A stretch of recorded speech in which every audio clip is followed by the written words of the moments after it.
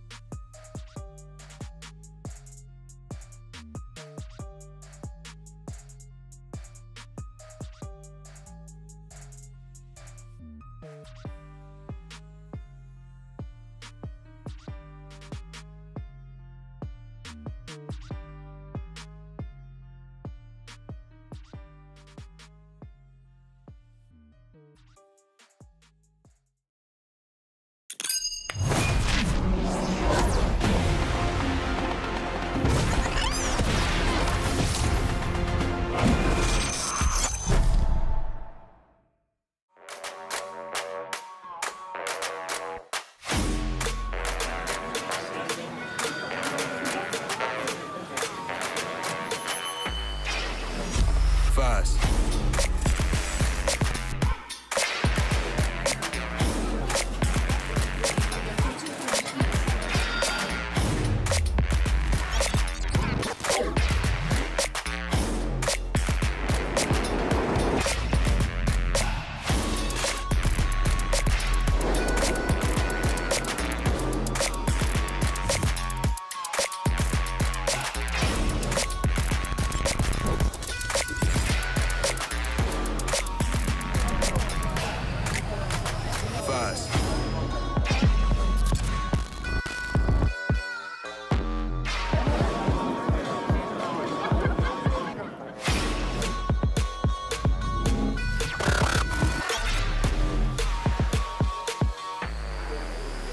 Fast. Fast.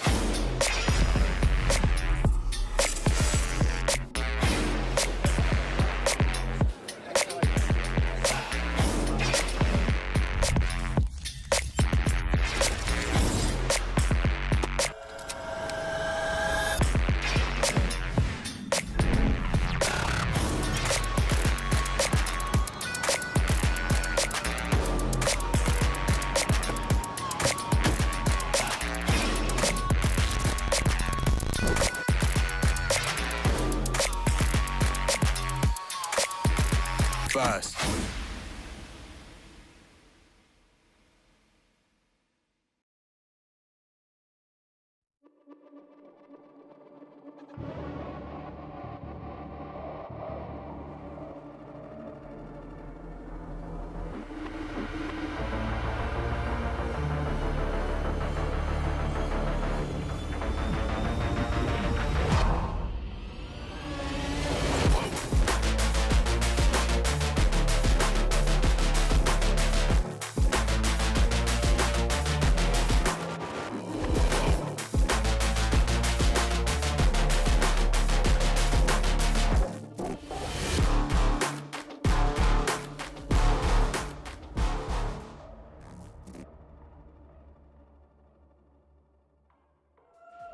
Hello everyone, and welcome to day 2, week 6 of VCT EMEA. I just got flashbanged IRL by the light show. I was going to say the same thing. I was going to say the same thing. How are you guys doing today? I'm good. I think I'm stood next to one of the guys that was chasing Morpheus from the Matrix. That's cool. Yeah. Like, this suit is absolutely fly. I feel very underdressed. No worries. You know, someone has to overdress, and I think in this case, you know, we're balancing it out quite well. Yeah, I mean, we got the crowd, we got the light show, we got the analyst floor, but we didn't get the memo to dress for the same occasion. That's fine though, no worries. Let's start off immediately with some game changer action, because I know maybe some of you guys might not have tuned in, but that's fine because we'll give you a little recap. I think the thing that is standing out to me the most at the moment is BBL Queens. They have fought their way through the open qualifiers, and then with the upset against G2 Gozen coming through, they're on a roll. BBL could have a really good week this week, when all things considered. I think for me personally, the most surprising is seeing Navi Celestials 1 and 4. This was maybe like the top 3 team of last year. Narrowly missed out an opportunity to go to the finals alongside Guild X and G2 Goes. And the fact that they're doing so poorly without any real roster moves, maybe a couple here or there, is really surprising to me. Beaten Focus though. With Yeah. No dark teams, I know. Well, to that most important point, G2 Goes and Guild X, those, who represented us internationally the last time at Game Changers, were somehow, not that, I mean, second place is good, don't get me wrong, but still, you would have been surprising actually that they dominate that tables. They don't do so. It leaves me a little bit speechless considering, well, actually, were the roster changes the right moves? Are we at the right place? But, it's a long week for Game Changers. I mean, you're saying no German teams, but let's talk about the MENA teams instead, a region that deserves quite a lot of love. We have a lot of players coming through, not just in the likes of Falcons Vega and Geek Esports Cherry, but there are players scattered around. We have Mary and G2 Gozen, and we're going to be looking at some pretty incredible clips. This one specifically from Matt V from Falcons Vega. 1v3, oh, 1v4 actually.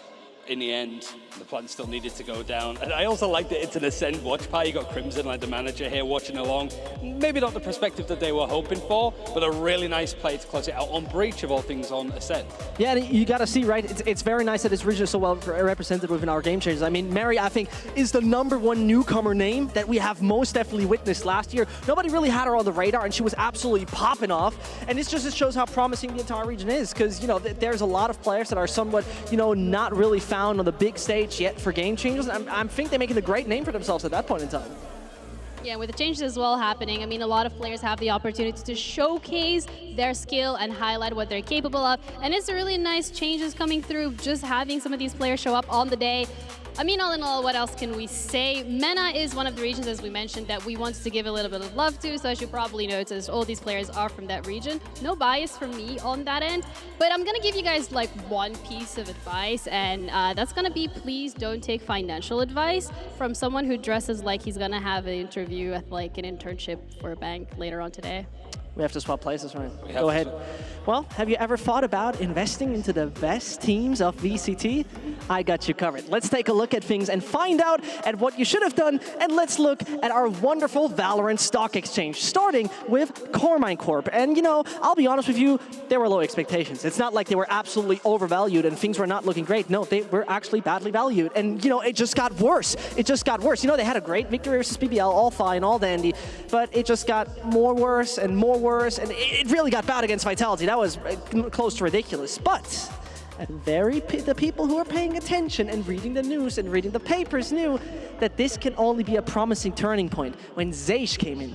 And well, yeah, they have lost against Navi. I'm giving you that. But they won, they lost 11-13, super close, and this was the point of investment. At this point in time, with the victory versus Koi, it has once more increased. I can only tell you, it might be worth to look back at it because super undervalued and a lot of potential. And this is where we go further about super undervalued, a lot of potential, and a lot of people are not believing in it, are the beautiful NFUTs. Yes, you heard me right, it's 2023 and I'm still talking about that. But before we go there, look at this, egg prices. Well, they're obviously very correlated, simply due to the fact that every time Carmine Corp performed badly, egg prices were increasing, somehow particularly British eggs, I have no idea why, and it just went up and up. With the recent victory versus Koi, it seemed to be a bit more stabilized, maybe a little overvalued. Now, talking about overvalued, going to our NFUTs, there we go, nearly messed that one up. A beautiful collection of profile pictures, which you should definitely use on Twitter or other, because nobody else can use them in case you didn't notice.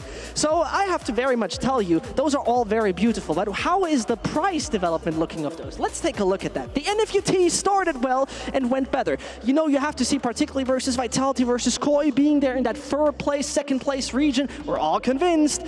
But at the end of the day, recently, it plummeted. Seems like internal structural problems could lead to more issues on that end. maybe selling is a good option right now. And, you know, going about selling, well, the final one that we're going to take a look at is obviously a beautiful little koi. Well, a koi coin, to be very accurate. You know, we came in and thought, you know, they played decently at lock-in. They've won against Na'Vi. But it was all a hoax. It was all somewhat a hoax. It just got worse and worse. As we see right here, it absolutely plummeted. The bubble has bursted. Nobody else could really expect it. And even the loss versus Carmine Corp, that could be the end of it. And this is where we might just see it all terminated. Well, the koi coin, definitely no investment option for me. If you really like risky takes, go for it. I wouldn't go there. Well, with that being said, the most easy one, VCT EMEA, Fnatic 500. You should definitely go into this one if you want the most boring investments. Fnatic cannot lose. Fnatic has no issues. Fnatic is always working. And as we see from win to win to win to win, it slightly increases. 9,000 is the max. They're pretty much reaching that. Which brings us to the beautiful little investment tip of today. Well, in my eyes, there should be a KEK W increase of 69%. Nice. Today, as well as a -12 on PogChamp, simply because Koi and Carmine Corp are playing. But if Scream pops off, this might go up in the roof. A lot of Prage, I can tell you that right now. Today we need to Prage together. We need to make that work together because today's game could be very interesting. It could change a lot of outcomes for teams. And this has been my investment advice for today. Wow. Ryan, you looking like absolute disbelief. How's your investment portfolio looking like? I mean, I just thought it was brave that you were saying this whilst Carmen Core and stuff are warming up as well. Like, I think there was a lot of confused looks of like, what the hell is he talking about? The NFUTs look great, but don't screenshot them. You're not allowed. Is there like a legal reason for it? Apparently. Yeah. I don't really understand it myself, so I stay clear. Fair enough. All right, well, thanks for the financial advice. I don't know if I'm going to take that one. Also, the KEK W emote. If you're a real chatter, you'd know it's like a square. But let's have a look at yesterday. Bind was the first time that we've seen it here at VCT EMEA, and Vitality had some pretty good executes. Yeah, I think both teams did. One thing I wanted to highlight with this is just there's some naturally straightforward stuff. Seeing that Fnatic wall cutting across mid in the way that they were. Got to highlight Alfier as well on the Cypher, going for those late lurks, those late flanks. I think the main thing is that even though we've seen a couple of interesting aspects like the Cypher being in play, NRG using the Harbor over in NA, and the map changes, there really hasn't been too much, at least for now, not too much innovation from either team, but I imagine that's going to come with overtime. It's kind of crazy because the Tier 2 scene is doing a lot of wild stuff, right? Game Changers, for example, uses Breach and Killjoy in combination. We see Yoro in some of the VCLs, but here we stay simple, basic, and working well. The implementation of Sage is kind of boring, but I think a lot of teams will change around once they get really comfortable in Prax and really like to experiment. Yeah, if we're talking about a team that's comfortable, we can head to Fnatic. I mean, Fnatic 500, so to say. They're currently undefeated in the standings, and they're a team to be reckoned with, so to say. I think what's really interesting and standing out to me is FUT, Vitality, and BBL, as well as KC, to be completely honest. The next couple of games, especially today, are going to identify which teams are going to be the closest to locking in playoffs. Yeah, I think it's just that from 5th place to 9th, there's still a chance for these teams to qualify. We'll go through individual permutations as we get to them, but realistically, everybody still has a chance. I think for Fnatic yesterday, they bled a little bit against Vitality, but BBL are in good form, 2 wins in a row. Carmen Core picking up a win last week against Koi. This is a great chance for those teams with a couple of weeks left to sneak into playoffs with everybody's surprise. Absolutely. I mean, particularly this midfield 4th to like 8th place is super crucial, right? A Carmine Corp could still go up there, BBL could still go up there. Teams that were looking really down, pretty much beaten, no chance to actually make it. And this is making it so interesting because those last 3 match days, nothing feels decided at all. No, not at all. Yeah, well, if you guys want to find out how FUT and KC is going to be playing out, don't you worry, because we got you. It's coming up next.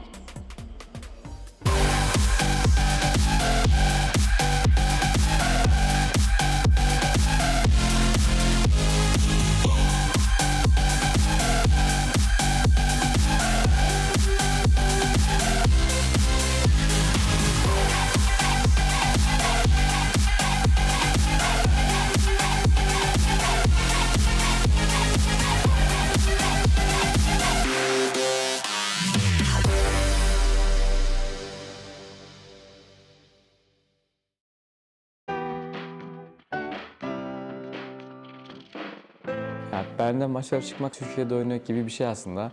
Kaldığımız mahallenin neredeyse yarısından çoğu Türk, hatta belki çoğusu Türk, bilmiyorum. Aşağı iniyoruz, yan taraftaki market Türk. Taksi çağırıyorum, gelen adam Türk. Yani o yüzden çıktığım zaman kendimi böyle bir yabancı bir şehirde hissetmiyorum. Dışarı çıktığım zaman çoğu kişi Almanca konuşuyor ama bir selam verdiğim zaman adam hemen Türk çıkabiliyor. Aslında Berlin'i biz deplasman gibi görmüyoruz. Çünkü Türk seyircilerin, Türk spor severlerin desteği inanılmaz fazla oluyor orada. Zaten kafamızı çevirdiğimizde tribünlerde Türk bayrakları, Türk seyircileri görüyoruz. Bu bizi aslında ekstra motive ediyor. Oraya gittiğimizde çok mutlu oluyoruz açıkçası. O yüzden Berlin deplasmanları deplasman gibi olmuyor bizim için. Ben Doğuş Balbay, Anadolu Efes Spor Kulübü takım kaptanıyım. Bence başarılı olmanın en büyük şeyi çok çalışmak, tabii ki aile olmak. Yaklaşık Atan'ın gelmesiyle birlikte 4-5 ayda birlikte olmamıza bakmayın. Bundan daha önce yaklaşık 1 yıldır birlikteyiz. Artık herkes birbirini çok rahat tanıyor, çok iyi tanıyor. Yani resmen herkes aile gibi, herkes birbirini de karşı gibi görüyor. Bizim hiçbir zaman pes etmememiz, sürekli bir arada olmamız, beraber hareket etmemiz, bir aile ortamı yaratmamız bunlar için bence çok büyük bir etkendi. Yani şampiyonumuzdaki en büyük etkenlerden bir tanesi zaten o aile ortamını yaratabilmek kulüp içerisinde. Birbirimize destek olmamız. Bu çok büyük bir özellik bence. Bunun yanında da çok çalışmak tabii ki günümüz belki 8-10 saatini belki bunun için harcıyoruz. Elimizden gelen en iyisini yapmaya çalışıyoruz. Neyimiz eksikse onun üstüne gitmeye çalışıyoruz. Herhangi birinin sıkıntısı olduğunda diğer 5-6 kişi onu düzeltmek için çabalıyor. Bence en önemli etkenler bunlar.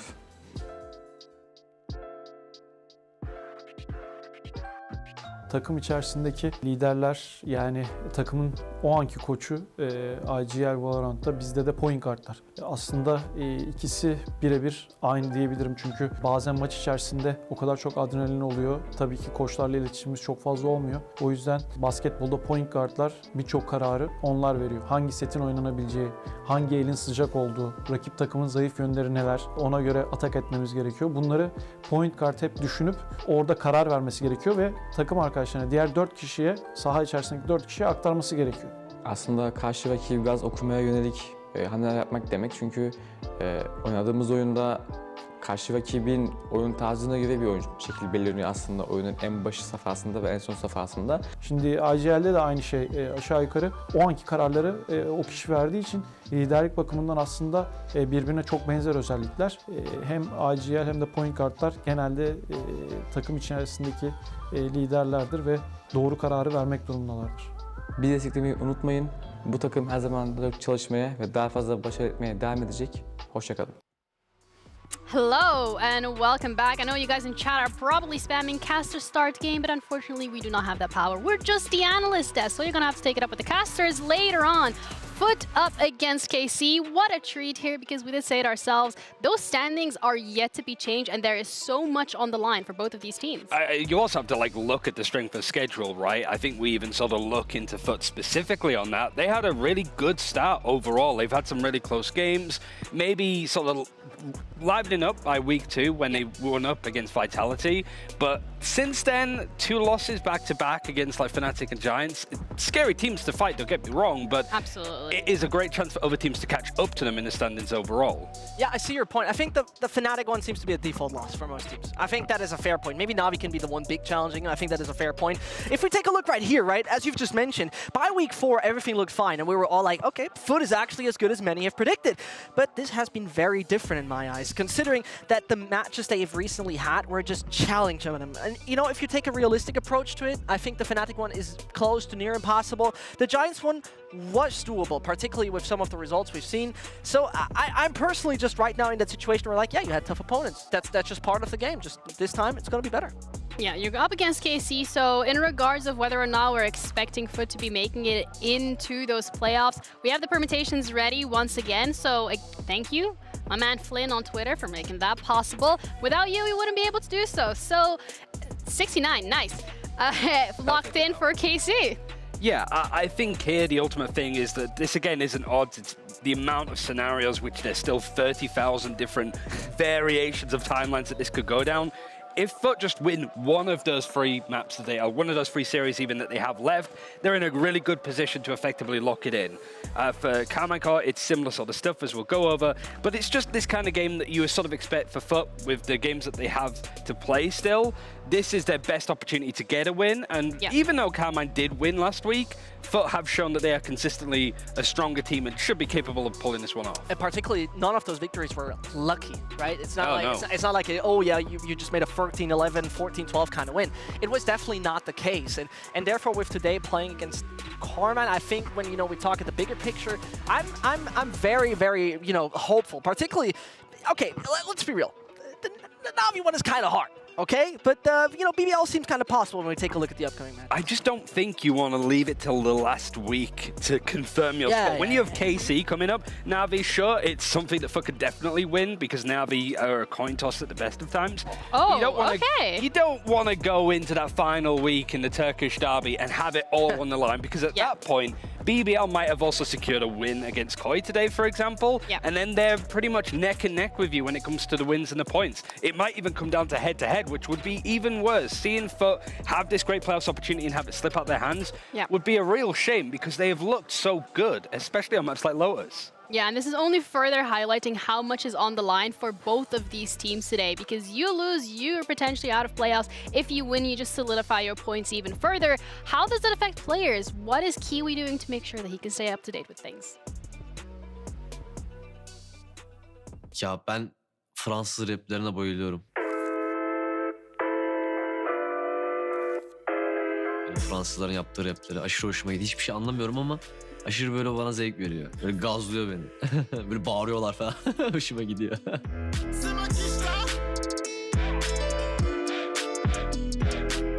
Actually doesn't know Kiwi able to get away with it. Stands tall. Going to take down Conventa and a second.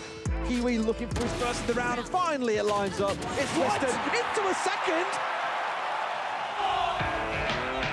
Kiwi'nin takım içerisindeki rolü entry.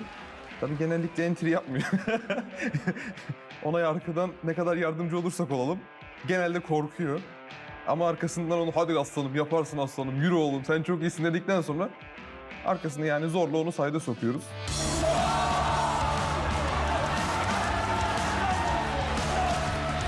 Şu an rolünü yapıyor ama adam vurarak yapıyor. Bir de birazcık daha girişleri geliştirmesi gerekiyor.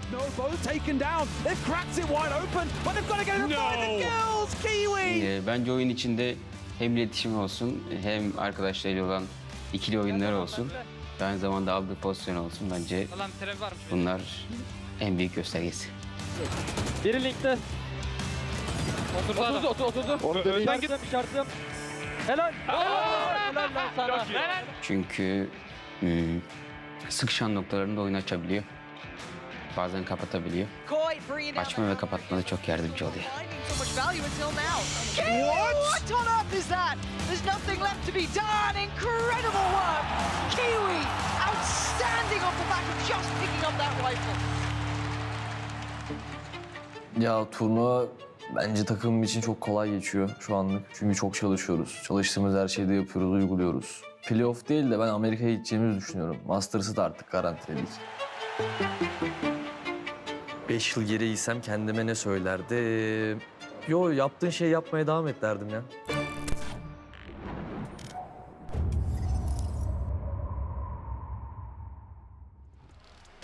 Kiwi, one of those instrumental players that FUT is relying on. So with the stats coming through, what is the story that we can tell today? I mean, very honestly, it's crazy. Just to remind every single viewer right here, 3 of those 4 maps, of those stats, were 5-13 losses. 5-13 losses, and the man still comes out with 226 ACS, basically an ADR of finding 1 kill per round. It's quite mental to think how individually blessed he is, and what makes me particularly happy is, maybe not on those 2 maps, but in general, it's not a one-trick Kiwi, right? His capability on different duelist agents makes me so happy. Most popular recently, the Neon. Yeah, I think it's also just any loss. Having more than 200 ACS is a really good stat. But it is like against the likes of Giants and Fnatic. Fnatic, we've gone over how good they are. Giants, they're really starting to pull into form just in the nick of time. So for Kiwi to still be that good, we sort of spoke about it a little bit with Vitality and Twisted yesterday. When Vitality are winning, Twisted stats good. When they're losing, it's bad. It's not necessarily all down to the duelist, but still being able to put up those performances, it's more what is following Kiwi that might be going wrong because he's finding those openings, but where's that secondary entry? Where's that trade when things start to go a little bit wrong? Is my concern at least. Are we expecting that to be changing today at least? I think just a little bit tighter, if not. I think you can take the last 2 series that they've had positively. Like you sort of went well against Fnatic and stuff. The only concern is just map pool overall, right? They got hammered on Lotus, for example, that you kind of think Icebox has been taken out the map pool. What are the other maps that you can rely on overall when it comes out? Yeah, well, Zaysh, another player that we want to highlight here in this matchup that we have. I mean, this, look, what's up? Don't pick me. He's doing honestly, the Fnatic what's stretches. up? He's also getting that in He's a little taking bit. part in this, right? You wanna do some? Not right now. No? We'll All save right. it for tomorrow because I feel like it's important. All right, Zaysh, you had a point to make about this when it comes to the amount of clutches that Zaysh runs. Some of those were against like Shados, for example, and Koi. That came up consistently on Ascent, for example. But him having a better clutch rate than Durka. It's kind of crazy. He has more clutches than Durka. But you know, the other numbers How many are not... clutches is that, though? 1.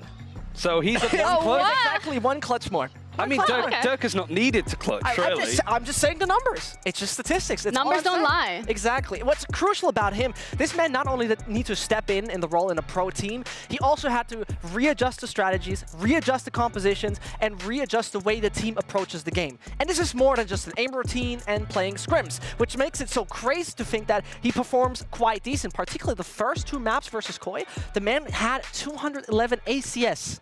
That's for me, for a man who last competed professionally in 2020, that's absolutely mental. Yeah. Do you smell that? As a support player as well. That Always smells smell like it. KC Hopium?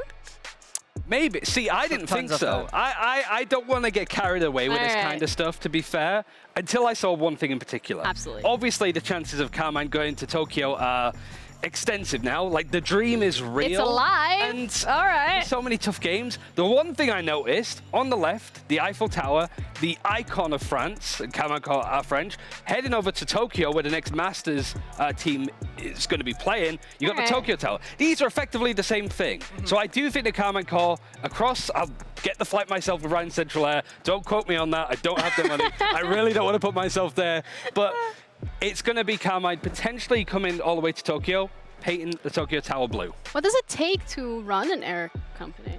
I don't know. Magic, all right, mostly. okay. Yeah, they'll get there at some point, Intent. right? You've got to talk a lot of rubbish, you know, like on Twitter and stuff. That's Okay, what a lot of that CEOs makes do. sense. I mean, when we're looking at the matches, though, from KC, it started off all right against BBL, and then it kind of just went like, meow. But then it got up again, so we're expecting a better performance today. I mean, again, we'll get on to permutations in a second, but like for today and then Fnatic and Giants. That's ugly. It's weird Yeah. because that was the last teams we saw BBL play. So BBL have got over that hurdle of those 2 really strong teams. Now things start to ease off at least a little bit. But for Carmen, if they actually genuinely want to make it to Tokyo, if they want to get into playoffs and steal an opportunity there, I think they have to win today because playing up against Fnatic and Giants in their run of form is not going to be easy. But neither is playing FUT today.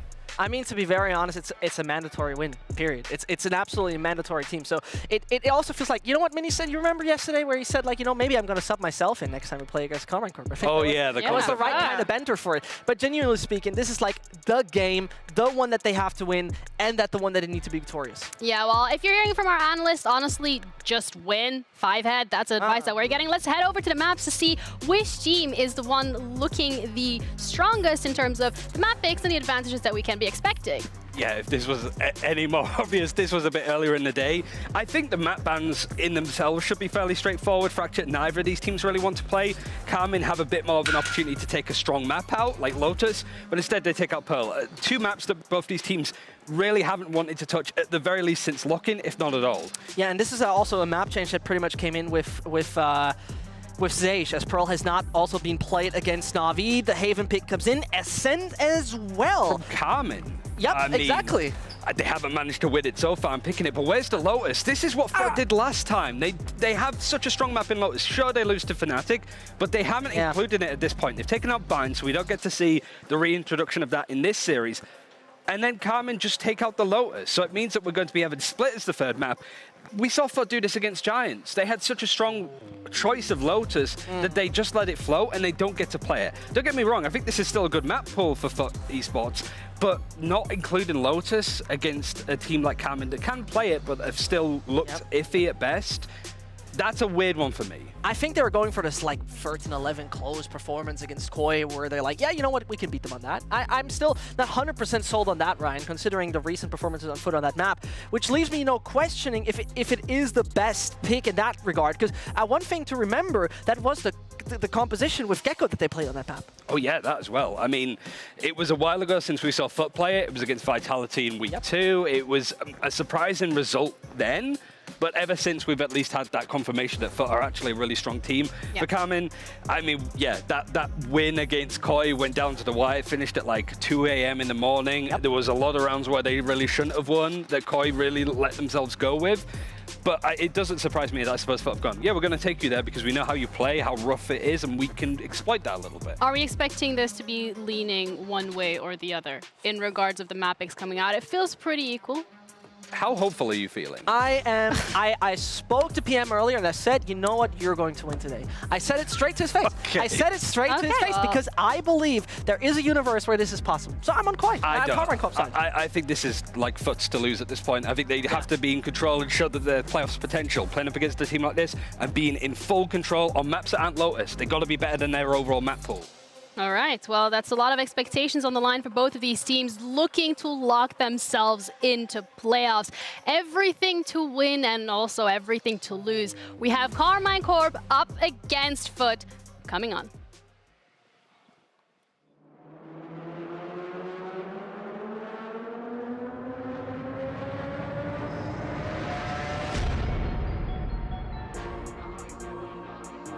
Foot Esports. Trying to push to the top of the pack, think that stop, yo, never that. Trying to get to the top of my game. I don't want to hear no talk from lames. I don't want to do it if there's not no gain. Them man are lacking cause them man don't train. Hey, I can't accept one loss. Never that. Trying to be something I'm not.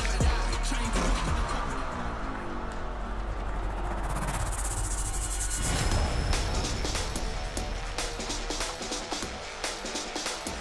Carmine Corp.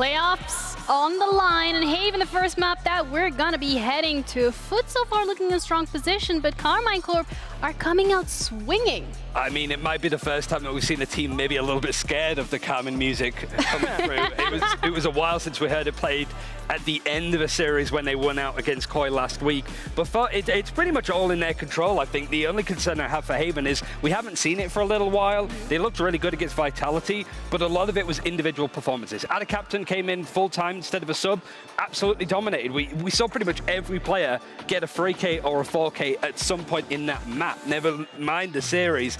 But for Carmen, you have at least something positive to work with. It was a good result. They managed to turn a lot of like eco rounds their way against Koi, but this is a whole different kettle of fish and a very difficult opponent with Foot.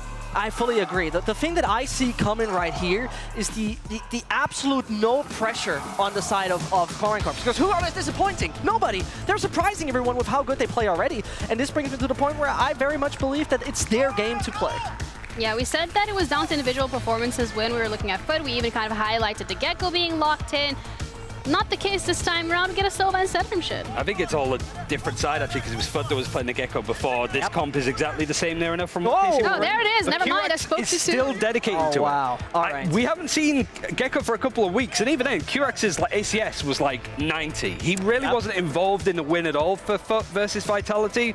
So I do want to see a little bit more what this age could do. I think the ultimate in some of those retakes, especially on A, would be really solid, and that is where Foot is starting on the defense. Yeah, you said it right there. The Gecko can be super useful in some of those retake situations, particularly the A side is particularly interesting. The thing that I want to see, Ryan, is once more coming into a series where I want to see Scream perform the way he did together with XMS against Squad. That is like the series, that is the thing to watch, because it felt like there's finally this comfort from this Belgian duelist that you want to see.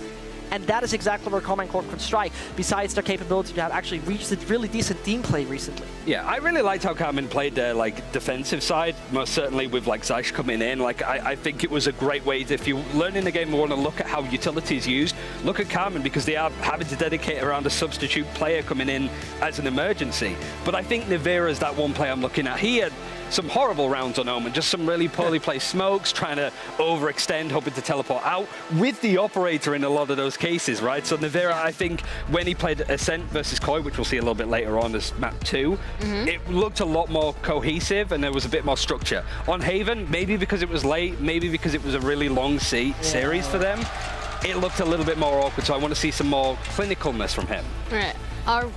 Well, if you guys are looking which team is going to be coming out on top on the first map, Haven, worry no longer, because we have Pavlos and Enders ready to walk you through it.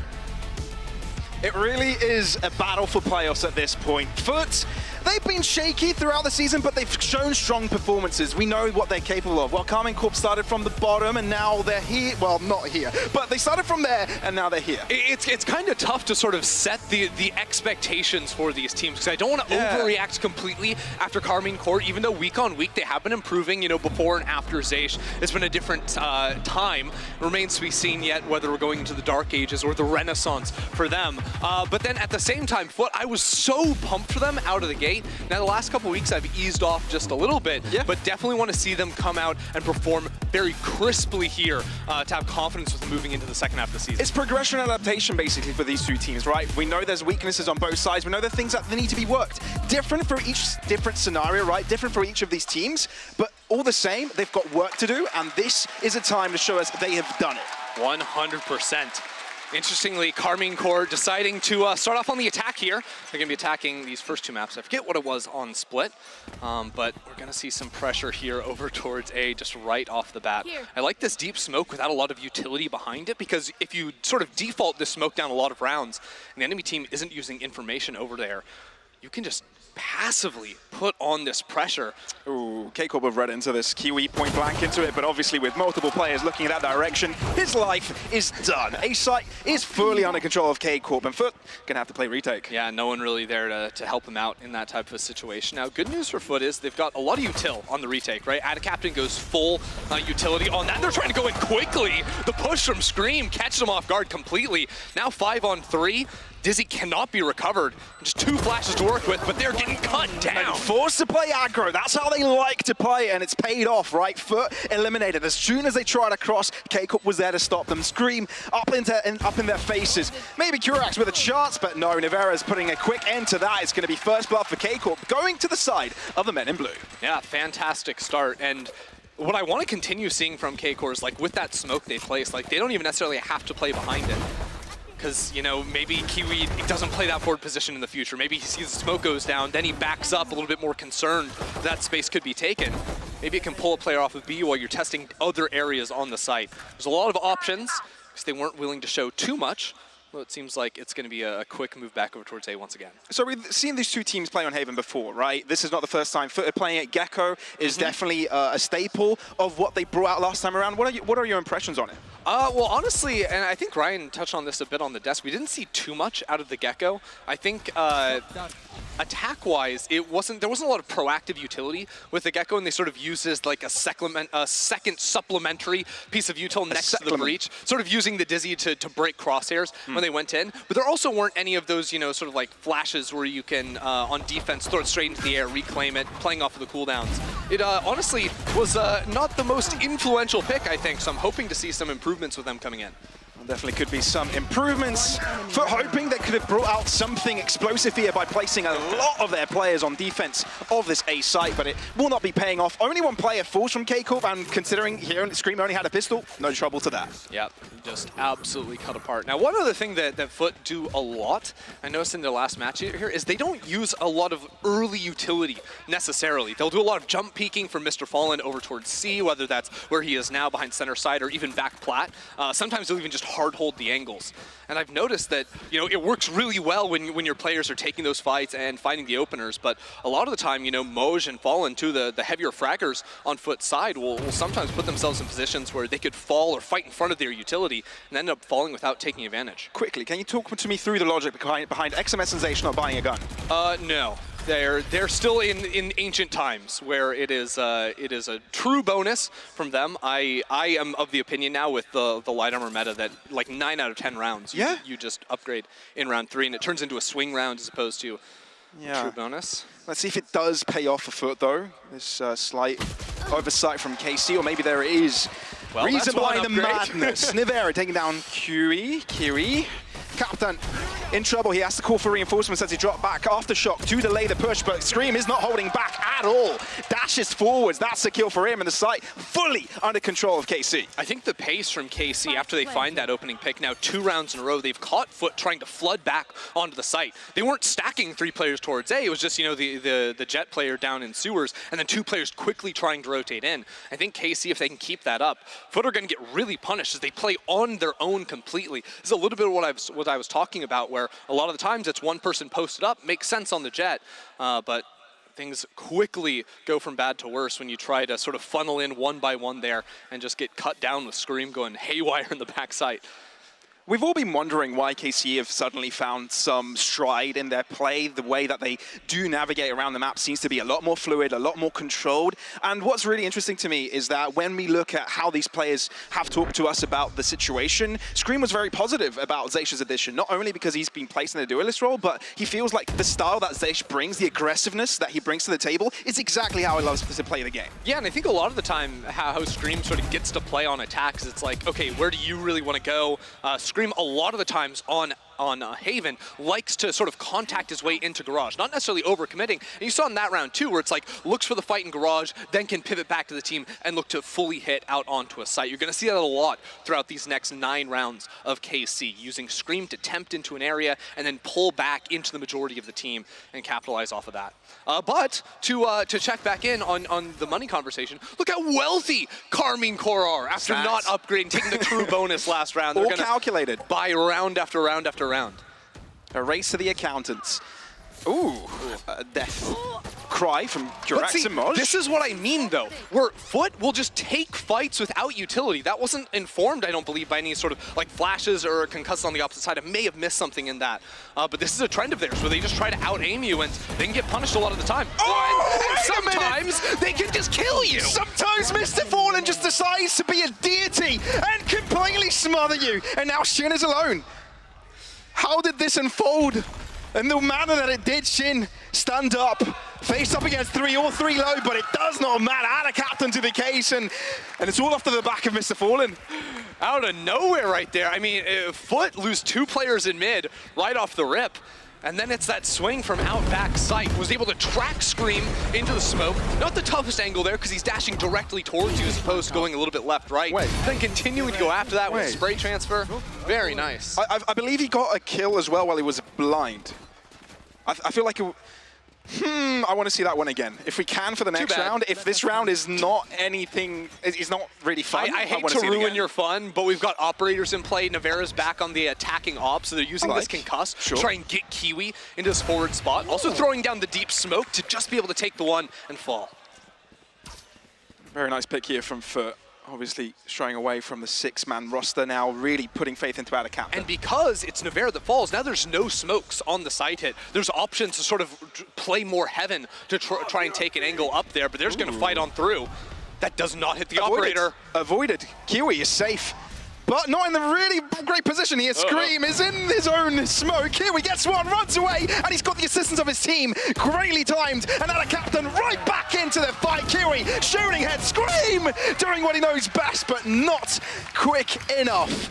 KC end up dropping that one. It's Foot on 2. All right. I mean, the breach ult didn't do anything to the operator there. Kiwi, even though, you know, he's worried about a player getting in behind him, coming up right down long, he's able to get at least the one there and then play off the rest of his team. That's got Ada Captain his ultimate online to play heavier towards a retake, you know, play towards the operator in the early round, then not be as concerned about playing a weaker side of the map in that one. But this is a situation where if that initial hit doesn't pan out, if it doesn't come in quickly enough, that flood in from those B rotators of Foot pays off to sort of hold hands with Kiwi and get him through that hit. Nevera on the operator. See, that's what we were looking for last round. But again, this brings me back to, that's Breach now dead. Like all of those pieces to retake a site, the Breach ult, not to mention just the base kit, is not there. This has been the weakness of Foot's play. Scram to find contact, and he's successful to pick up Moj. All of a sudden, Foot are trailing behind with 2 players.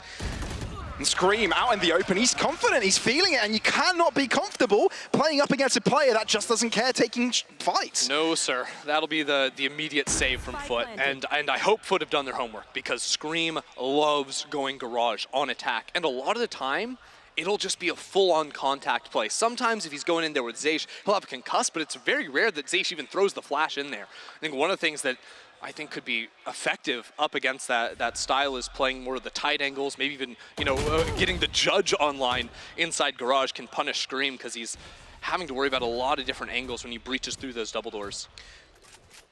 I'm actually a fan of XMS dropping back there. Even though they've done some work to keep an economy there for them, I feel like they just need to create a bigger buffer before they're too confident taking down weapons of their opposing side. So that's going to be K-Corp getting a 4th round in the board, and that's going to double the amount of Foot. And this does sort of trail a little bit back to round 3, where they didn't go for the upgrades, right? They went for the true bonus. And then losing 2 rounds after that, they still had enough, so they never actually had a save coming to this one. Now, if they ended up continuing to win rounds, maybe it looks a little bit sillier, but it has been very nice for them. And as you can see on the opposite side, some full armor enthusiasts for Foot. They're also going to be very happy. Only player that could be in trouble in the next round would be Captain, because Kiwi has knives. If he doesn't end up using that on at any point in this round, Foot will be completely happy moving forward. Foot showing some aggression to the right-hand side. And of course, leaving Kiwi to the defense of the C site. He has witnessed some contact here. Flash is thrown in his direction, but goes for the swing either way. Gotta love that. I mean, Nevera is just that guy sometimes, taking the operator on to attack, and now the retake attempt for Foot is gonna have to be huge, right? Captain has the Rolling Thunder to try and get online. There's gonna be a flank attempt from Fallen, but look at this turret. This is a unique turret from the Killjoy. Usually you see that put in mid for some control, but that will spot off the flank completely and give very early information of a flank, so it's not gonna be the call from Foot. And the thing is, Mr. Fallen spotted that from a mile away, so he's not even trying to. He's gonna push off the Rolling Thunder and try to catch that first player, but it hits him. Paranoia doesn't hit anything, and here we go. Screaming in the middle of the fight, only able to get one before he drops. Curax trying to move in quickly. One behind the smoke and long, but Zaysh on the back around might find a backstab kill or two. Wouldn't be all too bad. Now, little buddy on the cage trying to defuse. Not even halfway. Trying to use Thrasher, but unable to find any contact. Moj with a kill, leaving XMS alone. He's saved so many positions like this before, but it's the Killjoy, V Killjoy, to give the win to Foot Esports. I really like the idea there, sort of delayed on the retake. I think Krax got the ultimate during that play and decided to go for that using Wingman, then the ulti down long, just trying to eat up bullets and time of the person holding. This fight ends up being so huge, or rather the other fight in Garage, taking down Breach player here. This is massive from Moj. That's what wins the round, because if you can't deal with Garage in time, or if you even fall in that situation, you've got a solo diffuser in 1 versus 2 looking, you know, 2 different angles on a 90 degree. That is not going to be easy whatsoever, and this has put Foot into a nice position where they use Rolling Thunder 1 round, then going into the next, they've got the lockdown to try and work with. Going to be very happy playing more of a retake setup, especially around B. Ooh, high-risk situation. I mean, just the S dash is not optimal there, because the bullets continue moving on forward. Same direction, same trajectory. Tough life. I like their ability would come through to be able to bend bullets. That'd be interesting.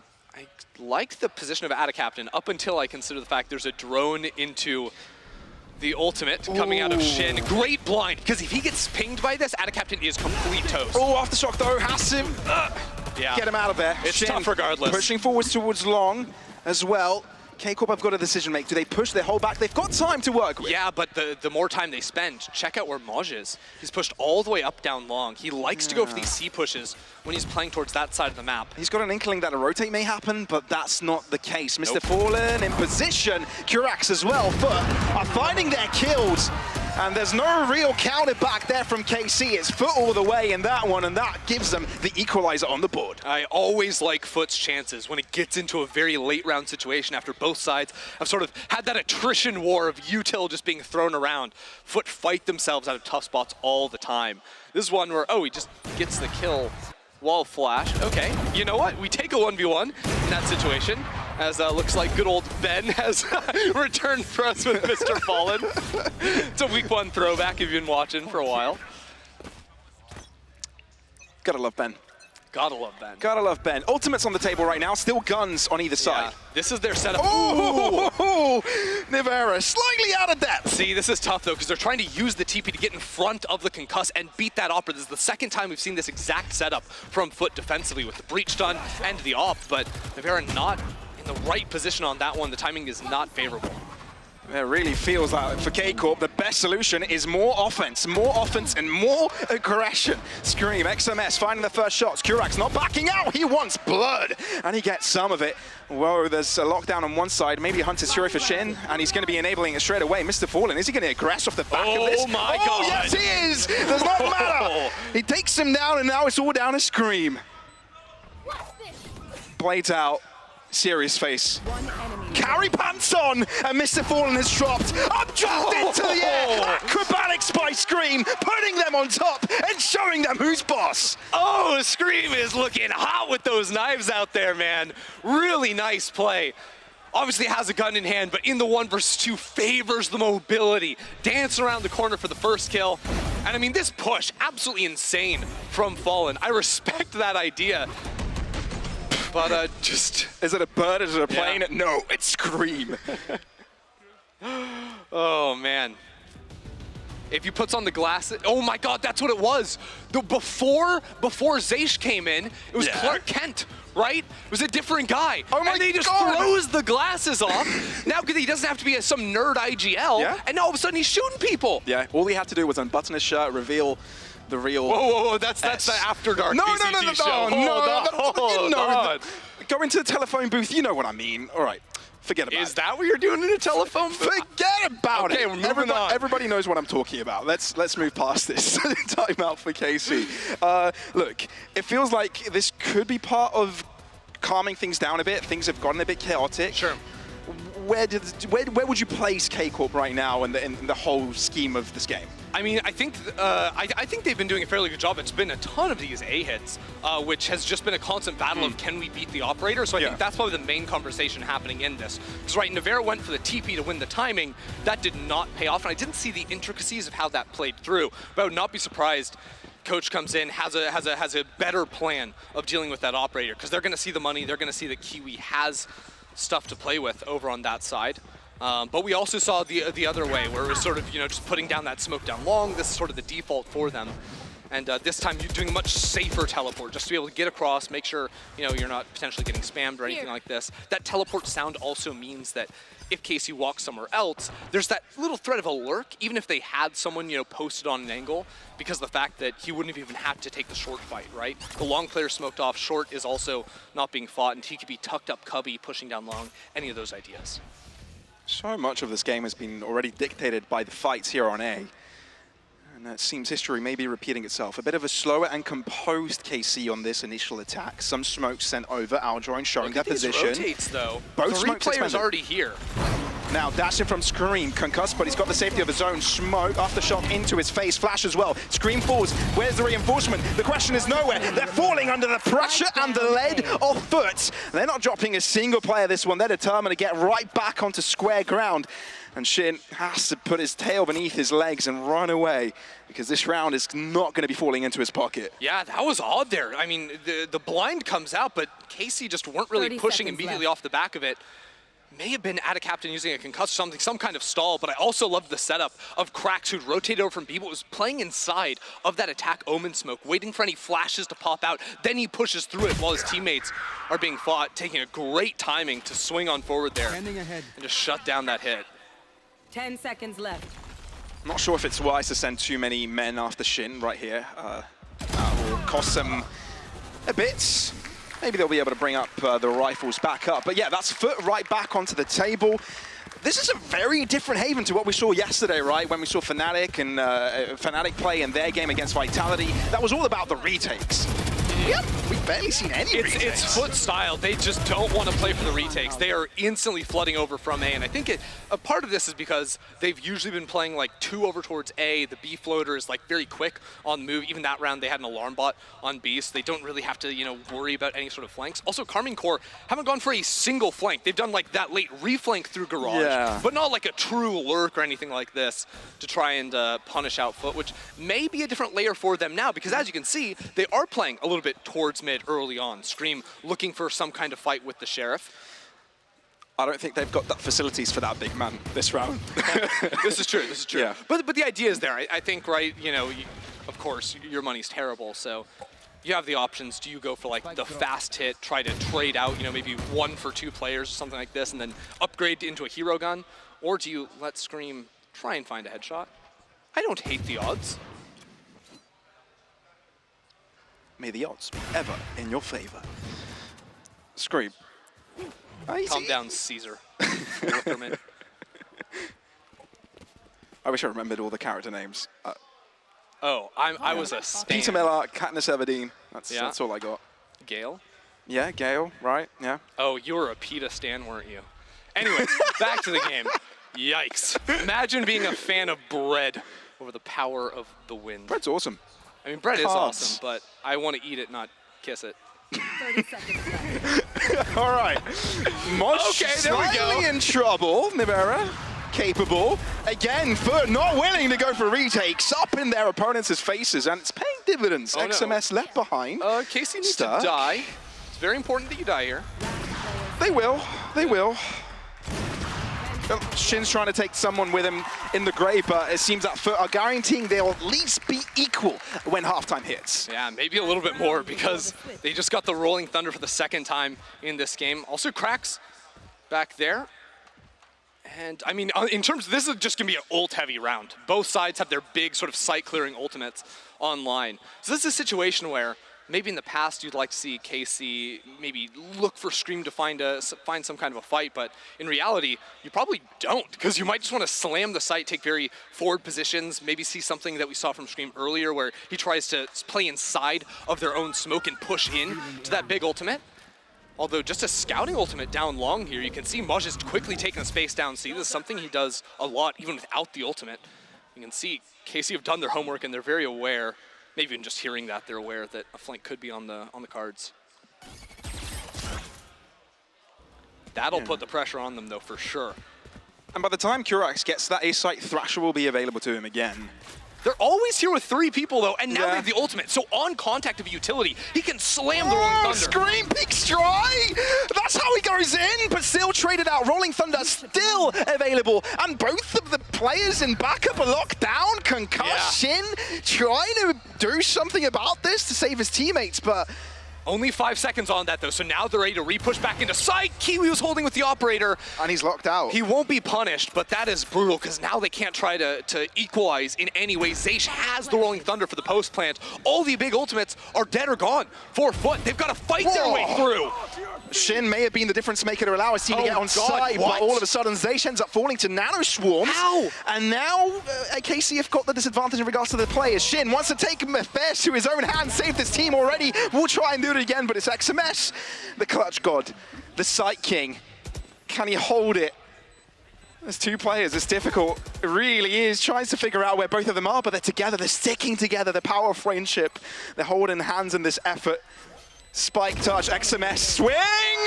And a miss for the 2nd time around. Kiwi, excuse me, has been able to clutch that one out, and Foot on 7 will be leading at halftime. A little bit tight, but they get the job done at the end. What a crazy round. Because obviously, like, everyone's throwing a million ults into the play, and I actually loved the idea of Scream to play that first fight contact, because he had learned, he'd been conditioned that Ada Captain from backside was using his own utility to stall out the hits. That was a big problem for KC in the earlier rounds. So he takes the one, but then the return fire from Foot is good enough to fight their way through that. And incredible at the end to put themselves in that 2-on-1 position. because that got awkward real quick. It really did. I feel like this half was a massive back and forth of these two teams, although I felt there was a limitation of what K-Corp brought out on the attack, right? It was A-side simulator. Like literally they loaded in, right? They're like, all right guys, another day of scrims here. We need to work on our A attack. We'll go see like twice to fake them out. And there was just A after A after A. And I didn't really feel like, apart from like those small micro adjustments, whether it was Navera not going for the aggro TP or trying to read the operator play or Scream going for the contact, it was fairly similar every single time, just in the execution of and the timings of how it played out. Because even Foot, it was just quickly rotate the B player over. We're going to play 3 versus 5 on those side hits, and more often than not, it was Foot winning out with even the disadvantaged numbers, just because they were so quick and sort of swinging off one another very nicely. Yeah, we definitely didn't see Foot to be forced into a deeper side of their playbook, that's for sure. But of course, now they'll be entering the attack side.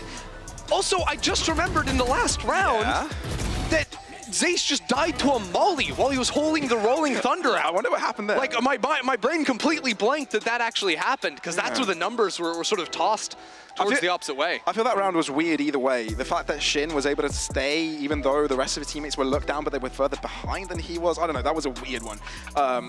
It was definitely one of those spots, and this will happen a lot of times when you fall down in numbers in the post plant, where it's like, okay, do we really want to fight a 2 versus 3? From offsite? No, because they're just going to diffuse, hold us. It's not going to be possible. So you have to get a little bit, more ambitious. Go for the pick. Oh, this is the Molly setup. Oh no, he was mid-cast on the ult. He literally couldn't move. That's so sad. Makes sense. Thank you for showing us that, by the way. So sad. Thank you. Thank you to our observer teams and the replay team as well. But there you go. We finally saw a little bit of Foot retake there, and involved at least one Molly that got a kill. So, gotta love that. But now, moving over to the attacking side of things, I do want to briefly touch on this Gecko, because I still don't feel like we saw a ton. And I think Gecko's a tough agent to really see the entire value of, unless you're on his POV the entire time. But actually, how do Foot actually get value out of it? How do they get the value out of it? I think they were very rarely using his stuff early in round. So even just using it to scout there into Garage wasn't something we saw a ton of from the Gecko. Usually he was saving the Dizzy, for example, when they're actually going onto the site hit. So when they're taking control of short and long, he wouldn't use utility. But when they're trying to breach out on the site, he's throwing it up there to break crosshairs while breach flashes are also coming down. He was using it as additive utility rather than accomplishing a lot on its own, which did make the site hits a little bit more, tough to play exposed angles on. And here's a perfect example, going in there with the breach, with the paranoia, except there's just no one there because KC were playing down long. A completely attempt already from what we've seen in the first half. KC instantly going for the retake, knowing they didn't have adequate numbers to defend it. But in line, they also have a ton of utility to throw at this. This is a lot of people heaven. Like, too many people heaven. Fault line paranoia still available. Talk about the fault line. Doesn't catch off Kiwi, although an aftershock goes in place, means that they need to move out of position. That is a dubstep right click, double kill there from XMS, while Foot trying to keep things under control. Curax in pressure, but still able to keep his team alive. Zace, though, comes out on top with a double right at the end with only 2 points of health. You gotta respect that, Zace. All right, the 2K on the IGL to win out in that pistol. That's a big one there, because honestly, Foot's retake was kind of hot. Like, this drop down, just breaking the legs to get the 2 kills with the right click. Usually, you sort of get bottlenecked or sort of end up jumping down to your death when you're trying to retake from heaven, but they ended up running away from a lot of the utilities. Zace also breaks his legs and manages to find 2 kills. I don't think we're going to continue to see these heavy retakes once rifles get into play, because we've seen how many times a concuss isn't necessarily always the most reliable thing, especially when rifles get involved. So I don't think that will maintain for them, but as a pistol option, I kind of dig it. A lot of energy on the camp of KC, that's for sure. Something we talked about with Zace coming in, he brings a lot of energy on that side of the Coliseum. Yeah, I don't necessarily love that concuss there. No one necessarily to play off it. It's a stalling concuss. Now they're just using all their util to stall. Still are gonna have to fight their way through, but they've got the guns, obviously. So Scream goes forward. He's got a Phantom. He doesn't have to take the risk, but he's doing it. Okay, he feels safe because he's got Zace by his side. He wants the knives. He wants the knives. That's true. That is true. Although, all things considered, I would give Zace the rifle and just like try to snowball him towards Rolling Thunder. I think that's get that online for like the quick retake, especially because he got those kills back in the pistol round. That's one. Oh, he's being chased after with a shorty, and that's a chance for Mr. Fallen actually. Gets himself the kill. All right, the rest are stuck on site. Will be nestled out here. Scream, trying to push forward, but he's low. One shot should do it, and it actually does. Curax, he's so good with the Sheriff, and there's a chance. XMS bringing it back, but Curax is there. The pistol comeback from Foot. How did that even happen? I don't know, I'm scratching my head here. I mean, Mr. Fallen obviously got the kill in the back. Then I guess they're worried about different sides. And Crax is just killing everyone on the site itself. Well, that's the first. Honestly, I was almost going to make fun of Mr. Fallen because I'm like, hey, he actually lost more money casting the Paranoia than he did for like getting the kill. But hey, it helped them win the round, and Crax just back site. Able to take 3 fights on his own. That is brutal, and I don't even know what to say to that. I thought KC was going to get right back into even, but... No, they just decided, I'm going to cast this Uno reverse card, which brings us back in the round. All right, well, in this one, Scream is the only player with a Vandal, and the only player with a kill this round thus far. How much of a chance do you give this one? If Scream is able to pick up another one, this is very much doable if rifles can be collected. I think decent. I mean, Crack still is the ultimate, so in terms of like jumping up into Cubby here and then using that to clear sight, that could be pretty effective if that's what they want. It seems like Carmine are still kind of reading that it may be an A hit. They don't have any utility on B, so they're playing a full B retake. That ends up being the option, with the only real tool for them being Recon Dart and the fault line from Zaysh. Yeah, they're walking into a triple man stack up. Oh, and this is nice, right? Because you sort of have Zaysh jiggling here. He has Concuss in his hand. So he's going to slam the Concuss when he runs into players here. Oh, no. Thrash him is Shin, which means he can push forwards. He's stunned. Shin, that's one. Not a double, but Navera does his job onto the site. This is doable. I mean, the rotates are coming in very quickly, though, so they have to take these fights fast in the next 5 seconds. Curax nearly was able to find a double through the smoke, but only he's able to get one while there's one concealed within it. Zaysh, they have got no idea he's there. They've got no clue he's hiding within it. Can he bring the element of surprise to find a kill? This is pressuring. Curax turns around, that's one. How will he know that Zaysh is on site? How will he know? He can't know, but now he does. Both of the players low. Little body gets the spike down, but Zaysh! Headshot through the wall, gives KC the dub. Crax's gun is sticking past the wall there. I can't believe it. That's like the dream wingman situation. It's a 1v1 with no time and you can still plant the spike.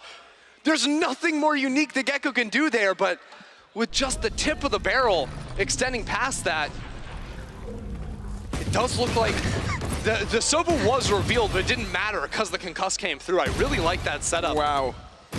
That Casey ended up falling back into, but here, if we see it from the other POV, yeah, you have the barrel of the gun right there, so nice track through the wall.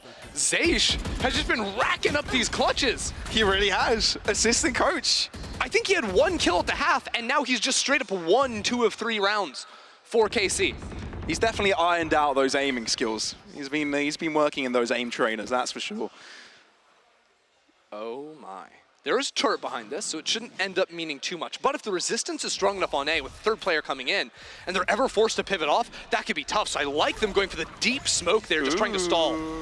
Shin might be in trouble here. He's left them to short, but it's gone unchecked, which means that KC's still alive on the site. Difficult to take now because you've lost so many of your aggressive powers.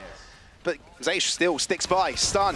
They're going to be dashing into the site. Add a captain with a double? Frenzy? How is this even possible? The 2 players that had pistols now have got rifles, and it's still a 2v2. Equal on all edges. Scream, does he wait for his teammate?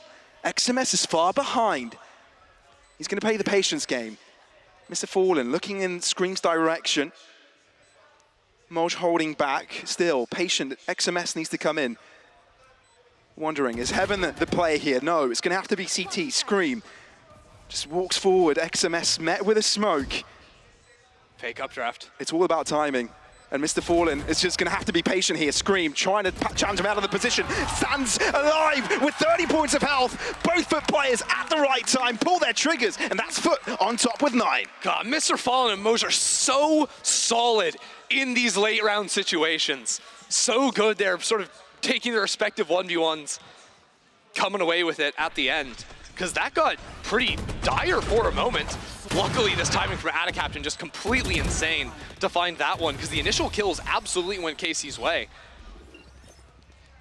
It's not been clean, no, but it has been sort of fist fighting their way through round after round after round, and in the mud, Foot are coming up on top. Correct me if I'm wrong, but I don't think Foot should have been in that position at all from the get-go, right, given their financial situation.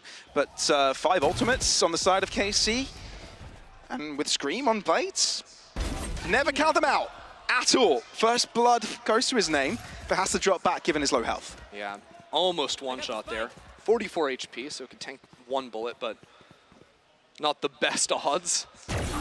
Oh, what a timing there. Just catching Shin on the jiggle. Not even going for the jump peek there. Kind of tough to jump peek down that long angle. Classic Moj lurk. Now Scream's actually rotating all the way over to A, trying to find yet another timing. This could be big. Oh no, misses a shot. That's uncharacteristic of him. They still got... Hey, got a frenzy, baby. It's all good. They still got a caveat in the mix, right? Moj very deep on the B side. Yeah, exactly. He's been able to make it all the way here, and he also hears the breach running back into CT. Looking for a potential concuss line from Zaysh. Actually just deciding to play with the rest of the team. Now, Eximus has the ultimate. I don't think you end up using it here. It's a little bit too late in the round to slam that one down. I love how much attention we're even giving to pistol rounds from these teams, given how many have been already upset and the plethora of utility available to them. Curax hiding out. Moj, oh, taken down. A punch to the face, knockout. There comes Thrasher, together with a Rolling Thunder. It's going to be enough to concuss them, enough to stop them in their efforts to get the spike defuse. Another Rolling Thunder coming through, but it's going to be waited upon. They know the spike isn't touched. They can just chill. But Foot expended it so much through that. I wonder if it's worth it. Still going to get them to double digits. I don't think so. I think Zaysh went a little bit too extra on that play there. I think a tough spot regardless. I don't think Navarra had a smoke ready to go for them to try to stick it down. There's still plenty of post-plant utility for them to sort of fight back with. Still, they do have a lot of other huge ultimates heading into this round, so I think things could definitely be worse. Importantly, counter to last half, right, where Shin was sort of using the ultimate to try to cancel out, rather, the lockdown from Moj. There's not as reliable tools for XMS to be stalled out in the same way. Standing ahead. Foot draw it back a bit, trying to bait out Nivera. The tough thing is, you're not Jet, so it's really hard to get out after this. You can't really get out, you have to hit the shot. And it's Kiwi that comes out on top, Nivera no more. This will be the next challenge here. And I think it's good that Moj hits the brakes, doesn't extend forward here when you have the numbers. Just the threat that a 5th player could be somewhere on the map is more important than finding an opening kill. It's going to be a constant pressure point. Scream picks up the operator though and says he's going to give it a go. That's crazy. Give me a try, but no. Good old college try did not work out in that one. Failure. Another challenger approaches. All right, Shin, fight. No, they're running away. Round 3. Cowards. Fight. But this is one of the benefits by having that Killjoy in mid the entire time, knowing there couldn't be any sort of push. They've got the smoke on the right side, utility going in backside, so not getting any cheesy fights over, even still holding the operator over there. Absolutely crazy. I think that was spam. Well, that was spam.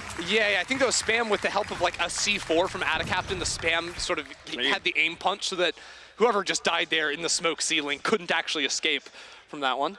Starting to sense a feel of comfort over the Foot right now, right? And I think Carmine Court might be realizing the exact opposite, requiring a timeout. When they did it last time around, we saw some variations to their play, a bit of a slower pace, but yeah, we'll see if it turns anything around this time around. Obviously, they're on defense. They need to be in reaction to what Foot throw out. Yeah, I think ultimately this is one of the situations where like finding the Omen operating is a potential liability when it comes to like the short peek in particular, because especially like the angle he ended up losing on wasn't the toughest. He can get out there. But how Jet likes to play down sewers is she likes to push all the way down into that sort of far right pocket, maybe even jump up on the box and hold that line. Whereas Omen can't do that, because even if you win the first fight, you're going to get swung and you're going to get knocked down. So it's much more predictable what lines you're going to end up being on, and we sort of saw there as KC sort of funneled in the same angle. Just every single player lost on that one without utility to sort of back up that fight. I don't think that's going to work. So, I mean, this isn't going to stop Nevera from opping, but I think you need to change how you're playing a little bit. Maybe you're playing on top of the box over towards C. Maybe you're playing down A long where you can duck behind stack and then teleport out. There are more favorable fights I think that you can end up taking with that. Turret out. By all means, not catastrophic for KC to lose this first map, given this is the pick of Foot. But at the same time, many would have thought 2-0 is Nevera just a favorite child? This guy gets operators all the time, the expensive gun. Now he's got a Phantom. I don't know, I'd be salty. I'm an older brother myself. That wouldn't make me happy. Fair enough. He should get, Nevera needs to get the hand-me-downs, right? Oh, when Scream, like when I die, you can have my rifle, but take up the fight. Meanwhile, there's the sandwich syndrome player. XMS, maybe. What's the sandwich syndrome? The kid in the middle, right? Oh, not the oldest, I mean, not the youngest. I am the middle kid. All right, sandwich syndrome. Yeah, and we feel your trauma. But it's, my older sister doesn't play games, just the younger one, so I didn't have to have that battle. I always had seniority.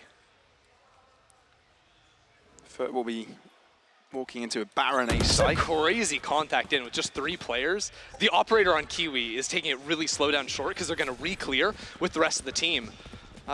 This ultimate going to come down fairly early. The rest of the team will be able to rotate into position. That's a huge fight for Nevera to win, the only player with the rifle.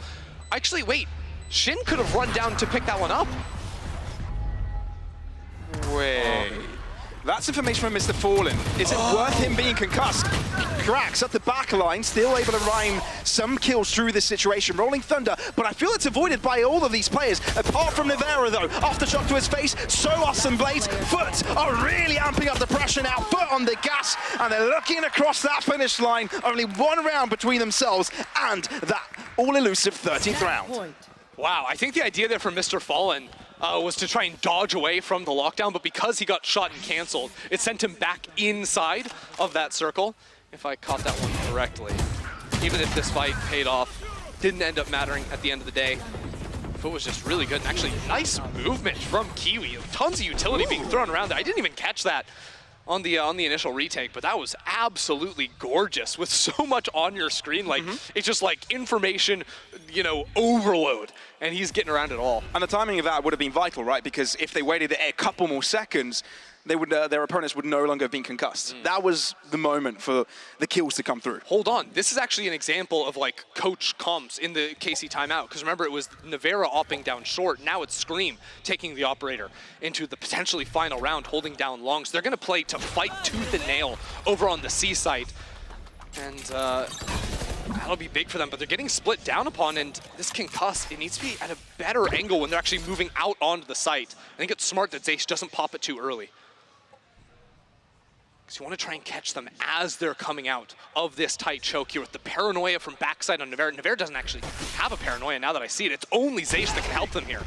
Aftershock will be forcing XMS out of position. Flash coming through. Standard as ever, Scream. There's the conk, we'll but have to everyone's start blind. rotating over. No one is actually being able to find any fair fights in this. All greeted by utility, but Nevera still untouched the back of the site. Holding true, the Guardian of B, of C, excuse, Sheen, still joining the fight. Moj, the only from Foot, all of a sudden, is KC on top. Shin, the saving grace comes to help out as well. K-Corp still in the fight. Nevera keeps it alive, and that, everything went wrong there for KC, right? They didn't have any utility to fight their way out. They had a concuss, but at the same time the concuss hit, Dizzy also blinded everyone on site, and then Nevera just ends up finding these great timings. The players coming around from logs, a little distracted with the one player peeking on through. Didn't even notice that spam from Shin. That was fantastic as well, off of his dart. And that keeps things very much, hold on, Team Liquid are back. It's double up time for Scream and Nevera. Well, this is the time to do it. Squeaky bum time, 4 rounds. Now they have to win flawlessly. It's the sibling rule, right? You know, now they both have to do it, you know? You can't just leave it to the one. Nevera's like, I can out better than you. Take flight. I mean, so far that's been true for this season, at least. And when we take isolated results, Scream though. Begs to differ. Down A. Puts a check on this round's bored, really. Yeah, well, now with the lockdown, if you can't find another fight here, it's a 5-on-4 retake, but you're retaking with double ops as well, which is not the most fun thing. No. Which means they have to get kills out of this, and Scrim is successful in doing so. Also, no Mr. Fallen means that Heaven is now a real angle that you can fight out with from the operator, so it makes it very hard to peek from down long, which is where Kiwi 1 is, or Kiwi is. He's holding up high, this is so good. Ooh, I'm not a fan of how much utility is left for Foot, only a fault line, really. Can it be enough to hold them back? They need a kill, which is why the captain is going aggressive, trying to stop KC from setting up this retake. Paranoia into his face. He's going to have to be a little bit more patient. Drop back. They know where he is. Recon really spotting him. Still delivering onto Scream. Couldn't quite pull the trigger in time. Oh, jiggling left and right. Kurax is there to assist. What is going on? They turned off the lights. We can't see what's happening, but I assume that it's KC winning out on the retake. The only kills happened. It's a 3-on-1. I just saw Blink a moment. No, something came out on top, I think. What just happened? I don't know. I see on the screen that KC did fall, unfortunately. Yeah. Foot 1. Foot 1. That's what that's what their monitors down there say. They were not losing the monitors. I'm not sure what was happening on the stream or if you guys saw that, but you know what, a flawless post plant there from Foot. I think I didn't see any mistakes. That's for sure. They lost a lot of players in the process. I don't know if we can kicking them left confirm and or right. deny that from the position we were in. The sun was in my eyes, but also all the lights were out. Sun was in your eyes, the lights were out. Yep. It's very confusing. That's what it feels like living in Berlin, right? Because it's like 1 second you're just like actual sky blinded in the sky, and then the next it's like overcast, cloudy, miserable. We get it. Yeah. Nice. All right, that's the first map done. That was Foot's map pick over in Haven. Of course, I believe it is Ascent next. Ascent next. And hopefully Carmine Corp, well, at least hopefully for them, they'll try and bring it back. See you right after this break, everybody. See you then. Maybe we won't. Well, who knows? Who knows? Nice oğlum, helal lan, helal Küçük. Nice oğlum lan, nice lan sana. Nice oğlum, helal lan, helal. Nice, helal lan, helal. Nice. Nice oğlum lan sana. Nice.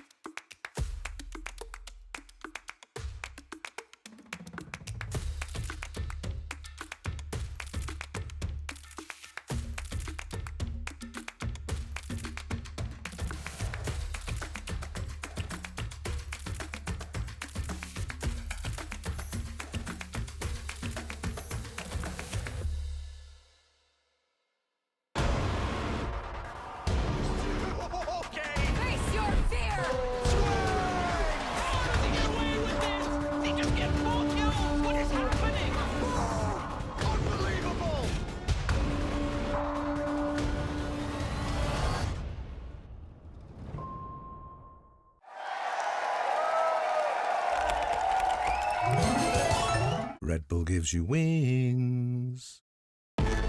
Zero distraction. Zero doubt. Zero opposition.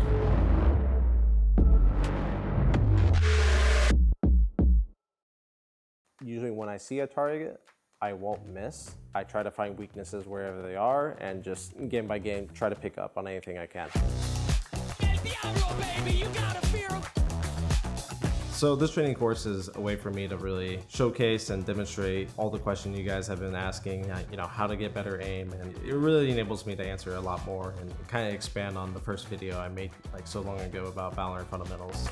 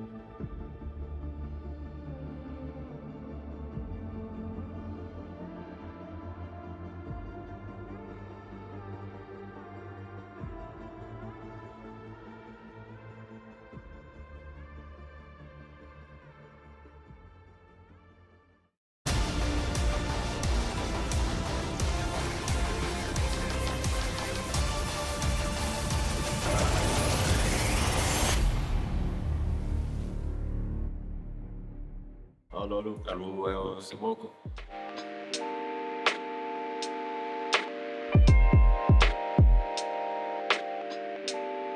Je pense que c'est une chance parce qu'il n'y a pas énormément de monde qui a un frère qui est au niveau le plus haut du jeu. La deuxième étape, bien sûr, c'est de gagner un titre avec mon frère parce que je pense que ça sera un rêve. Hein. Ouais, jouer avec son frère, c'est incroyable. Et voilà, le fait d'avoir son frère à côté, qui t'épaule, ça fait quand même quelque chose. C'est que du bonheur. Je dirais les avantages, c'est que voilà, on peut tous dire qu'on a eu l'habitude dans notre enfance de grandir avec une bonne complicité. On n'a jamais eu d'embrouille ou quoi que ce soit. On se dit des choses s'il faut le dire.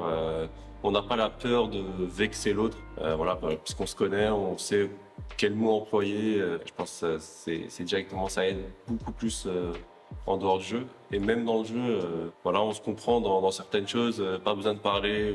On se connaît tellement par cœur que voilà, c'est direct automatique. Franchement, l'inconvénient, je ne vois pas vraiment.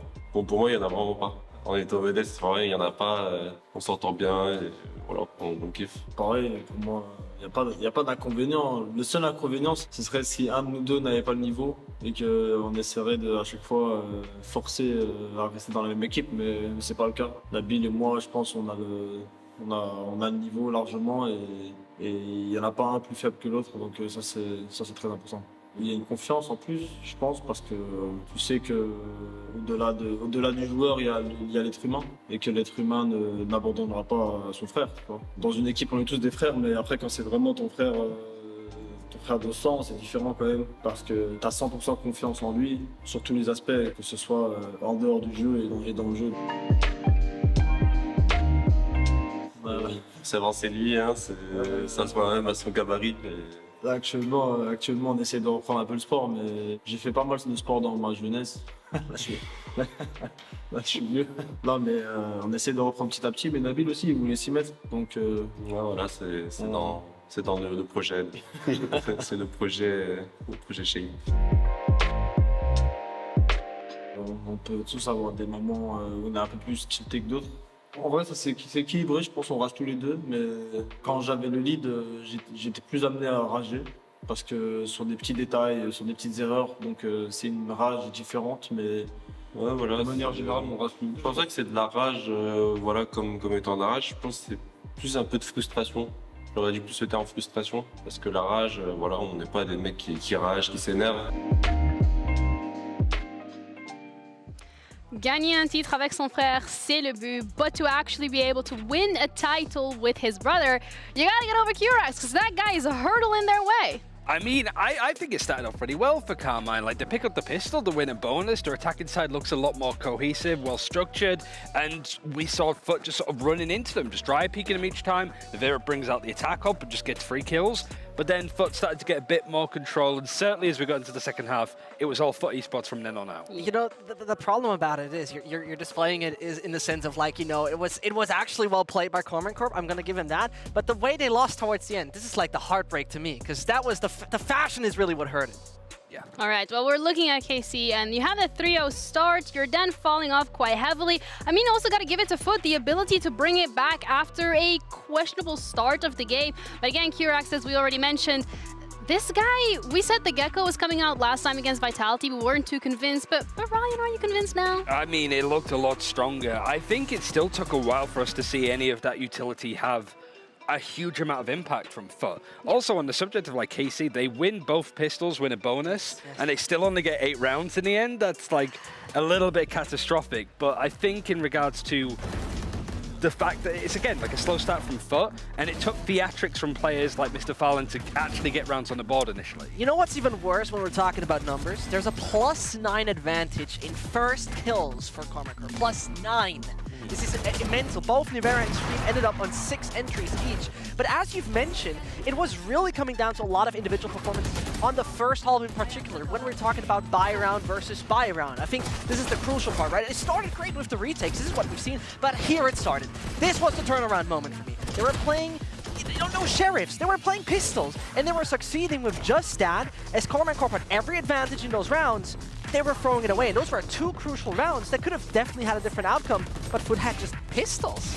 Yeah, on the attacking side as well, it felt like quite repetitive from the side of K-Corp, continuously hitting the A site, and even after the timeout, it didn't feel like we've seen much. But it was just like, I understand trying to hit the A site because no team wants to play retake on it ultimately. So Foot then started to just stack bodies there, waiting for it, and it wasn't as if like KC were like leaning towards A initially and then resetting and going B or C, which is something that Foot did really well. Like especially the Killjoy player finding space, going on lurks, like Modge just being able to go into the back of B site before anybody's realized. It makes Foot's executes onto the site so much easier. We didn't really see XMS like lurking at all. It was just all 5 players from KC on their attack, all going A into Foot players that are already there waiting for them. Yeah, and the fact that KC started off 3-0, we get them round 4, and that's where Mr. Fallen, those individual performances from the side of Foot started showing off, and it completely felt like it threw off KC. This was like the only rifle they had as well, I'm pretty sure, Zach. Yes, it was the only rifle they had.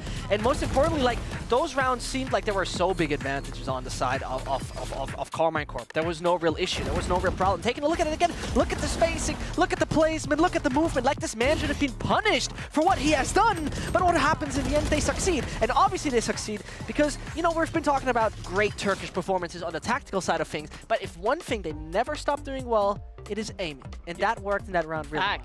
And they started off really awkward. They're just sort of peeking out, trying to take fights, and Navira's there waiting with the operator. Speaking of which, what, Navira had 3 kills with the op, Scream had 3 kills with the op. Yeah. Kiwi had 11. He had more than double of both of them combined when they were even using the op together at the same time. Like, it was just, it was tough for KC to get in on this one. Yeah, it was very much the Q-Rax as well coming in. We said it with the Gecko, but the individual performances didn't just stop at Mr. Fallen. The fact that Q-Rax just was having the game of his life. Absolutely. I mean, particularly what I found so great is that Ender mentioned it. You know, it's not easy to you know, adapt to a new agent that you're playing on a map where you've had played something different previous. And it's great to watch because there have been some instances of great utility usage. Right here, clears it very early and gets his ult back because you obviously can use it twice, right? Yeah. Ta-da, C side is empty. Like, this was one of those things that I liked a lot about his ult, where he can just use it again, Ryan, and makes it so easy for his team to benefit from the room this agent can take. Yeah, it's just also like early in the round, they sort of expect KC to be hitting those sites. We even see like the mosh pit as well on the typical plant position. It forces people out, and it makes things really difficult on these retakes. The amount of assists that Q-Rax was able to get as well, just little flashes like that around corners, made it really easy. He had 122 ACS when he played against Vitality. He had almost triple that this game. Yeah. It's really impressive. I mean, you don't need to use your util if you can shoot like that. Yeah, and here, see, again, like, this is one of those simple things where you usually have, like, a Sova or a Fate throwing their stuff in. But you know what? They're doing it differently. They're using their flash, you know, indicating kind of a combination, which obviously the flash of Gecko does. And I like that. I like, because they're not overcomplicating it in no senses. They find a replacement for something that Sova or Fate would do. Fine, here we got it. And here it works in the executes. Yeah, speaking about the executes, specifically the KC retakes, when they were on the side of the defense, I really like that they dropped out of heaven with the pistol and got 2 picks. It's just really good timing. Like, I think that's the main thing. And when it comes to timing, this is something that Carmine Corp has struggled with, even like before Zaysh jumped in, even before the win, just how this utility comes together. And it really feels that Gecko is at very least a good disruptor of that. Absolutely. I mean, another thing is that you don't play it often in Prax, right? You're just basically not used to it in that sense, which I like a lot. But, you know, coming to it in the end of the day, it felt like what was successful last week from Carmine Corp, which was, you know, their defensive side versus Koi, with all those retakes, that just didn't take place. And Foot played it much better in that sense.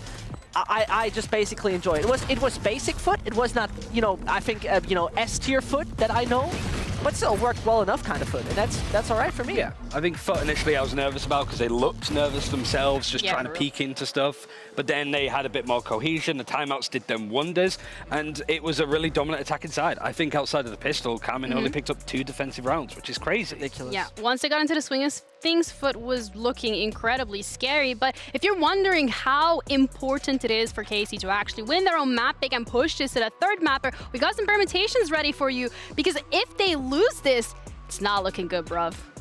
I wish it would only not look good by the numbers, but you know who's coming up next as well. Yeah. Like losing, you know, brings in 23% likelihood with all the scenarios existing, right? But then when you take a look at the beautiful menu, you're going to see, oh, wait, by the way, there's Navi coming up and the Giants as well. Yeah. And it's not getting any easier. So it matters a lot to find this victory. Not their map pick, but still not comfortable in my eyes. Yeah, going to Ascent's going to be an interesting one overall because this is like Carmen have not had the best record on it for one, but they chose to play it. This was a map that at the start of the year were banning out permanently and then have started to pick it themselves. So surely if your foot in this position, like, all right, we won in our map pick, we looked really good on the end, let's try and take that momentum in. And we're also choosing the side we chose to defend first, which was really good for them because Carmen's attacking side is awful on this map. Yeah, it very much is. But once more, we have to remember one thing, right? You know, leave the Koi game aside. It was a 13-11 versus the guys of Na'Vi. Yeah, I still think you're absolutely right. You've lost this, and you know, one of the sides didn't look too great. I'm with you on that. But at the same time, I believe you first of all have the confidence to do this after 2 losses. Second of all, maybe okay, your map pool is kind of restricted. I think this matters a lot. This team looks, and I think this is the great part. They don't look down. They don't look sad. They're really like, as they said in one of those interviews, they look like they have no pressure, and I think that's really great. Yeah, pressure could get to these players, and the pressure is on for this time around because heading into Ascent, if they lose this, it's out. They have a possibility to push to the 3rd map, but from what we've seen historically, from what we've just seen on Haven, how realistic are we expecting this to be working out? I mean, so far for Carmen, they've got 100% win rate on those pistols. Being able to carry that on, because I do think the Foot have a bit of a bad habit of being slow starters on maps, especially. On this against Koi, it took them like 4 or 5 rounds to get in on the end, and even then that was Kiwi getting a share of 4K on an eco. So there's some bits of magic for Foot, but they want to be consistently strong at the start. I think Carmen just kind of want to come in and show why they've picked this map and show a bit more team play on these attacking rounds because their spacing is really difficult to work with. Such a buzzword, team play, right? Yep. But I give you the point, right? I fully agree that this is something they've been lacking a little bit there on the attacking side. But I think the next word would be creativity because they were stuck in that one pattern that they had, which was successful temporarily, but not permanently. And this is where I hope that they have, you know, adapted their diversity on this map a lot. I don't think they prac too many maps, this would be my assumption, so I'm very much looking forward into what the team has brought new to the table or refined. Okay, when we're talking about new things and adaptability, are we taking agents into consideration for that as well? Yep. I personally think so, because the thing that I saw, do you remember week 3 when Foot played versus Koi? This was the week where they announced that Moosh is out, right? Yep. And this is where they then put afterwards, obviously, Ada Captain on the race, a rare sight, you could pretty much say. So I'm very curious to see if that changed, if Ada is on a different agent right now, or if he sticks to the race. Well, they were playing double duelist for once. So. There we go. There we go. And this just means Mr. Fall is going to play something totally else. I wonder what then, because I saw the cross note. So he's on the silver. This looks more like straightforward from Foot's side. Double initiator. On for KC, this looks pretty much exactly the same as it has been, right? Oh no, actually, they were playing Fade, now they've moved over to Silver. So Shin, I was really perplexed as to why he was playing Fade in the first place. You don't have that race to combo with. So now maybe it's just an element of comfort. They've got some setups to work with. But right now, it's both teams had something that was a bit different on Ascent, both going for something much more straightforward. I like the adjustment on the Foot side the most, though. To be very frank, you know, going into classics, away from double duelist, which is the super rarest thing on Ascent, to now go for the classic double initiator, Omen, Killjoy combo. It's perfect. It's like the most classic, but the best. Playoffs on the line for K-Corp as this is their own map pick. Started off with a little bit of a struggle on Haven, but can they turn things around with Ascent? I mean, find out with Pablito and Enders. Yeah, I wonder if they will turn things around. They are known to do things over and over again, even if they don't work, like hitting that ace site on Haven. And the same thing I feel with Ascent, they've played it in the last 2 maps and they haven't won it. I mean, look, it's Ascent. There's only so many unique things you can do. You all thought Icebox was bad. I shame on you, shame on you. But no, all things considered, it was actually Foot that was playing the more unique things in the past. Yeah. The Ada Captain Raise was, of course, a blast, you could say. But now they're going back to the tried and true. I do think it was interesting. I'm pretty sure it was Ada Captain that said, it may have been someone else on the team that said they locked in the Raise because their attack side sucked on this map and they just couldn't figure it out, so they wanted to sort of overwhelm the sites. So I'll be curious to see how that sort of shapes up here when we do get over onto that side, because I do believe they chose defense first. Yeah, and what performance bias tells me is that K-Corp nearly beat Na'Vi on Ascent. That should say something. Okay, it says exactly that. They nearly beat Envy. Uh-huh. Na'Vi. Na'Vi? Envy? And I came from NAVCT, I know, so I know. it's a bit confusing. But well, let's jump into the game. It's K-Corp on attack, Foot on defense on this brand new frontier. K-Corp's map pick this time around.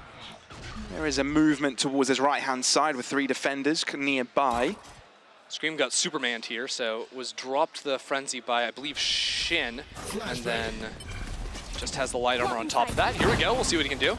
Well, they do manage to enter. I believe Kiwi is yet to reveal himself. He can still be a caveat in the mix, but it doesn't even come down to him. Mr. Fallen and Captain Kurax have got everything under control. And just like that, blinking you miss it, Foot on the board. All right, well, the analyst desk was very optimistic about Karmine Corp's pistol rounds. Maybe it's pistol rounds against rifles. Okay, now we're talking, the little sheriff rounds. I get on board. Okay, I mean, when they're just doing that, I don't really know what you're meant to do. Of course, Scream should never be worried about getting swung by someone from tree, because his team should have that, because his teammate that's holding that gets spammed through the smoke. He then gets shot in the back after getting blinded and just put in a miserable spot. That's a kill. I feel like it's so BM when you ping it right before you kill. Yeah. There's something comical about this. I'm gonna have to warn you guys. You know how we lost the screen for a second in the last round? We just lost it for a moment there too. So it's possible that we just start saying random words at times because, yes, the screen has frozen for us. Does it matter? You'll have to bear with us. Does it really matter in a round like yes, this? because they have a share. You just said this. It's the pistol versus rifle rounds that they're famous for. It's called the caster's curse as well, or the caster's blessing if you're a K-Corp fan. Still equal in regards to players. What's interesting is that the A site is fully barren, and if Shin does elect to go for a little walk, you might find it as such, but with Mr. Fallen dropping back, no, information may be relayed. I mean, what I will say is that Fallen being sort of stuck down in the trenches on the site would mean that's a very easy rifle to recover. Now, this movement from Krax, I think, is absolutely right, sort of reading the timing. Like, yeah, they could be faking and sort of re-hitting into B, 30 but making sure that by the time they could have rotated through their own spawn, they're going to have a second player here to help out Fallen. Great read by Foot. Dart shooters? Any dart breakers? Okay, that's a little late. I believe he had utility in hand, Krax there, so wasn't able to stall that. They know there are at least 2 players now towards this A side. There's not much time, which means they'll be confident to hold out this defense. Mr. Fall into the back of it. Scream trying to find a backstab. 7 seconds. Yep, ain't no time in this one, baby. The round is over, and it's solidified with a triple by Krax. 2-0 on the board for Foot. Karmine Corp are a fairly patient team, I think is the polite way of putting it. That round, of course, just no real luck on that one. I think their best chance was sort of play off of the dart and actually get onto site, but no one really went in, so they just sort of get cut down on those long-range angles and come out fairly worse for wear. Now, I will say Foot's bias. Foot is meta-resilient, you could say, in the sense that they do not believe in the light armor. For most of the time. They also don't believe in like heavily investing into rifles, by Bulldogs, Phantoms, whatever, in round 2s. So this is a true bonus from them coming on through. I mean, Kiwi has the Operator heading into round 4, which is a very nice thing to have, especially on a map like Ascent. It doesn't give them the best options here in this 3rd round.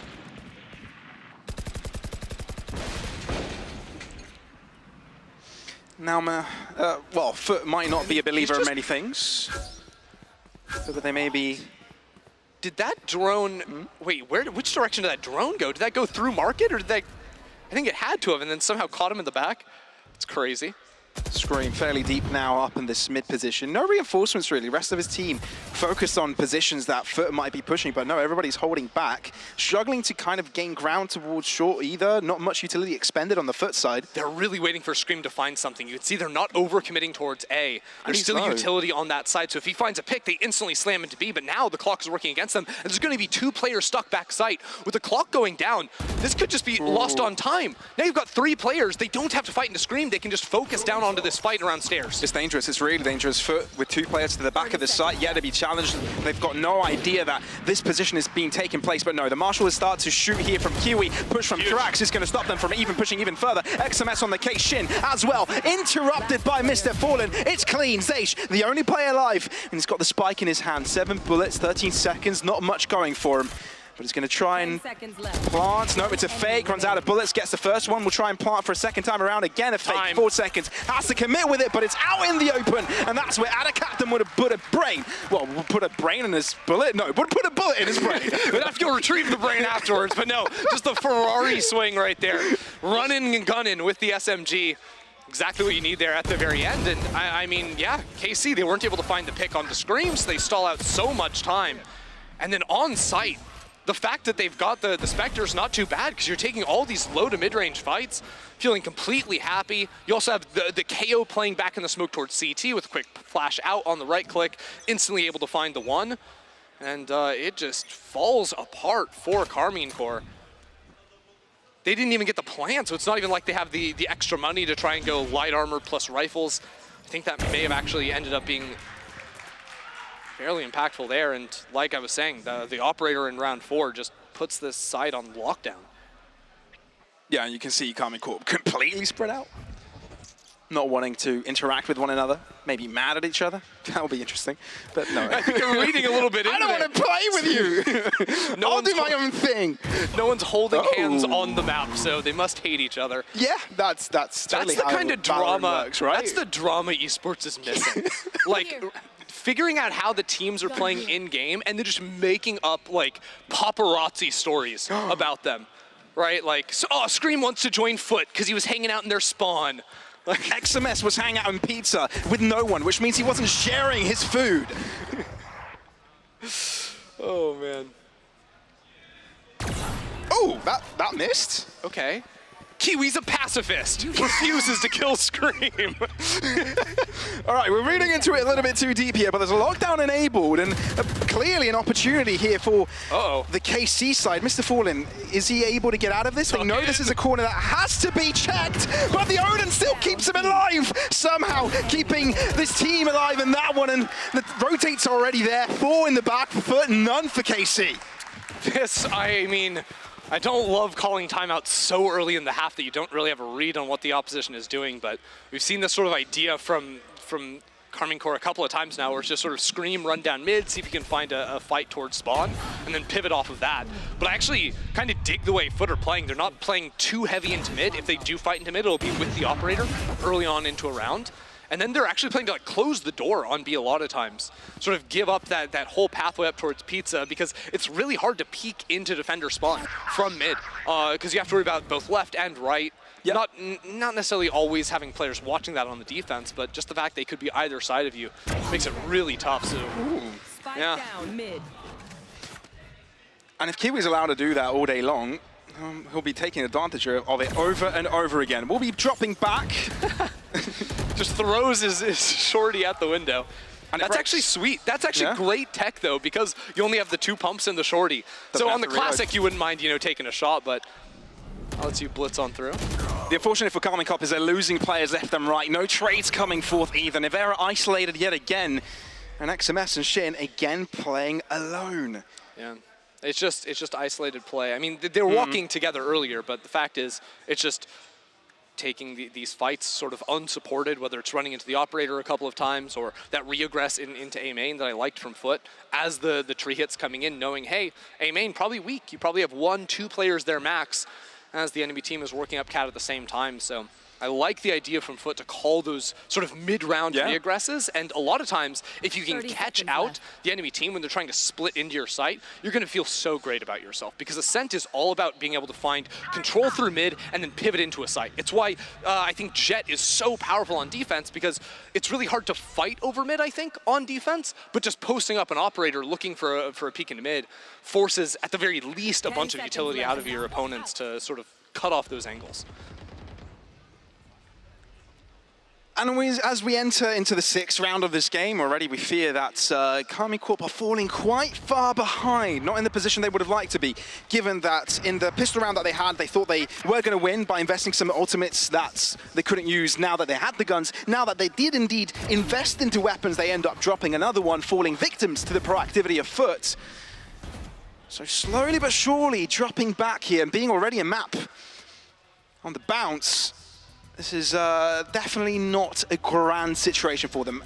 But the timeout, I can very much understand. Yeah, I mean, how do you get around this operator in mid? Because jump peeking from tiles is not the answer. Turns out the angle he was holding was to punish a jump peek, sort of pushed all the way back into the corner with just a sliver, catching as you come around the corner. Because if you want to jump peek and see the Jet when she's playing a more passive line back toward the tree, you have to go out a little bit wider. So when you take that more extended angle, you get critical like 0.1, 0.2 extra seconds where you can see a player. And at the pro level, that's what makes the difference. It makes it a very simple shot for Kiwi to take there. And as long as he continues to get fluid with it, it's going to be tough for KC to react, because we have yet to see him go for sort of an A or B main operator. And that may be the pivot that Foot go to in this round, because you're expecting, okay, Karmine Core, what are you looking for? Either you're going to have a better answer of dealing with the operator in mid, or you're looking to play much more quickly through one of the mains. So I think putting the op looking for an early fight in one of those areas could be good for them.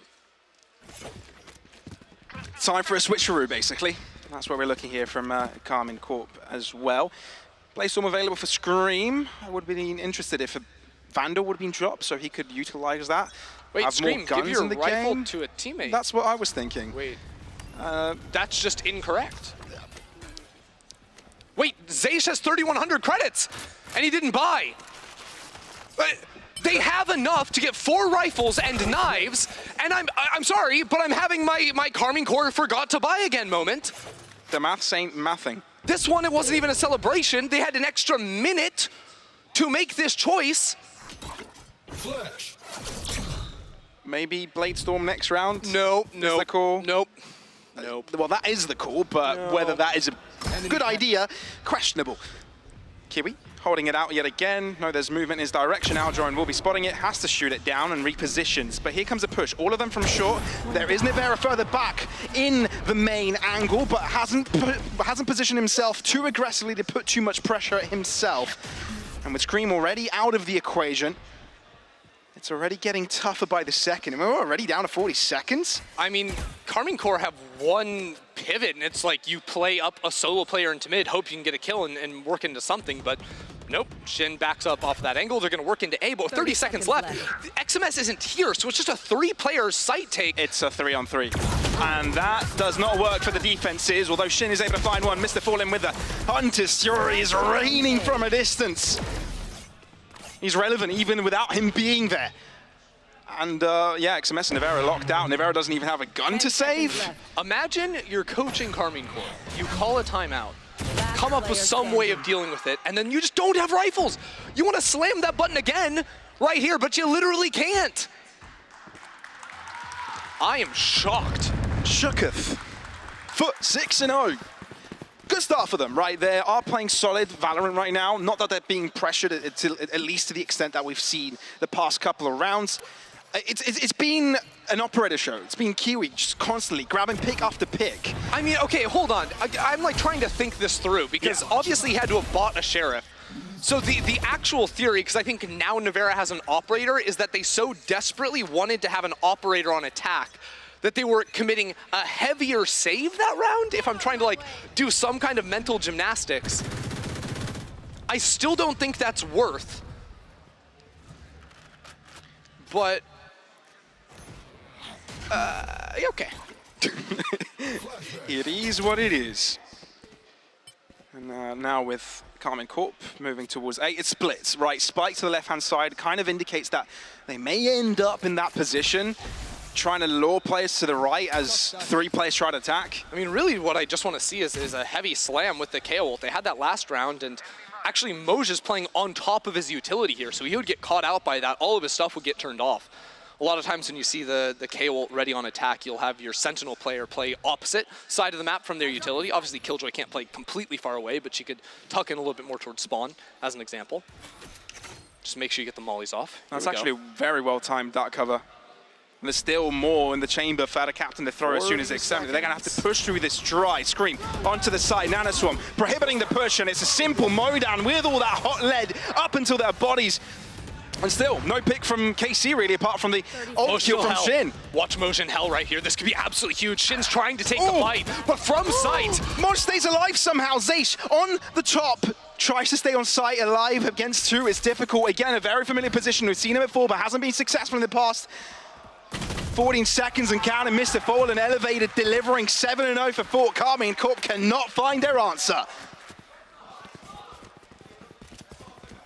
Just from bad to worse here, Karmine Corp, no one's giving them their fight, and then they're eventually working in with very little time on the clock. And this time, I think all the Killjoy utility goes off. Yeah, it does. See, okay, ouch. After, like 1 second after they used the Hunter's Fury, that's when they used the KO ultimate. So Killjoy had all the time in the world to actually get the util off. A blunder, I think, there in the attack, because you have a chance to catch that off and not get stalled out back in main, but it just made the spacing, I think, very uncomfortable working onto the site. And you can see how much slight mistimings can make all the difference sometimes. Definitely a key indication of that particular case. But now, mid-aggression here from Karmine Corp. Kiwi is in a perfect position to capitalize on it. He's got reinforcements, he's got position to drop back to. He's got his cross to the right spot, but doesn't deliver the finishing blow at the end. Scream ends up falling to cracks, though. And the push is halted, it's stopped in its tracks. Well, Nevera didn't have a second smoke ready because he used one, I think, for Cat early, then a deep smoke in mid. So they're pushing out, trying to capitalize off of the missed op shot, but the util isn't there. So in comms, this is getting lost. The awareness isn't there in the heated moment that Scream tries to take advantage of. And now without Scream, tempo isn't quite there anymore. Probably wind taken out of their lungs at this point, but now they're going to start peeking things dry, which is where Kiwi can shine most, right? Without obscuring his vision, he can still deliver. He's got clear lines of fire. And as time ticks, the more pressure goes onto the attacking team. Spike isn't down, not even close again in control of the site. Mr. Fallen to the center of it. They're just being circulated all the way around. How do you account for all these angles? And Kiwi still chimes true with more. Minute by minute, second by second, they start to dwindle, but Shin still alive, and Nevera just bounced right back up. It's 2v2, and Nevera misses a crucial shot for right back into it, add a captain to the back line, and it's all down to Shin. He's onto the site alone. Shin's got to move. Can he find it, though? Nope. They do swing simultaneously, and that's Foot not allowing KC to win. I mean, respect to Shin there, almost giving a chance for them to get into the round, because Foot were not giving a fight to Nevera. Nevera's gotten op, sat in B main the entire round. No one's actually peeking him from CT. So effectively, Shin was in a 1 versus 2 until he can deal with the site players. Then Nevera had a moment to peek out. He gets his, probably should have had the second, a bit unfortunate on that one, but Karmine Corp, they look a little bit lost without finding the early fights. Right there, obviously you lose your dive player in Scream going into site because not all the smokes are up, and he's just thinking a little bit, his hands are moving faster than the mouth and the brains on that. And then after that, just solo fight after solo fight, and that's something you can't do against Foot. Like, Foot individually are so skilled just in their ones. It's one of the first things I sort of noticed with them coming into this year, because I don't think expectations were sky high for this team or anything like this, but from week 1, it's like, hold on, like, you just have like highlight reel after highlight reel of Moj dominating on the Killjoy, Mr. Fallen taking first fights on the Omen over on Lotus, then, you know, the insane clutch moments as well from Ada Captain. You saw that before you saw the whole package, and now that the rest of the teamwork is starting to come together for the squad, they're making dents towards the upper side of the standings. Yeah, they've definitely fallen back from that 6-man idea, and with the core roster that they've got right now, they're trying to build that coordination. And it's starting to work out for them. Slow, but still at the middle of the pack, really, of this VCT EMEA championship. Oh my, the lockdown at 40 seconds. Karmine Corp just have to play fast, so that's over 30 seconds. There's still Killjoy util there. Are they gonna push spawn? No. 30 seconds. But again, like, look at the clock. There's double mollies on lane and a turret. 25 seconds, the spike is B main. Oh, and it's a go on the B site. Spam with the Odin, Mr. Fallen looking for spread damage, but ends up falling to a Sheriff shot by Nevera. It's massive. Not only huge, Moj left on his own. He's going to be suppressed. They know he's at the back of it, but he does get one before he drops. Sheriff shots by Shin are exactly what they needed. They don't have much time, but just enough to get the spike. Absolutely huge. Foot trying to funnel in one after one, just stalling. Don't let the spike go down. But that means 2 rifles in the hands, 4 players entrenched on the site now. They're going for it. They've got monies for days. They're going to give it a go for sure. 2 flashes still ready to go. Also double smokes for Kiwi to get down lane if he wanted to. cracks. Oh, Karmine Corp are playing this so patient. Just hold out, no reason to push out. Shin out in the open though. This time around, shot onto Nivera, makes him know. XMS on site. And the call has been made. No way you get like a 1v3 clutch with just an operator. And that's finally around for Karmine Corp. Look, Kiwi is wealthy beyond belief. It doesn't actually matter if he saves or not, realistically. But he doesn't actually want to give the operator over to Nivera. True. That's genuinely what the call is there. Don't let that happen. I mean, tracking some of the bullets there, just trying to find the pick with the Odin spam through smoke. Respect to Shin now, again, a couple of rounds in a row. And he's given Karmine Corp genuine winning chances. And now, charged up the ultimate off of that, you start to see a vision heading into the last 3 rounds of this half.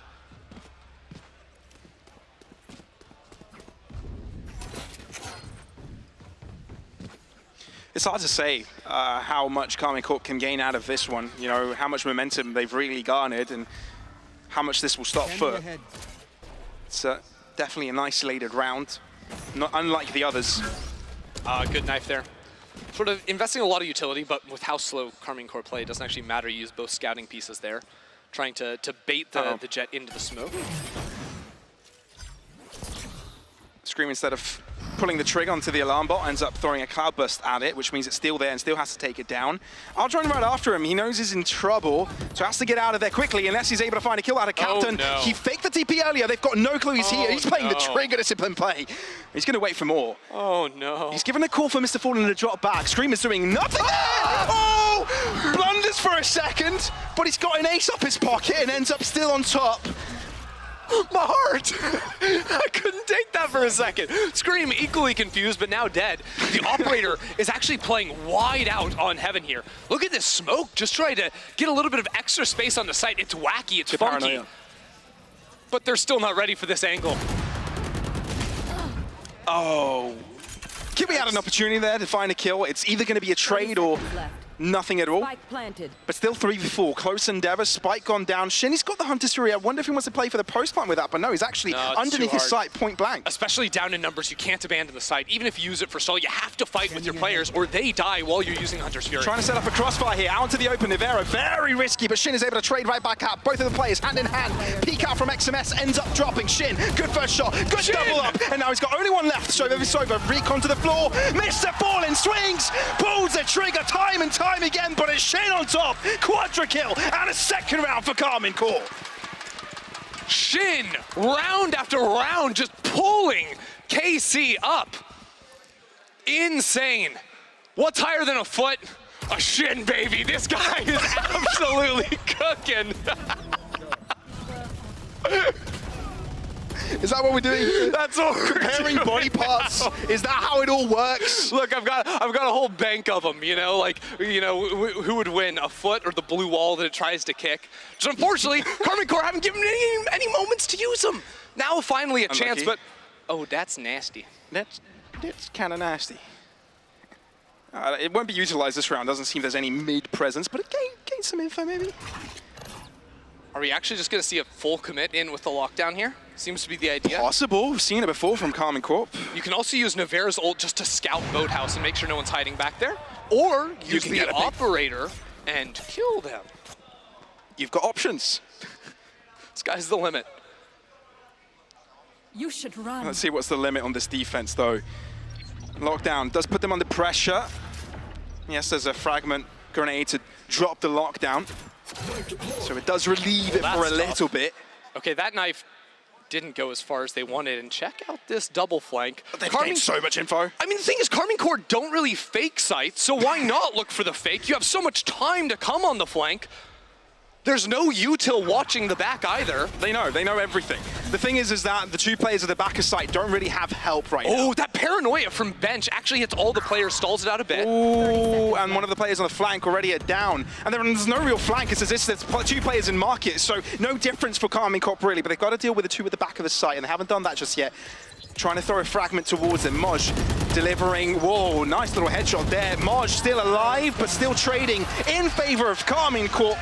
And it's Guardians, Operators, and Vandals all together, chiming through with a third round for Karmine Corp to at least close the gap a little bit before halftime ends. It's starting to come online for them now. Better late than never. I didn't see exactly what happened to the mid player. Bit unfortunate just falling on that pressure point coming into the back. Because there was, ooh. I see you, you see me. The Spider-Man meme. They're both holding operators. But one of them kills the other. It's not very... It's not very friendly neighborhood. No. Spider-Man, is it? It's like Venom. True. Or Spider-Man in a different multiverse, you never know.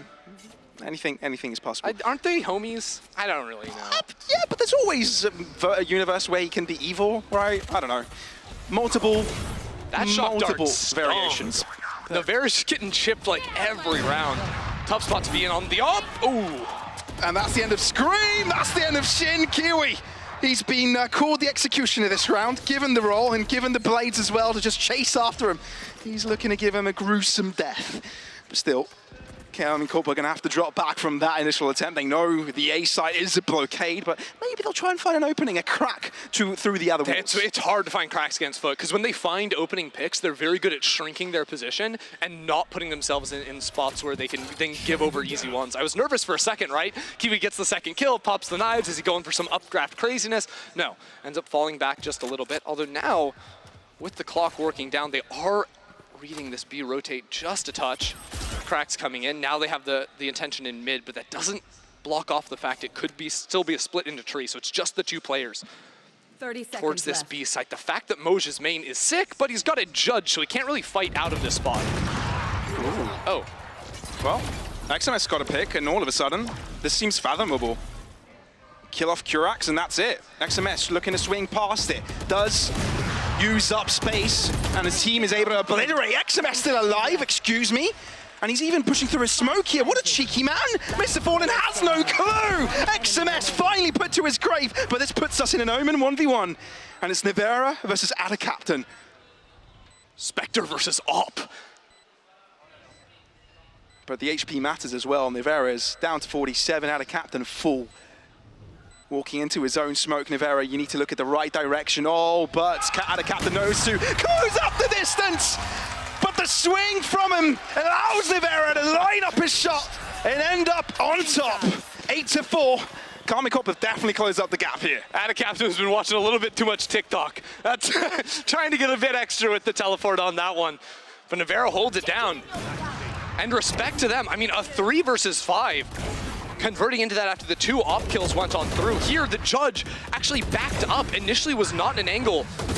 XMS wasn't able to be peaked by Market, but then I don't really know what the decision was to step back there, maybe trying to walk the way back, see if anyone had gone into Market, I don't know, but ends up costing them just that pressure coming in from B main, and probably could have been the pivot point that could have won them the round. And here we were praising Foot from not having cracks in their walls, but apparently Karmine Corp was able to kick through. Yeah, I mean, I think that's just like a strictly with Judge there moment. Because if you have a rifle, you're probably playing like, maybe you're holding like a deeper line or you're more tucked in. I think you'd be a little bit more aware as opposed to slowly backing his way off the corner. But I mean, things got off so hot for Foot, right? Just hit after hit was stalled out. KC were completely taking their time. I do think the game simplifies a bit now for KC moving over towards the defense. A lot more room to control over mid, but that'll come down to Nevera's operator more often than not. And look, I feel like Karmine Corp is always a team that works well off of tempo, right? When the feeling is good, when they're all coordinated, when the energy is alive for them, it's more often than not that they'll end up carrying on that tempo, carrying on the streak. And now they've got 4 rounds in a row, right? So heading into the other side on defense, they're looking to feel a little bit more comfortable. And 8-4 doesn't look too far. Doesn't look too far at all. Especially if Shin keeps up the performance like that. That B site might not be the most fun to work into if you're Foot. That's where he's likely going to be heading over on that Sova. But, I mean, all things considered, I think that Foot, while yes, they lost the last 4 rounds, their Haven looked quite solid. I think attacking-wise, there weren't any like glaring issues there either. Yeah. So this is the challenge, though, because like I said before the game, they said they put Raze and Jet into this comp to mend their attacking side. So I'm curious what that attack does end up being for them. And how they're sort of able to work around the operator's control over mid when we get deeper into the rounds. It's time to see. It's time to see if Karmine Corp have got what it takes. Draw it right back up. I mean, we're all surprised in general. When it comes to this regular season, I think we're all scratching our heads wondering, Karmine Corp have done what we wanted them to do from the start of this year. you know, well, not really get rid of Newzera. We kind of like Newzera. It's more of, you know, trying to play in a more traditional style, not try and reinvent the wheel.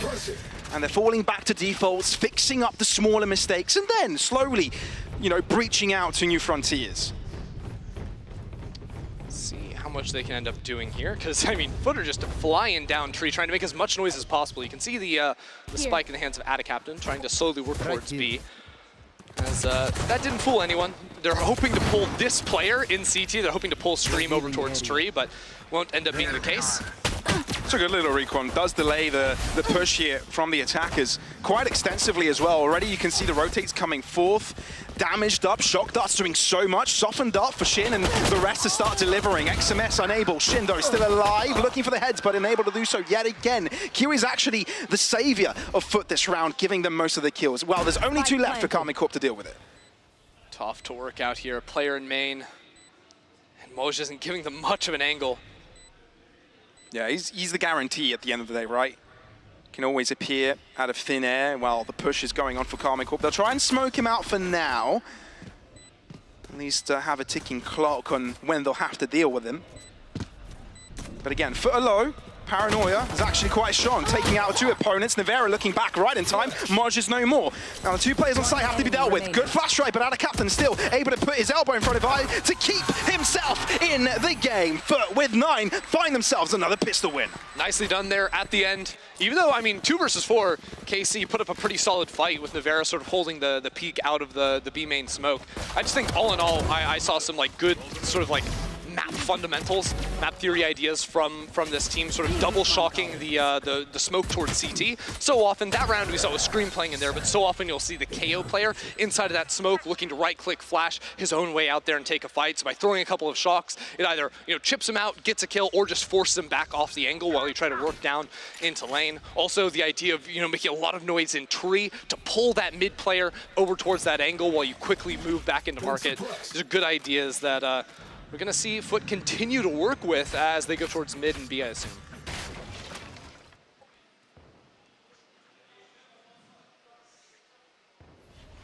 Should be solid for Foot. I think there's no questions around that. Right, looking at this attack side from Foot, what do you expect from it regarding the composition? Obviously, it's something we've always seen. Yeah, it's very familiar composition. But for anyone living under, under a rock, it's the normal stuff. It's the normal stuff. I mean, on this round, they're just working up through the mains, but a lot of times you'll see more fights over mid, trying to, see if you can pull players, pivot in, work into tree, dodge away from Killjoy, or burn her util in her control over tree or mid. The general ideas. This round, I like the one mid player of them being the player that didn't get a buy. Hold on though, Scream. Yeah, no, Scream, hold the door! That is insane. Oh. He even finds a headshot onto Adacaptain there, but it's through this box, which keeps them alive. XMS trying to come through. They only need 1 bullet on each of their bodies, and that's it. They're done. Scream is also low, which means he's going to play a little bit more safe, which is why XMS comes in to help out on the spike, putting pressure at Adacaptain. Looking to hold on, but it's diffused halfway. Adacaptain swings and keeps his team on top. For goodness, that was close. Once again, it gets a little risky at the end. Adacaptain holds the fort. Scream, some big headshots there. Did not have a very standout first half, but maybe he can get something going with that right there, because I mean, just dancing on him. Tracking off of the dart there. Not always the easiest thing to do when you can't, have a rifle and just spam through a wall, but gets it slightly there and locks it down. But I mean, now the fact that Foot have won pistol, converted into round 2, like the fearful operator on this map, you don't have to worry about when you have such a good first half and then you win out in the pistol. Like, you in theory are looking at that maybe not for a long time, right? Because KC have to buy all the way down. So even if they win this round, they won't have it in the next. If they lose, they'll just never have one. And Foot are just chilling all the way to the bank. Enemy mark. But for now, Adacaptain frontlining together with Kiwi. I can never count them out, man. We've seen it already in the first map. When they are able to find the openers just like this, still fathomable, still very much doable. They haven't cleared out Nivera, though, and he's still got a paranoia, and he still has got his gun to work with, and that's exactly what he does. Not only are they blinded, but we are as well. We got hit by the paranoia. I'm going to cast off their screens down underneath. I can see that Zaysh is doing some... Wait, no, that's not Zaysh. It's Mr. Fallen, perhaps? I can't quite tell. Yeah, I don't know. I forgot to wear my glasses today, so if only I had known, we could have resolved some things here. But we could have. You know, at the end of the day, one of the two teams that's playing on the stage currently won that round. Karmine Corp won. And that team is Karmine Corp, yes, yes. Nice. The corporation, as it were. And I'm still calling them corporation. We'll see how it happened. I mean, honestly, this setup from KC, even though they win, I want to see it change because it's begging individual players to win on their own. It's a single player tree. It's a single player on site. It's a single player A main. I want to see when Scream is playing more passive angles or, you know, not peeking into mid when he's playing in tree, have Zaysh there. Right? All the time you see KO players play in tree so they can sort of pop flash off of your contact, or if you get smoked off, fall back into it, flash out of that one as well. But Scream just keeps getting put in spots where he's on his own entirely and is tasked with winning his. But with two players here, like, I don't see the vision on the defensive side where it's hide in a corner, hope you win yours, even though Jet can't dash out and escape there. If there's one player, you win that and you're fine. If there's ever a second player, you're in big, big trouble. Big trouble, big trouble. And this is the setup I wanted, right? Two players here. It's Navera taking first contact with the flash coming behind. Pulls the trigger and keeps it down. Ends up with two. Karmine Corp are actually right back in there. They're able to square things up with Foot, misstepping their way into A, but the site is still theirs. We're looking at a retake. It'll take some time till Shin comes there, but they're patient to wait for it. Shock Darts just try and catch XMS on the spam. The placements are all going to be on site with this turret actually turned off on the attack. Is supposed to watch out for the Heaven Peak, and now it's back online again, so they're not concerned about getting swung from up there. Focus on short, though. There is two players trying to push forwards there. At the bottom. Two players in hell, that's what I can tell. That is what I can tell as well. I might not be able to see, but I can rhyme. They break the recon. Shin on top. They double up on Heaven yet again. Shot down. Last standing. And that is Kurax with two. I don't know, man. But down in hell, getting the job done. You know it, you love it. Look, I just think the grit they showed in that round, right? The teamwork, battling against adversity, against a retake that was coming in with players and rifles and abilities. They just showed the tenacity in order to come ahead in this round that they, as you all saw, won. I wish we could have seen it too, to be honest. I'm really trying my best to cast, because I can see about like two players on each side, their actual POVs, just like looking down into the venue. Yeah. But it's not always the easiest to tell what's happening. No, it's not easy at all. 11-5 though is the current score. Still, if you consider how close Foot are to closing things out, it's quite difficult for Karmine Corp to draw back, right? Like I said, they work good under tempo, under momentum, and it got stopped very, very early. Haven't been able to build it since. And it's necessary they do it now because they don't really have much ground to give. Yeah, and I think like coming down to it, like they're the ones calling the timeout, like the call has to be, we have to support Scream. It can't just be him against the world. Put him in spots we can play with utility. Ascent is like the Jet playbox map, the Jet KO, hold hands, you can go anywhere together. Tree, B main, A main. You can play like deeper setups towards CT market. We're sort of playing off one another. There's so many options. Yeah. Just get back to the basic fundies, the fundamentals, and it'll be fine. Good old fundies. Okay, draw it back. Get out of my way. Well, the buy is rough, so it's not going to have to be this round. It's going to have to be the next one where Foot will be on map point. Hold on. And series KC are point. just in the spawn. Is this, there has to be a KO ult right now. Okay. They were just hanging out, having a good time. Maybe they were doing like a huddle. Sometimes, you know, when you have an eco round and you just need some momentum, you just do a group hug. Could be. That is a theory. I wouldn't say it's it's a little valid fake theory. attempt, perhaps. I was thinking maybe a there's little fake. It's actually worked. It's drawn 4 players towards this B site. Now, Foot will be finding the site fully barren, open. Yeah, the money is actually a little bit funky for Foot here, too. Fallen with just the pistol, like we saw in the bonus round, is going to be that late lurk activated. It has the Hunter's Fury, too, to work with. Okay, Scream. Gives it a go. Still, doesn't end up on top. He's so low, man. The Feather to just step on him and Feather stepping on him. Feather falling on top of him. That will be the end of him, really, at this point. Kiwi, up on top, showing extravaganza with the blades. Quadra, he's looking for the aces, going for it. XMS denying it, at least. But there you have it. Extraordinary round there from Kiwi. Of course, he was up against Pistols, but he had to make that look extravagant. Everyone's blind against Pistols. Get everyone, yeah. Add it to the montage. Add it to the score tally. Puts it up to 20, you know? Oh, yeah. Popping off. There's a little paranoia setup from down in hell. You can see they just scatter. Nothing you can do against that one whatsoever. It's actually pretty rare you see the paranoia held like super late into the post lines. A lot of teams just use that to clear it up. He was mad because he didn't get the ace. Oh, okay. Well, then maybe you should have killed him. Like, I don't know. Ooh, yeah. Solutions by Ender. Cry more about it. All right. So this is the same setup from Foot last round where they're trying to show their info initiator util over towards the B site, pull the rotate. See Scream playing back towards CT has moved over towards B now. They're actually going to commit a little bit more with this one this time around. Now, Adacaptain has ultimate and spike. So there's a world where these players could have found like an opening pick or something and they could have, you know, really quickly pivoted over towards that B site. But for now, keep it calm, keep it easy breezy, and eventually work up mid into a B split, it would seem. Heavy mid presence. I'm looking at a split into B. That's certainly what it looks to be. Lockdown straight away. Scream to the back end of it. Hunter's Fury just cancel it. Taking it down instantly, and Scream will be have to pushing out through his smoke. Adacaptain swings 180 degrees and ends up on top with a kill.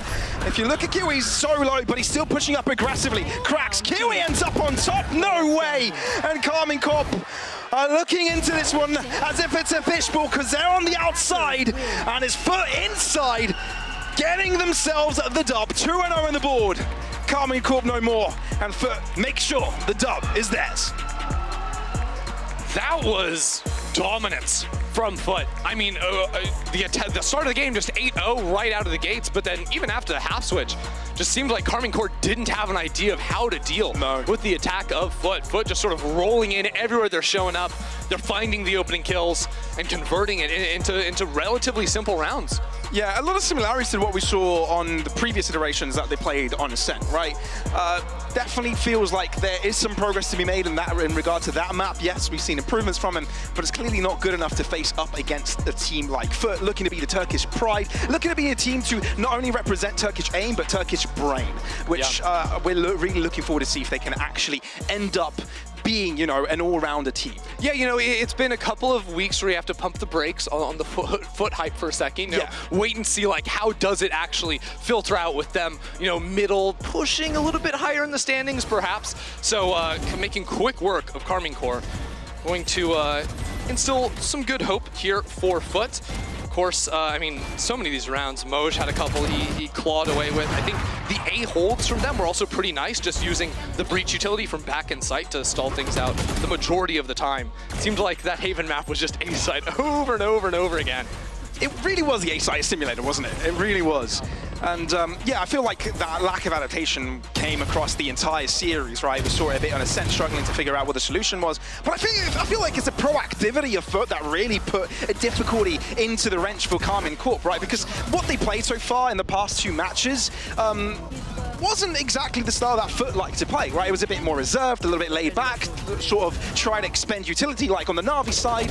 This was a bit of a difference in approach that I feel does really well against a style that Carmine Corp try to pull out. Yeah, I mean, if KC are going to play super slow against you, just like don't give them early fights unless it's an operator trying to take an angle. So often it just ended up being these, you know, 30 seconds left in a round, and we're trying to funnel into 3 players on A or B. That just isn't going to work. And then, yeah, with the side swap, Scream just was unable to find the opening fights because he wasn't having a teammate with him. I think that was a huge flaw and something that KC are going to have to go back to the drawing board and figure out how do we support Scream on the defense. Yeah, and that's the thing, right? We saw the first map that they were able to bring some fragging moments into the action. The second map, you couldn't quite sustain that, which is unfortunate. But we have a very interesting interview in the pit with Ginny, having Curax right next to her to see what he's got to say about the match. Thank you, Pavlos. Bold of you to assume it's going to be interesting, but I'll do my best. We have Curax and Giovanna as well joining us. Thank you here for translating. We do appreciate it.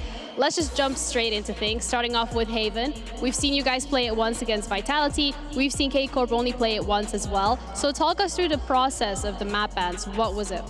Vitality'ye karşı oynadınız daha önce Heaven'ı. Bugün ikinci defa oynadınız Heaven'ı. Ne düşünüyorsun? Heaven konusundaki düşünceler neler? Heaven zaten bizim sevdiğimiz bir haritaydı. Karşıya göre de haritaları çıkardığımız zaman Heaven'ın bizim için daha iyi olabileceğini anladık ve Heaven üzerinde bu bir hafta boyunca çalışmaya devam ettik ve zaten Heaven'ımız güzel olduğu için bir sıkıntı olmadı. Heaven is a map that we are confident with, and when we analyze the other team and then we realize that it's a good pick for this game as well, we start playing really well, and then we know that we are strong in Heaven and we won the game. You had a really good performance as well on Haven, on Gecko. That was incredible. Can we maybe expect to see Gecko in different comps on different maps? Gecko performansın gayetti. Gecko'yu başka komplarda görme imkanımız olacak mı? Gecko ilk çıktığından beri biz takımı adapte etmeye çalışıyoruz zaten. İleride görebilme ihtimaliniz var gibi. Biraz konuşalım. When Gecko first released, we were trying to adapt in our team, and we were working hard on Gecko, and we might see in the future.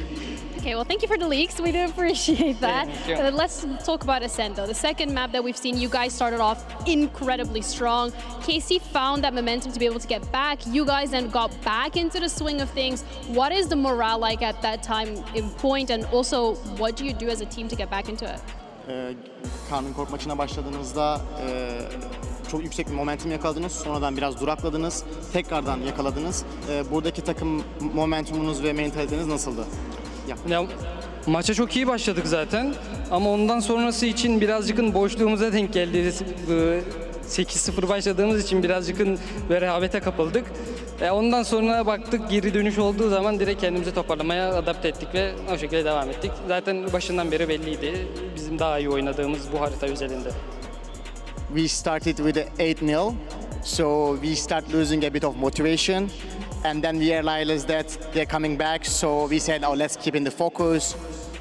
We catch our focus, and we managed to win this game, but we were expecting this happen, but we were prepared for this. Okay, well, lovely to see. I mean, are you prepared for next week and the week after? You have Navi and BBL coming up. How are we feeling about those? Önümüzdeki maçlar için hazır mısınız? Önce Navi, arkasından da BBL maçlarınız var. Ne düşünüyorsun? Ligi yukarıda bitirmemiz için çok önemli 2 maç olarak görüyorum ben. Seed avantajını kazanmak için full fokus son 2 maça da odaklanıp 2 maçı da kazanmaya çalışacağız. To catch the seed opportunity, those 2 games is really important for standings. That's why we will try hard and work hard on our game.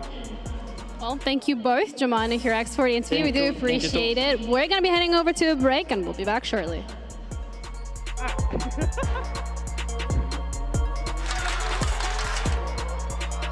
Nice! Wow! Nice! Nice! Nice! Nice! Nice!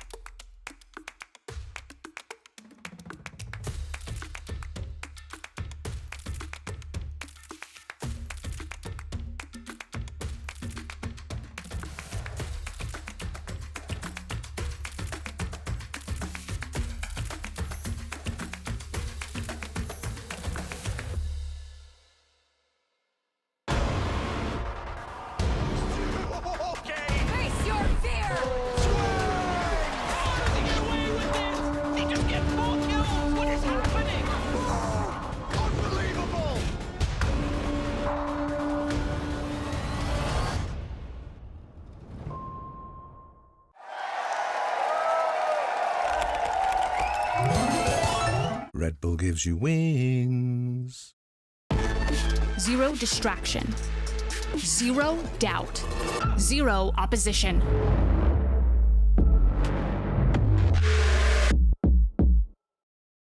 Usually when I see a target, I won't miss. I try to find weaknesses wherever they are and just game by game try to pick up on anything I can. So this training course is a way for me to really showcase and demonstrate all the questions you guys have been asking, how to get better aim, and it really enables me to answer a lot more and kind of expand on the first video I made like so long ago about VALORANT fundamentals.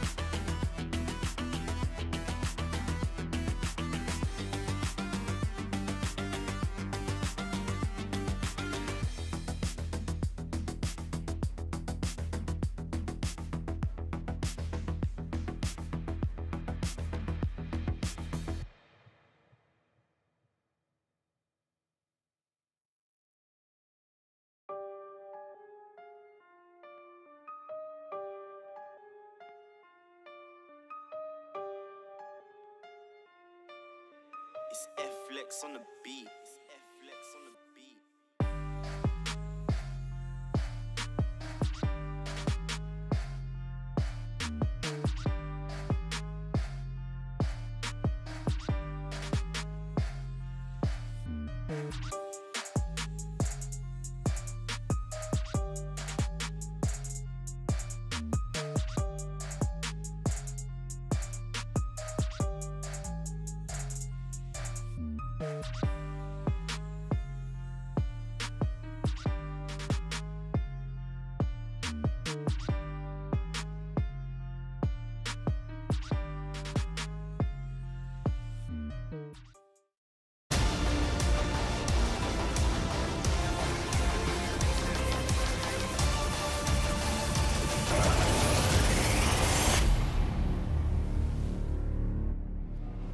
Welcome, everyone.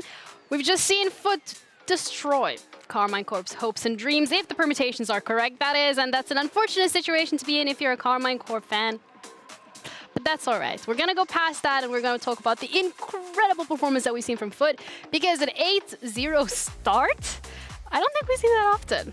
I mean, it is against Carmine, so it kind of feels like... I mean, they have been very close to being 13-0 before. They had a 12-0 half on split against, was it Liquid? It just, this kind of felt like the same. I thought that maybe after last week we'd have a bit more hope, and this again was Carmine Corp's map pick. Yep. And they came onto the attacking side looking as lost as we've seen them previously. Hey, they're 0-5 on this map now. Listen, at the beginning I started to make the point of, hey, they played it close against Na'Vi, versus Koi. There were just a few unfortunate rounds. I take everything back. I literally take everything back I said. I'm very sorry for that. It really was one of the most disjointed Carmine Corps, unfortunately, once more seen on the attacking side. There's a variety of examples we could go through, and the map highlights might show that. Whilst on the other side, right, Kiwi does Kiwi things. And this is the greatest part about this guy. He does not seem to not only not disappoint, he's consistently that good. Weren't you like telling people to invest in the Carmine Corp stock? And I don't remember saying that. Spoken like a true stock advisor on the internet. I don't remember saying that. One thing I was going to ask you is how many first kills did Kiwi get in the end? First kills, first deaths? Overall. Too many. Like on that map. On that map in particular? On that map in particular, the man was 9-1. Yeah, and what was Scream? Scream was overall... He was 0-8 on this map. Yeah, no, I think, you know, if we do the maths, you will also tell the viewers how much actually the difference was in first kills on that map alone? Overall? Overall, you had please. it. It was literally like... Plus 14. Plus 14. Plus 14! Like, it is a miracle how it ended. But, you know, taking a look at this right here, we have to give one big thing. We have to give props a little bit to Carmine Corp for actually, you know, grabbing it again. It was an 8 for half, right? That's not undoable. It's not like 0-12 kind of situation. But it really started badly for the team, and Foot was absolutely astonishing in what they did. Kiwi was the entry machine that you were asking for. Things just turned out to be, unfortunately, as bitter as expected at the end of the day. Yeah, the attacking side as well didn't look the greatest. I mean, the operator was a thorn in their side that just they couldn't get rid of. Are you talking about Carmine dying to Kiwi's op or Navira using the op himself in a lot of those cases? Because it did work a little bit more. Like I sort of said in the pre-show, like Ascent, Navira's op does look a little bit stronger. Yeah. But again, here, it's just financially all over the place again, like Carmine. Like I hate to sort of like beat on like a dead horse in that kind of retrospect.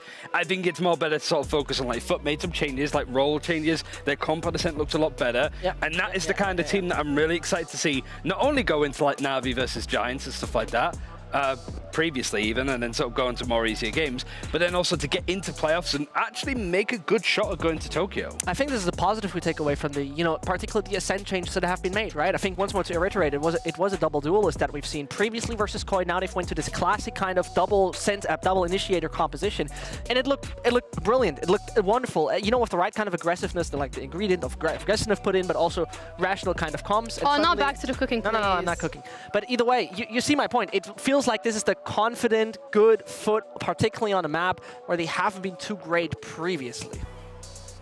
Well, I mean, not to take away anything from Foot, but they also had some really interesting mechanics that they were showing us with like a shoddy. Yeah, the tech that was coming in from Kiwi as well. Yeah, that was... We're gonna call it the shorty. It's a minor detail, like great entry, ole ole. But most importantly, Kiwi is now using his shorty to open the window. And I'm sure a few of you didn't know. Like, there's gonna be a guy right now on Twitch that's saying, I knew this, what is he talking about? But most importantly, it's one of those very important details Ender also mentioned. It helps you to not use one of the 2 important shorty bullets in Reloaded. Small thing, right? But a cool thing to see. You could also just pull the knife out, but I think just for style points, just showing that. It's just what great form that he's now back into at such a pivotal time. A little bit worried that it is the Kiwi show a little bit, but we saw Ada Captain having some really good clutches, Moch as well. Q-Rax on the Gecko gave us a lot to be excited about. Like, Foot going into these latter weeks, I'm really interested to see how they could do and if they could score some other big wins. Yeah, they mentioned it themselves. We might even see Gecko at some point in other maps, so I'm looking forward to that. But another thing from Foot was the confidence that they had on the defensive side as well. They're not scared of just playing in your face. No, and I think this was the amazing part. I mean, there we go again. It first of all shows us a few disjointed plays from the good old side of Carmine Corp. That's what we're going to give. I think most importantly, in this round here, it was a little earlier, is that they're pretty much proactively playing on the mains, or like on A main particularly, right? They understand that you have to mid-round clear space and cannot just stay like a tree on a site, not move until they actually come. And I think this is one of the few things where you see the great part about the new football list, the 2023 football list is... New Foot. It's Foot now. Sorry. Is basically being super passive, not being super passive, but very rational in their defensive side. When in the past we've seen them over-aggress time and time again. One prime example. Yeah. I think it's also like Carmine were suffering the same thing that they did on Haven, where they kind of like initially go towards A, and instead of maybe resetting, faking somewhere else, they'd still just try and go A. There's like players on stack waiting for them, and so the defensive side looked really strong from Foot because they'd read into that, and they had some really nice, unique setups that they could build on because they've played this map for such a long time. Carmine Core is still like on that 101 of defaults, but it was only till like round 8, round 9 that they were going A and then going through mid to B. That's where they looked a lot stronger, but it was just way too late. Yeah, speaking of round 9, this is the first kill on the board. Let's go. It's, you know, it is one of those rounds where you thought, all right, 12 seconds, and you are somehow capable of making this work. It is a miracle sometimes. I don't know how sometimes Cormac Corp do it. It was like even Shin had the spike there. He was going into Boathouse, and it was like, oh, I have the spike. There was 7 seconds left. Like, it's just those kind of moments that, like, the economy, it just kind of felt that they got in their own heads a little bit too much. But it's still just bizarre to see a team pick a map like that and have such a weird showing overall. It looks super uncomfortable. Yeah, absolutely. Is their map pick, and we had some hopes moving into it, considering that they picked it. But we also got some pretty interesting moments in terms of funny skirmishes in mid. You look really happy about it. I don't even want to see this. Look at this. Look at this. This is like the Phantom moment. This is literal. This is the Phantom moment. Look at it. Okay. Minus 140. I whiffed. And actually, that doesn't work. Like, but again, this round also turned around with a great clutch from Shin, showing what he's capable of. I think one of the best youngsters of this team by far. I mean, they only had 2 youngsters, but like one of the best youngsters considering the performance, as he doesn't really lack performance that much. Yeah, and he moved over from the Fade to play sober as well. Yeah. I also realized it's the first time that Scream has lost to another Turkish team. Because he had such a dominant run against like FUT, BBL, other like SMB, stuff like that from way back when. Like, it's the first time that we've actually seen Turkey get their revenge overall against Scream, and they did it in really good fashion. I was really happy with what I saw from FUT. Carmine, it just kind of feels like they've gone back into that rut that they were in before they played against Koi. Yeah, maybe the honeymoon phase kind of over when we're looking at Carmine. It's really weird. Where was it, honeymoon? Where was it? I mean, it didn't do too bad last week. It was a nihilist's like honeymoon, I think. Yeah, I'm trying to be positive here, okay? But okay, let's have a look at Kiwi up against Scream in terms of a head-to-head. How both of these players have been performing. Why do we gotta do it to him, man? Listen, I mean, 50% first blood. It's kind of ridiculous starting with that. But there we go. I mean, this was this is like the 2 teams who rely a lot, or where you would have said in the past, rely a lot on their duelists.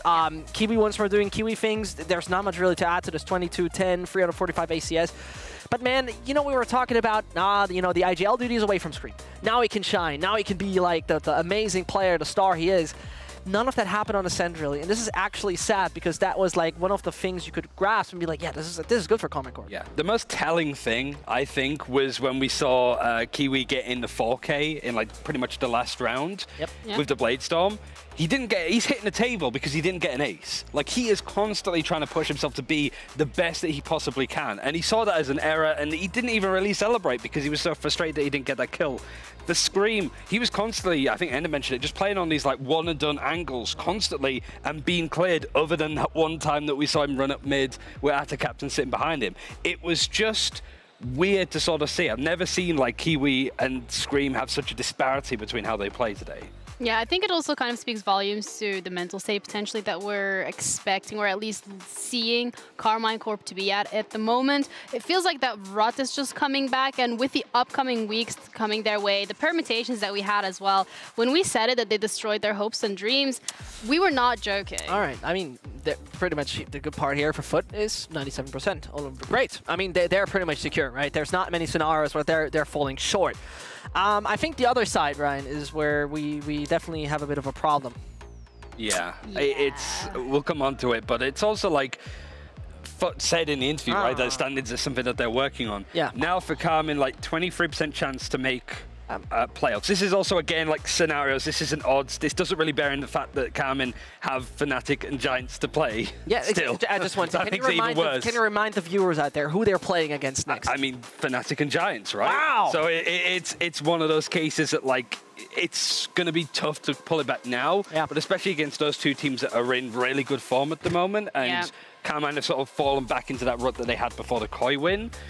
Yeah, I think it's a case of just trying to sort of finish strong, but I don't know if they're going to be getting another series win this stage. Yeah, and it makes you wonder as well. They had such a good performance against Koi. They're coming back looking like their older selves, not necessarily a good thing. What has potentially happened in that period of time? I mean, I think the better way is like, what did not happen? We once more talk about a Carmine Core, and I think that's the crucial part, that had to reiterate and restructure the way they play. That is the crucial part. Zay said in an interview himself, I have to make new game plans on the way I like to call, I have to make new compositions on the way I like to play the game, and this with 2 weeks' time. That's a big hit. That is a massive hit. Do you think that KC sort of maybe read into the anti-strats expecting a double duelist again? I think that would be too cheap. They also said the same thing in the interviews. I said, you know, our anti-strat was worthless in one of the games versus Koi because they were changing the comp. And I think realistically speaking, nobody would keep double duelist on that map. I wouldn't be surprised. They've got enough to focus on themselves before they start looking at their opponent, right? Yeah, it's a tricky one to bounce back from, I think, overall. But you also have to look at like how good realistically are Koi then. And I mean, we got them coming up at the very least. So I love that. It raises a big question around like where Koi are currently at when it comes to their like potential, really. But Karmin have pretty much sort of sat in that position where I don't think we're going to see them at playoffs unless something crazy happens. I believe. Yeah, well, I mean, speaking of Koi and their potential, we have Koi with against BBL coming up next. So how are we feeling about that? All right, it's a difficult one. I think it's a difficult one because you have like two crossing momentums. Like the one is going up and the other one is totally going down. I feel personally like we're on the good side right now for BBL. I'm more turning towards them.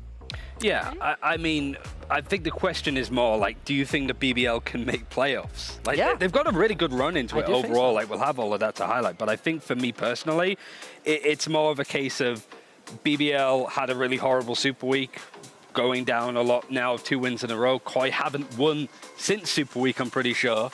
Yep. So it's still like a big climb back from them overall to keep things in check. Well, let's see if they're able to keep things in check as Koi up against BBL coming up next.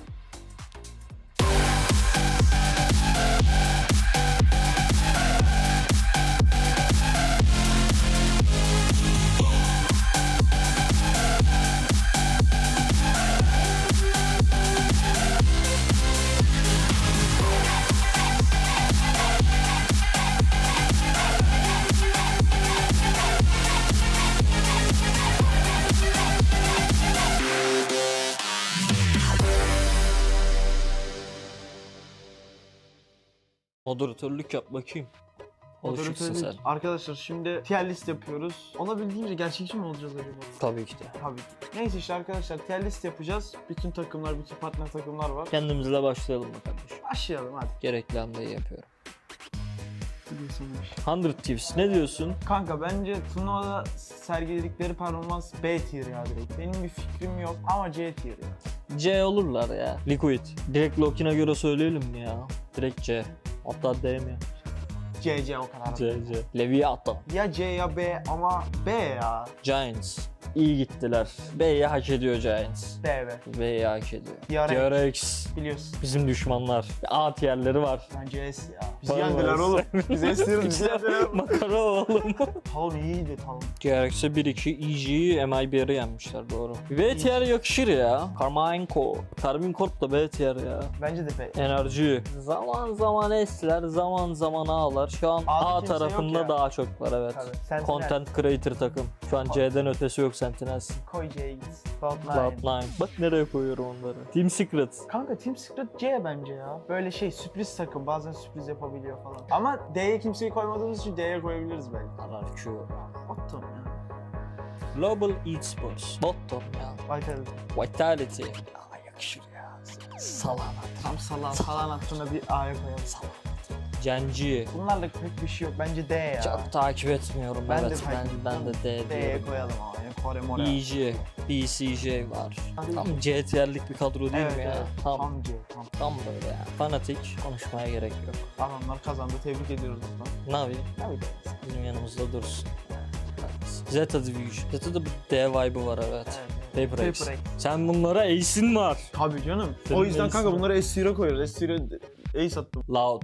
S tier yani. T1. Bottom mu D mi? Bottom yani. Ben hiç bilmiyorum. Detonation, Focus Me. Bottom kanka. Kanka MIBR. DMG'nin yanında MIBR yakışık alır mı çok? Yakışmaz. Bir tık üstte. Evet, bir tık üstte. Furya. Enerjinin yanına Furya. He öyle diyorsun. Ama senin hatırın için A'ya koyarım. Kanka A'ya koyalım. Tamam. Bu adamlar iyi. Şimdi geldik. Under Thieves'e B dersek B'nin altına koyamayız Futu yani. Bir de Türk kontenjanından bir üst sıraya çıkaralım. A'da kapatalım. Heretics. Kellogg's'ın hatırına bir C tier Liquid'in yanına yakışır ha. Ha öyle yapalım. Koi. Ben C ile B arasındayım ya. Senin hatırına bir B mi yapsak ya? Kanka B yapalım. B gider ya. Aynen. B kayar. You have like a default Vandal skin, and then you see I don't know, a Vandal Prime skin or Primordial, I don't know. I don't really understand the question. What I need to do. Wait, can I? Can we do it back? Can we do it back?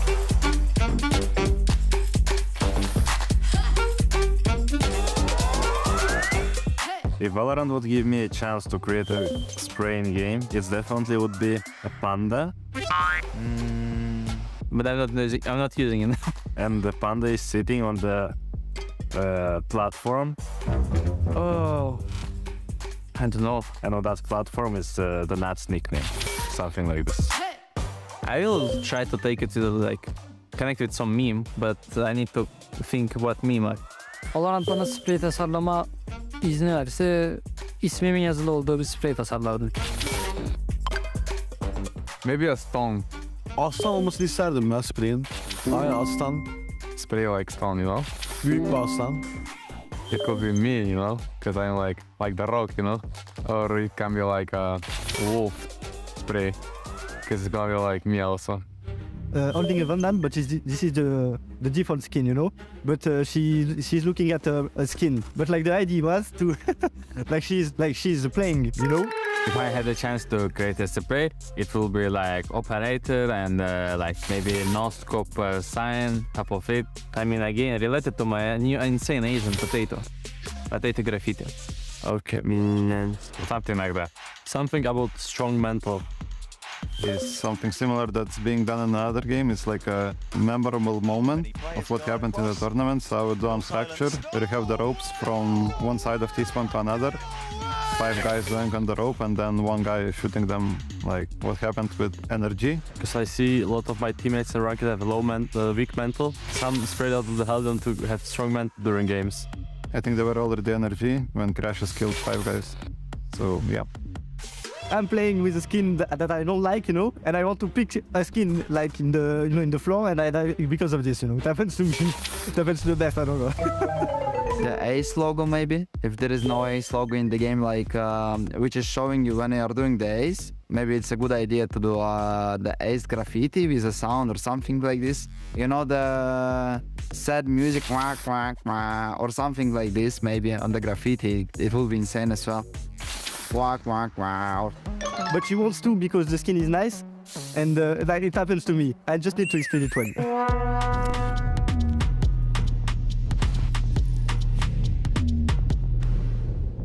BBL against Koi, two polar opposite by what it looks like, going head-to-head for a chance to potentially make it into playoffs. I mean, BBL's been like going up, Koi's been going down. They're gonna meet at the middle. Stonks? Stonks. You're bringing that back up again? Please. I mean, he's still wearing the suit, so it makes sense. I guess so, yeah. Should I get rid of it? I mean, I feel like the ultimate question really is... Free? Free? Go on, That got my attention. I think it's just me being the Yorkshireman. I'm like, all right, I don't think that'll fit me anyway. But yeah, going back onto like Koi in particular, it's just... With like Carmine, for example, I can kind of understand how they've ended up in this situation. If you want to make like a French-speaking team, there's only a certain amount of players that you can get to fulfill that pool, right? Yes. How many of them are like tier 1 level? But for Koi, it's basically building on what Guild had before, plus some insane players like Starkso, world-class player, winning champions in 2021 with Ascend, Shados as well, pretty much one of the better players on that team for Gambit and Mech that year. Wolfen, who had tremendous form last year as well for the team when they were sort of playing in the tier 2 level. You just kind of sit there and think like, you have everything that you need in order to succeed, yet they've been in a massive slump. It's crazy. Like the ingredients look perfect. Like you really mentioned, you have Guild being a team that was, I would say, fairly top 4 last year. They were consistently always there. Consistently. You have a pretty experienced IGL, that didn't change, in combination with your coach. Like everything looked perfect, and even started perfect, right? You saw it on the Koi coin chart. Perfect win versus Na'Vi. Ever since, a lot of question marks around it. Like, what in God's name goes wrong with this team? Ooh. Please. Me. Hello. I have something. We're gonna play hot potato. So this is our koi fish. If you guys wanna have a look, it does look like one. I'm gonna throw it to you guys. Is it animal?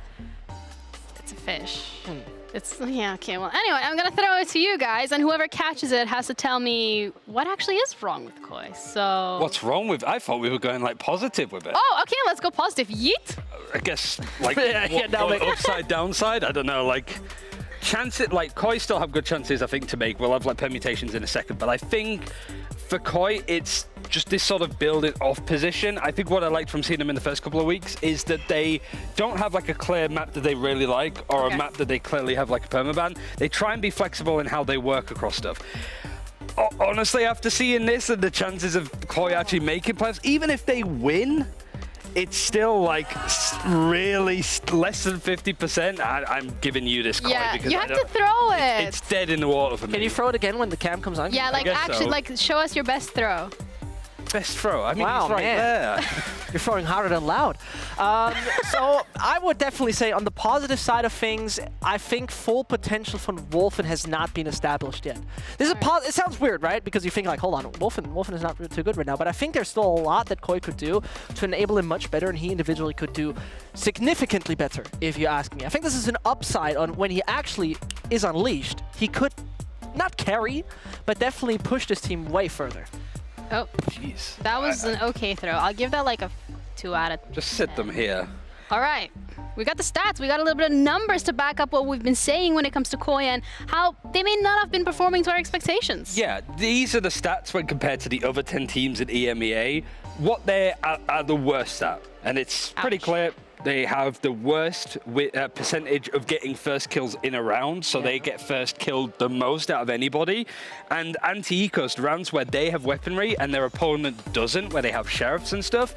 We saw a lot of this in that Carmine, like especially on Haven series last week. The amount of times that Koi had weapons, and we saw Carmen having just sheriffs, for example, and the sheriffs ended up winning out, was egregious. It was like, especially the second to last round, where it was like a full retake with like Blade Storm from Scream on the Jet. It was awful from Koi's perspective to let that kind of round slide away from them. Can I have the Koi? So the thing about this is that it only gets worse from a statistical point of view when we take a look at two other things which were super crucial. Their attack success rate is roughly 36%.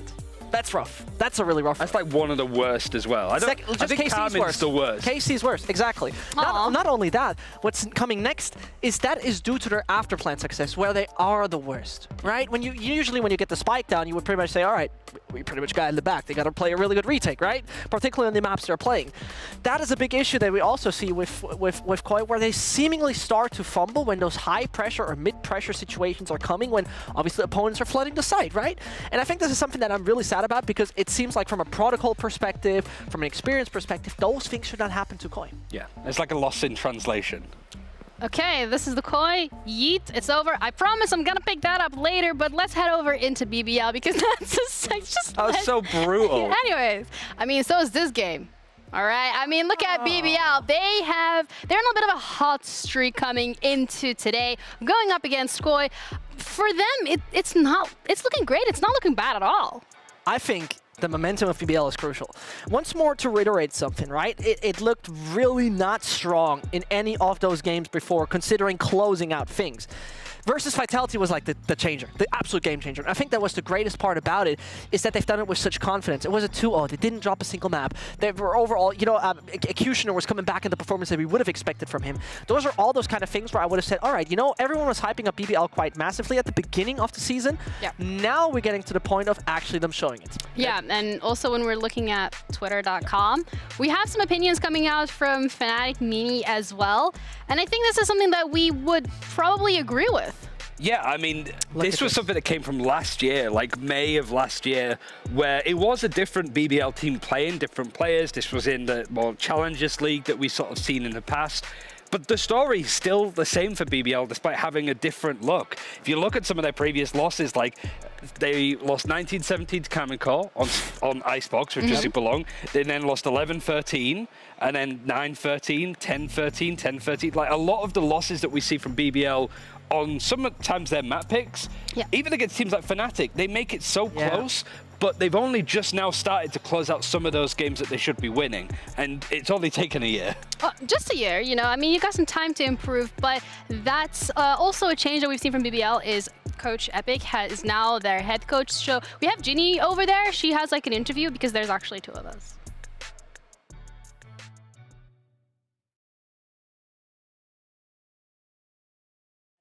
You've recently been promoted to head coach for BBL. So what have been the main changes that you've made in that team environment?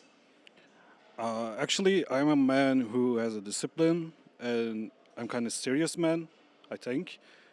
And in the scrims and prags, I'm just giving all my things. So I am waiting for my players that they have to give everything. So they must give everything on scrims and on stage as well. So we are focusing on it. Okay, so when it comes to giving your everything in terms of the players doing that, both in scrims, obviously, and on stage as well, that's an expectation that you have. Do you think maybe some of these expectations can sometimes make them a little nervous?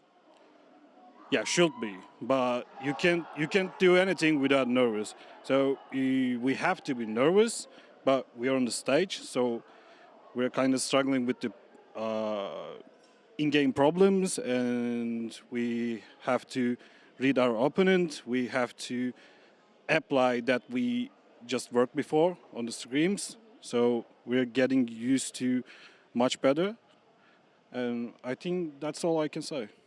Okay, well, getting used to much better and improving over time, do you think you've had a chance to show the full capability of the team?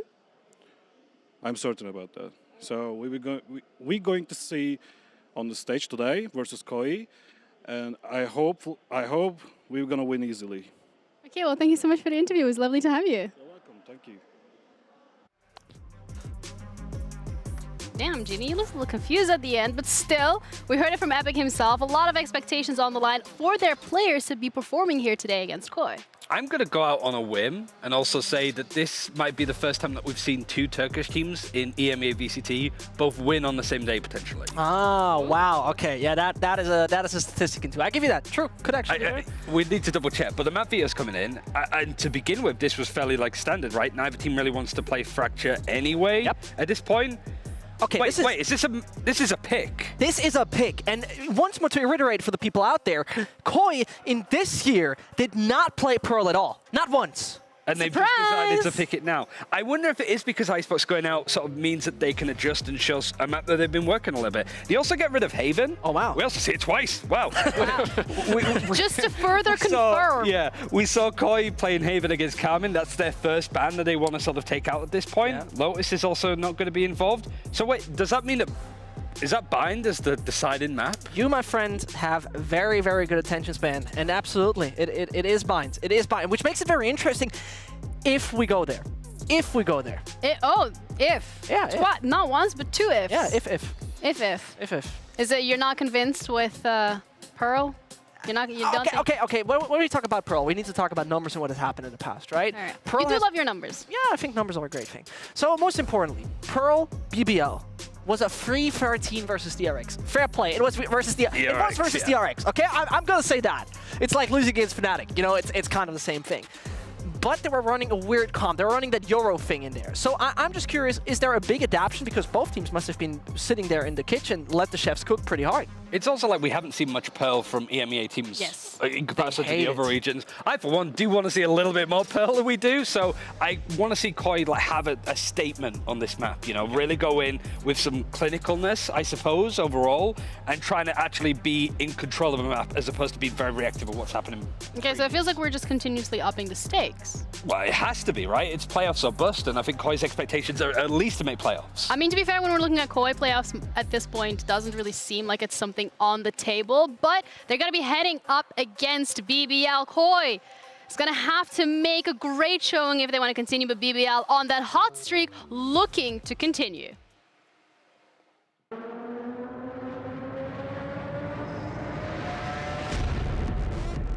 BBL Esports. Don't wanna be us on a madman ting. Don't care whatever Batman bring, mega boss. When I push that swing. Take it up, that's right. Take it up, take it up, take it up, that's right.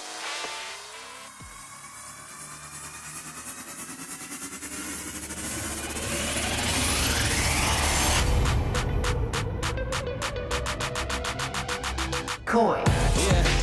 Wanna be a top boy, hot boy. Keep the movement flowing, don't stop, boy. Wanna drive a new car straight out of the lot, boy. Keep your mind focused on the plot, boy. Yeah.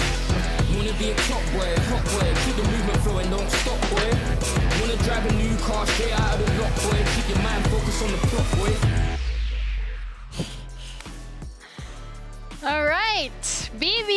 against Koi. BBL looking to secure that playoff spot even further, but Koi, they have a statement to make with Pearl. First map pick, their map pick, and we haven't seen it from them yet. It's Koi being very elusive, I suppose, in their map pool. They haven't really consistently picked the same map over and over. They haven't banned the same map over and over. This is them trying to sort of target weaknesses maybe in BBL or other teams that they play up against, but I need to see Koi's strengths more than I need to see BBL's weaknesses exploited. I mean, if there's one thing I would like the viewers to pay attention to is the attacking side, period, right? It is such a pivotal factor for the side of Koi that they need to fix, or they need to start strong. And that is one of those aspects where we need to see them, you know, succeed. Same with Vitality on the def side. Here it is the attacking side that matters a lot for Koi, because they often just don't find success. Yeah, I mean, that does happen to be the case when you're won one game so far. But it was against Na'Vi, so I know that this team has what it takes. They are able to do it. Or was that more down to Na'Vi having a bit of an off week? I mean, you could argue that because Na'Vi did bring out like the Gecko and stuff like that. They were very keen to experiment very early on in the stage, but you can't say that like Koi haven't had some really good series across this group stage already. In fact, their ability to be down so hard and still claw it back up with just magic from the players is great, but it's just being able to capitalize and lead by example instead of being anti-ecoed a lot, instead of dying first nearly every single round. Koi needs to show a bit more. Okay, this is now crucial, right? Taking a look at it, Starkster's going for the Sky. We go double Initiator. We on the other side of Sochi, we're gonna see actually a Gecko coming through. I mean, we saw a little bit of it. There's no Viper from either team. Single controller, my friend. What are these teams? I was like, I want to see more EMEA Pearl. I take that back. Yeah, like, understandable. If this is the direction, if they can actually go against what the meta is at the moment, sure. But that's not the most inspiring sign for both of these teams with their like track record, both overall, but also on this map for BBL. I mean, to be fair, Lock-in, we saw a little bit of, you know, chances on how Gecko can be played on this map. So I think it is a, you know, valid pick. I say that. At the same time, it just feels weird, you know, that we don't have double controller. It seems like the safest option, right? Yeah, at the very least to have it, but I just think not playing Viper on this map, I mean, the B side is going to be an absolute mess, maybe more so than usual, right? So I am curious to see how this one plays out. It's clear that it's weird that both teams have kind of gone for similar ideas with not playing the Viper, so maybe there's just something in scrims that might be working. We just typically don't see EMEA teams play this map at all, so maybe there's a whole new meta bubbling under the surface that we haven't seen publicly up until now, but it just seems odd for me that both of the squads are going against what seems to be working in North America, or just Americas generally, and then Pacific. I'm left scratching my head a little bit, but I'm also excited to see what might happen with these two teams. Yeah, the safest option doesn't seem to be the game plan, at least for Koi coming into this with the map pick that they've chosen. The Asian Select further emphasizing this point even. So that brings the question of what we can be expecting from them in-game and how they're going to be utilizing the comp. Yeah, I think one thing that I definitely like, what I take away from this, is obviously Starkster on Sky. I think that is definitely, I think he was once considered the best Sky in the world, right? I think this is a very, very big upside. I think this is definitely something that I want to see. I'm just not 100% sold on what we have witnessed so far. You know, it feels like it is maybe overcomplicating things. I don't know if we can go that far yet. We'll see. I'll say that much. Most definitely the man we see here closest to the camera, Wolfen, is someone we want to see step up. We want to see him show up. And this map allows a player like him to have that kind of freedom and those kind of capabilities. Yeah, which is less smokes overall. Him being able to maybe potentially operate it, starting on defense first as well. Yep. There should be a lot more freedom for him to at least work. Shados on the Killjoy, it's very map dependent on how good Shados looks. Like on Ascent, for example, I think Shados looks really good. On other maps, less so. He looks very like uncomfortable and lost. It's where do you even sort of put the focus on this? Like the Gecko as well is super interesting from BBL. I just wonder how long they've been sitting on that and how much we're going to be seeing the B-side executes from either squad. Yeah, well, that's it from us on the desk. We're going to be heading over to our casters to cover Pearl. First map from Koi up against BBL. We got Pansy and Hyper. Yes, you do indeed have us joining you for this one. Mike, let's cut to the point here. These comps, mate, what are we making of this? Yeah, I mean, this is like BBL try and play a meta comp on Pearl Challenge. Impossible. Because last time it was the Yoru and the Sova, I believe, are Lock-in versus DRX. How'd that if you go? can remember, but also try to forget, because it was 13-3. Wasn't a good showing at all. But yeah, I'm kind of with where the devs will lean on this. It doesn't feel optimal. Whether or not this is going to be a completely different approach to the map. Actually, with the lack of the double controller, I feel as if it's going to be much more reliant on literally finding kills. And actually, Pearl, time and time again, we see sites giving up or a full kind of 5v5 hold on a site. Or Yes. So this is very, very interesting to see. I can't say I'm excited for it. I'm not gonna lie to you. No, because there's no examples here where we see these sorts of comps really work on Pearl. Pearl has slipped into such a kind of stagnant sort of rhythm in terms of the way it's played in other regions. We don't see a lot of it here in the EMEA, but yeah, this definitely hasn't got me thinking, oh my god, this Pearl's going to be really exciting. They're going to come up with something cool. It's going to be out of the ordinary. Yeah, it does leave us wondering, and maybe the proof is in the actual game itself, right? And we'll have to keep our eyes on how it looks. I guess the one caveat to all of this, yes, we get Gecko, which is quite exciting in its own, but outside of that, yeah, we're going to find out how it looks. Koi kicking things off on the defending side. Of course, that then means BBL on the attacking side here into week 6. Both of these teams sitting towards the lower end of the table, so definitely looking for a win here. Playoffs not completely impossible, so again, let's see how they fare in this. They look like BBL were at least going to try and fight for a main there, but we'll back away. Don't catch anybody in mid here. Koi actually playing very, very deep on this pistol round. Again, there's certain aspects of this, with obviously taking into account the Viper walls and things like that, that the early rounds are going to look very, very different for both teams probably throughout their respective halves here. But Kel Surprise, BBL, will actually reset towards B long. Trex and Shados here will be tested. Okay, Executioner's in on the side. 30 seconds left. And loses his life, but they did get the plant for it, but again, losing out on Executioner so early, far from ideal. Tap on the spike should draw out any of those early investments of utility. There you go, you're going to have one piece put into play. Turco did draw blood. No flank coming through here, I'm so there's no looking at backline Brave, pressure though. at all. That's interesting. Well, yeah, the flank actually back on the defenders here. But they need to Shados stop will the be- defuse. They do. They need to stop the defuse. Even with all of this, where the hell were the players on long? Oh, it's only Sushi now, but even at that point, what on earth just went on? I don't know, but I mean, in my eyes, Brave's almost done his job there. Oh, he's comes done to more than create some enough. backline pressure, 100%. but there's nobody from Pillar coming forward to challenge the defuse. The smoke goes up, and I don't know, maybe it happens off screen here where everybody's kind of spamming in. They're unfortunate of, yeah, there's no damage even coming through to Starzo. Comfortable. Yeah, Brave, I think, did very well there. He absolutely did what he was required to do, but the rest, you can't just depend on one player doing that. That you're assuming that what? Well, Starzo with no pressure is just going to stop? The other thing here is if this is the approach, save some of that utility for when the smoke goes up. So there's no risk involved in it, especially on a pistol round, spamming into a smoke to stop the defuse. Passive setup. Starzo happy to take the first contact on this. Going to slip slightly further away, reset for a moment. But they have found Turco, so going to make things slightly harder for BBL. They have at least Sheriff, Executioner, 3 Ghosts.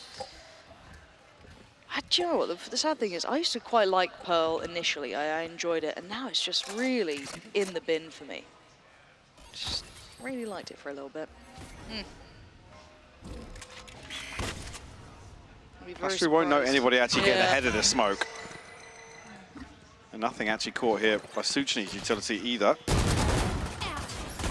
Lovely little crossfire here between Yeah. Shados and Starzo, perfect. Really well played. That was a lovely little position adjustment, sitting down by the turret, just very comfortable for Shados there, and as noted, Starzo happy to take that contact, going to be a little bit more of the aggressor to an extent. Very nice little push and pull, very hard to deal with both players if it's played correctly. So, we're going to this one, third round. Rifle for Trex. Cold Dementer. Let's see what they go for on this. Okay, 3 rifles actually. No, I've told a lie. They've just switched it around. Right, so it's Wolfen and Cold Dementer with the rifles, 2 Bulldogs, Trex and Starzo, and then just the Spectre coming out the other side, of course, fully equipped. 2 rounds to the good for Koi here. And Koi willing to take a fight at the very start here, playing up by Pillar now. Oh, stunning shot from Wolfen. Oh, come on, he's got 3 from that. Brilliant work from the man. was joined by Starso, so had a little bit of a supporting system in that, and they've taken away so much of what BBL was trying to do. Now, having to try and work it out with Brave and Turco on low HP. Shadow's going to have full control of both Art and Connector here. Might even actually plant the seed that he's positioned towards B. Here. I think he will be heard on the retreat at least, but Coldamenta anchoring pretty deep towards A as well, but with some utility to complement that as well. Obviously, with Turco down to 24 HP, him being solo with the spike here, it looks pretty worrying for BBL. Last 45 seconds here as well, they need to start making a move towards site because a lot of this utility hasn't been removed. Yeah, and you're not going to get a connection towards Shados, so it's still going to be in place. Turco is on 1 HP. He dies to the second one. Yeah. There he is, done. 30 seconds now, Brave, the last one alive. And no one's really shown. It's all been that utility that's still been in play, so they haven't had to risk anything. Knife going to go in. Confirming attendance, removing any leftover option to tap on the spike, but Quite just trying to force his hand. He's got 10 seconds. Yeah. And no one's giving him options here. Shados, lovely, can run in there, get the upgrade as well for himself. There it is. All three of them walk out with rifles, which is more than they brought in, so they could not be happy with this Koi. Let's roll it back to that start there. That was very nice between Starzo and Wolfen. Yeah, it is. I mean, Wolfen boasts up on a very, very dangerous angle. First headshot. You've got to commend that one, but again, with some of the, I'll keep coming back to this here, with the comfort in some of the early rounds, especially for the attacking team, a lot of it relies on BBL finding engagements and winning them. And you've got to say, especially for Pearl on the attack, winning them cleanly, not suffering 1 or 2 casualties each time. It really doesn't favor them at all to play for these trades to open up rounds. Did they get the knife off onto Shados then? Yeah, they did. Yeah, the Nano Swarm and the Alarm Bot both disabled. Very nice. Gonna retake that control over by door though, with the remaining Nano Swarm. Allows Trex to re-clear. Highly indicating that presence through towards maybe Art. You can see everyone kind of responding accordingly. That could be where they're trying to lean towards with the Sheriffs. Big amount of info for Starkso there as well. So he's going to find pretty much the bulk of this. Executioner looking for a connection, not going to get it. That's going to force Starkso away. This is nice. An opportunity beckoning and denied. Coldamenta quickly sends them back with a lovely follow-up. This is very nice. The push and pull on the sides has been quite impressive again. Can Brave make anything of this now? Kushina is just desperate to find that kill. Actually, Shados. I think Brave does find a response with Trex there to clean things up. You're absolutely right, yeah. Starzo catches the flash, has to retreat, and Coldamenta there to bail him out. Beautiful bait and switch there, because like I said, Kushina was desperate to try and follow up on that utility and find that entry. I guess that's what I'm sort of hinting towards now. BBL, it's so heavily reliant on finding something, and actually we even saw in the previous round, didn't even mention it there, but again, the ability to now just solo anchor B with the operator as soon as that's online. Again, because you take contact so early here that you can play just one player towards that site. And with no denial of information, there's no Viper wall to really cut off sightlines or anything like that. Wolfen can post up and control so much of the map. It seems, at least at the start, they want to keep Coldamenta in unison with him, but as soon as he's not feeling any of that strain early on, can start to maybe explore other options. You can see the utility just strewn across kind of mid towards A. Nice deep setup here from Shados. Looks like maybe a set piece, but they need that spark. They need something, the catalyst that's going to allow them these actual takes to come in. Not going to happen. Shados denies. Kushina down again. Now let's see what they've got here. Turco going to go in. They might get the spike plant off the back of Wingman, but that's the best they can hope for here.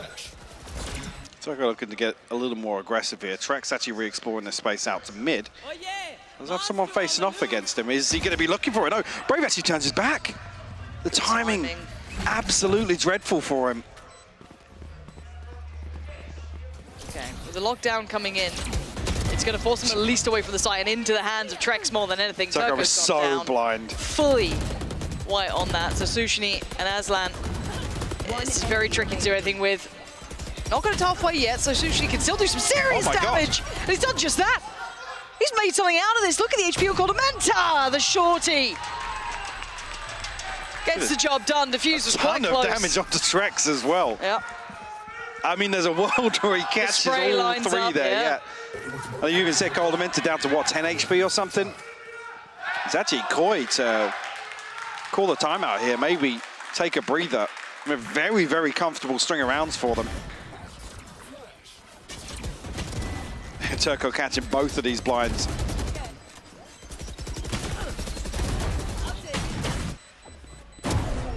They're very unlucky for Suchny, but Koi again, damage control in the early round or throughout that round actually meant they still had numbers. They could have just thrown a couple of people into the smoke if they wanted to.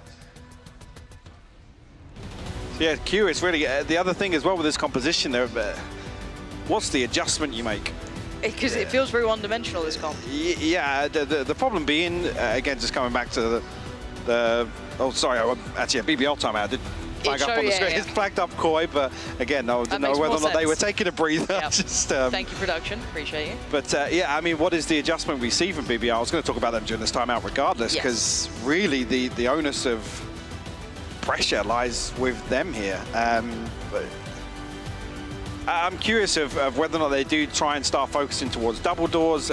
Really, the extremities just become so difficult. You can see every start of every map, you look at the scattering of utility from Koi. Yeah. Everything's covered. Yeah, it is. And literally everything's covered. And the rounds where actually they're going to post up Wolf and solo with this operator. Coldamenta will start there again now. Second consecutive round he has done, but they feel no pressure there. Look at the choke points you have to go through in mid.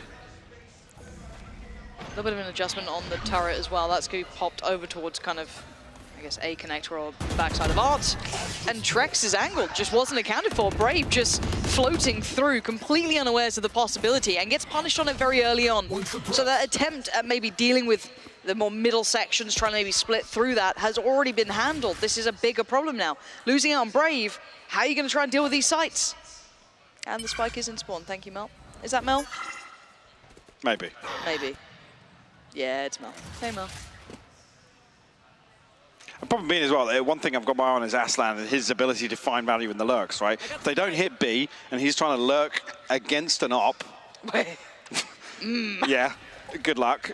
Also then, what do you do? Do you lurk through towards double doors or R, depending on which site you hit? Again, the coverage is so good from Koi. Look at the minimap though. Look where, I was going to say, look where Kushner's got to. And we already talked about how deep some of these holds are from Koi, and they're standing up. A little late on the flash out there, but he does get at least one before he fell, so this puts Big it info. to Wolfen. Plays. Okay, this is much nicer. But there is a shorty, we know what it can do. Coldamenta quickly to the case though. The support is here, he was never far away. Beautiful. And this is the full intent of how Koi wants to play this. You saw it played out perfectly there with BBL almost adjusting like you wanted them to. That was what you kind of, I guess, imagined their next option would be, but you saw the instantaneous answer from Koi. Yeah, and this is the thing as well. Koi can post somebody up, especially when they find the kill onto Brave. In this scenario, the solo controller, you're coming towards hitting some of these sites with no denial of information. There's no smokes to cover anything, and then actually this kill comes so early on that the rotation comes through. There's 3 members of Koi there. This is feeling like quite an underwhelming game to me so far. Unless Koi start just, you know, actively taking duels in the start of these rounds, BBL can't be shift walking around like this. They're not dealing with the utility. They're not really creating any pressure to capitalize on. I think maybe feeling as if they found a point of weakness here, and they followed through this time, actually. First time we've seen Trex and Coldamenta commit to this engagement. Now Wolfen, it does look a little concerning that he's only got an operator. Yeah, okay, he's going to handle the first, wait for the second challenger. Smoke to the left, smoke to the right. Knives come out and he's got to do more, but he's buying time. The rest of Koi are now here. Toku's gone down and yeah, Wingman tries to make a plan of it. Spike does not go down, so we are into a 2v2. All going to be popped as well from Sushni to maybe try and isolate, find Shados here. Doesn't quite make it far enough. But where do they plant? They're hoping a player pushes on it. The flash, no swing. Big shot from Sushni though, that's Shados removed, and they know where the flash came from, so Starzo outnumbered now and has no flash for a long time. So this is praying for it. There's no way. He's lucky to still be alive here. They're desperate to bait him into this. I mean, at this point, just get the plant down, please. Susni has to stand up to the challenge, and he does indeed. Starza will fall. BBL, I gotta say, lucky to get away with actually Koi investing into this opening engagement. Like I said, Trex has played that pretty well a few times here. Beautiful setup here with the Nano Swarm coming through as well from Aslan. Nice. Just to cut off that retreat, if at all possible. I just think the downside to me of this is it's so dependent on them beating Trex, beating Cold Dementa quite comfortably. Yeah. And then you still have to get past Wolf, and if this is their intention, obviously you still have that KJ set up over towards A, you still have Starkso traditionally over there as well, so it's like you're gambling a lot on winning the fight. Yeah, the two late round obstacles they have to overcome is the Killjoy setup that hasn't been pressured time and time again, and an operator. Already a switch up as well, gonna pop the KJ over towards dealing with that double door. So a counter, yes, a bit of a read, yes. Starkso searching a little bit deeper as well with his utility this round, noting the players in towards middle. Curious of actually if Cold Dementa does spot. It looks as if he did. He's popped the smoke. Already Trex has made his way across towards A site. Shados considering the same thing. And actually, yeah, on the back of Wolfen's position, look, he's posted up so deep at the top of B long. Again, actually increasing that window of timing for when he takes contact to be able to retreat away and Koi get the rotation in time. But they're walking into a four-man stack here. Yeah, that's what I was about to say. There's so much faith in Wolfen because of the amount of space he's taken that they can basically have 4 players on this. Starkso forced to fight forward. Does he still get checked on though? Okay, that's gonna make his life harder, but they still might not check. No, they don't. Plays the other side of the divide just perfectly. Sushni gone, flash, too deep, but he knows they're there. 30 seconds and they're still being held up here. 28 seconds.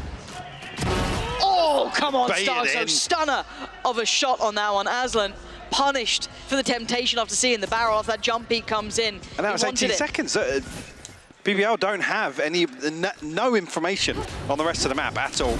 Oh, Kusha has found a stunner over the top there. But bloody hell. Nothing but a consolation for him. Remove the rifle at least, but this is sort of problem. BBL's late rounds don't look comfortable at all. And that's kind of exacerbated by how uncomfortable the early rounds are as well. Yes. And this is the bit that's going to be rough for BBL because technically, I guess they got what they wanted in some degree, right? Even outside of their actual issues across the board, they got that KJ setup kind of moved away. They kind of started pressure other side of the map, but still look how well equipped they were at handling it with that 4-1 split. To play devil's advocate, you say pulled the Killjoy setup away. All they've done is adjust it. There's still an alarm bot, a turret that covers mid double doors, it covers R, and then they have a molly towards the gravity well, and then the anti-plant. So unless anybody's actually pushing Shados and killing him first, there's still so much value. Yeah. Absolutely. But they've got to be trying to find any minor win here, and I guess that's how you maybe start winning the game if they just take straight up fights. But they still walk away at a 4-4. It's still not a huge advantage for BBL here. If anything, they're still struggling at this point. No dash now from Kushner as well, so an inability to really springboard onto site off that. We might try and line this utility up once again. Cold Dementa on the operator over by B-Long. Interesting. I'm here for it. Yeah? Yeah. You're a believer. I was promised by Barbar and Cold Dementa. They cooked something up for us today. Maybe this Cold Dementa's just been, he's been in the shooting range. You reckon? Yeah. Sorry, Wolfen, it's my time. With the operator. Oh, that's ratty. That's so nice. Beautiful. That's so nice. Pop Flash through gives another lease of life for Starkso though, so he's been able to take down a fair few. Gets Seekers on as well. And now it's just Sushni, after all that lovely little piece that they sent towards the back of the site. Trades there. It's another round for Koi. Yeah, solid hold. Very well coordinated though. We saw a slight variation actually with Aslan's Nano Swarm on top of that behind default, but this time around just catching Wolfen. Nowhere to go but to tank that util damage. Koi now, I mean, it was already happening, but have already run away with this first half, to be honest with you. An 8-1 scoreline. This is quite nice, though, and I'm pretty sure we're going to see Wolfen go, honestly, Shados, you can play there again. I think I'm going to go back to long. I don't really like Pit. It seems unpleasant. Yeah, Cold Dementa, give me the op back. And I was kind of hoping we'd see Cold Dementa stick on it, though. Just the absolute crack of it, pure dedication. Timeout going to be once again explored by BBL, but I think the fundamental flaws in this can't be particularly resolved by a timeout here. No, and I'd actually love to hear what's being discussed in these sorts of timeouts, because there's so few options. I was going to say, bar what we mentioned, which is Koi actually willing to go toe-to-toe and fight for some of these pressure points early on. I don't doubt we'll see that. Again, they could technically throw away a couple of rounds if they wanted to catch BBL off guard. There's no real incentive to do so, especially with this comp now. Similar concerns really for Koi when we go to the second half with actually how do they approach the attack, and if they just create enough of a buffer where you'll probably get hey, one or two. let's play a few coin flip rounds and we should win the game. Yeah. That is the kind of downfall of this. As much as it does seem obviously quite mirrored in that essence, it is going to be the factor of if they're sitting with only one round against them, they'll probably have a round that will work out for them. However, we digress. 8-1, BBL really not having a great time on this attacking side. Now, an attempted pressure point towards B. Warded off from it early by Wolfen, having that big round, 3 kills on it now. We finally see him activated with that operator. Shot missed, has to fall away. Secondary angle gained. This should allow for a little bit of a push down long for BBL. Post back up on this angle though. Problem being as well with the solo controller, it burns up so much of Brave's utility, and the timing just isn't there to cover all this space, get to site, and then make use of the smokes. Try and find something. Yeah, won't actually find anything. Wolfen responds. Aslan actually finds a kill onto Menta. That could be huge. He looked so blind, but he was still okay to find Aslan. Dog. What's the dog doing? Brave and Sushi, sadly, are still on a Ghost and a Sheriff, so it's really on Turco. Sushi does at least recover a rifle and gets up close and personal, and Starkso checks on it. So you can't even really pressure them. The spike now down in a horrific position, and now it's just Brave who's quite far away. 30 seconds left. So the other thing to consider here as well, if you're looking for any sort of post-plant comfort, it relies on BBL getting a clean plant, not burning up too much utility, because then you have to rely on the gravity well as well. It takes something else away from Brave. Poor old Brave. I mean, it's tough to make a comp like this work with how Pearl is usually played. I can't really say that, you know, Koi would play this any differently with a double controller composition on the defense, but these are the sort of problems where, again, it's been a topic of discussion recently around how kind of linear B-site can be, but there's a way to play it comfortably, and unfortunately this comp doesn't enable you to do so. No, it's certainly not suited at all. Linear for a reason. And now we see the test again. Do we get to see that lovely little set piece? Not right now, as we do have the lockdown coming in. And we'll respect this. Smokes up into place. So Turco will get the null command off this as well. And we'll actually catch Shados with this, so no value from that utility. But Trex does find Turco. Will they be able to get the res on that? Yeah, Aslan gets him straight back on his feet. Best round so far. It's burnt a great deal of the ult, but you got to do something with it. Plant's now in. Executioner falls first. No value for that pushed up deeper position. Maybe hoping to catch 1-2 off guard. Brave trying to play the timing now. Is that an alarm bot on top of the nano swarm though? Yeah, it's going to catch this lurk nice and early. And they've started to clear sight, so as soon as he tries to get up close, if they've already pressured this deeper post-plant positioning here, the value gets absolutely removed. Gonna see that now go off. Should know the position, but BBL holding on to this pretty well. Trex, no options left here. Can't do much but die. So BBL, with basically every ultimate that was valuable in that, worked it out quite well. We have to convert, obviously coming into the 12th. Should be okay for the purchase to survive. Should be able to spread the funds yet. I'm probably going to be able to get everybody up with a shield and full util. Ultimates burned through. I think Shados, the only one limited to throw into this. I mean, again, if you don't see it at the start of the round, you can't really discredit Shados for obviously staying in AoE off that null command, but that was a game changer. Yeah. BBL to not have to deal with any of that kind of stopping power hitting towards A site. Actually, a total switch up here on the defense. Yeah. Drastically different. I think Trex now on red alert after feeling that pressure he had last time through double door. but it's actually Wolfen who's the one that's really standing out to me. There's a 3-play stack towards R, but Kushner feels it out. The trade's there. Starkso on the operator now is taking the world tour. That's going to go in. Turco now should be halted in his tracks for a second, but actually, do they dare walk the smoke? Surely you don't. There is that shorty in there. Oh dear. Actually, Turco wins the fight. Barely takes damage. Nicely, actually. Starzo just trying to hold on for a second. Big info on that. 3 noted. Fly around. Rifle now rather than the operator. And plant is in. BBL getting what they needed. Starzo just got to play his life here. Does have a flash now. But Suchny, actually, and Turco going to pick up this space.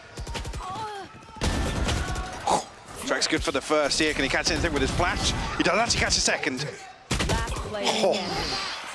All right, Starzo though spots one, notes it, taps the spike and wants to go hunting. He knows Turco's close by. Didn't get the kill in time though. Now vulnerable. Now worried, needs to get this to halfway, jump spotted, but he's being played with, toyed with. There's nothing he can do here. The time runs out on BBL, toying with their food, but making it up to 3 rounds. It took some time, Mike, but they got a couple.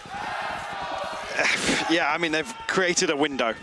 They need to start the second half very confidently and hope that ultimately Koi have similar problems that they had on the attack, to be honest with you. I mean, even here, you can't really fault Wolfen. I don't think he was getting massive value in terms of numbers off the operator, but in terms of that control, absolutely a tick in the box in that regard. So yeah, 9-3, the best that BBL can pull away from that first half. Again, these compositions, that was our starting conversation about this, was the comps coming in, and I just don't see the validity here. No, I mean, again, Koi played that perfectly. Some of the deeper holds make it really difficult for BBL to find any value, particularly off Suchny. Obviously, then anything off Turco as well.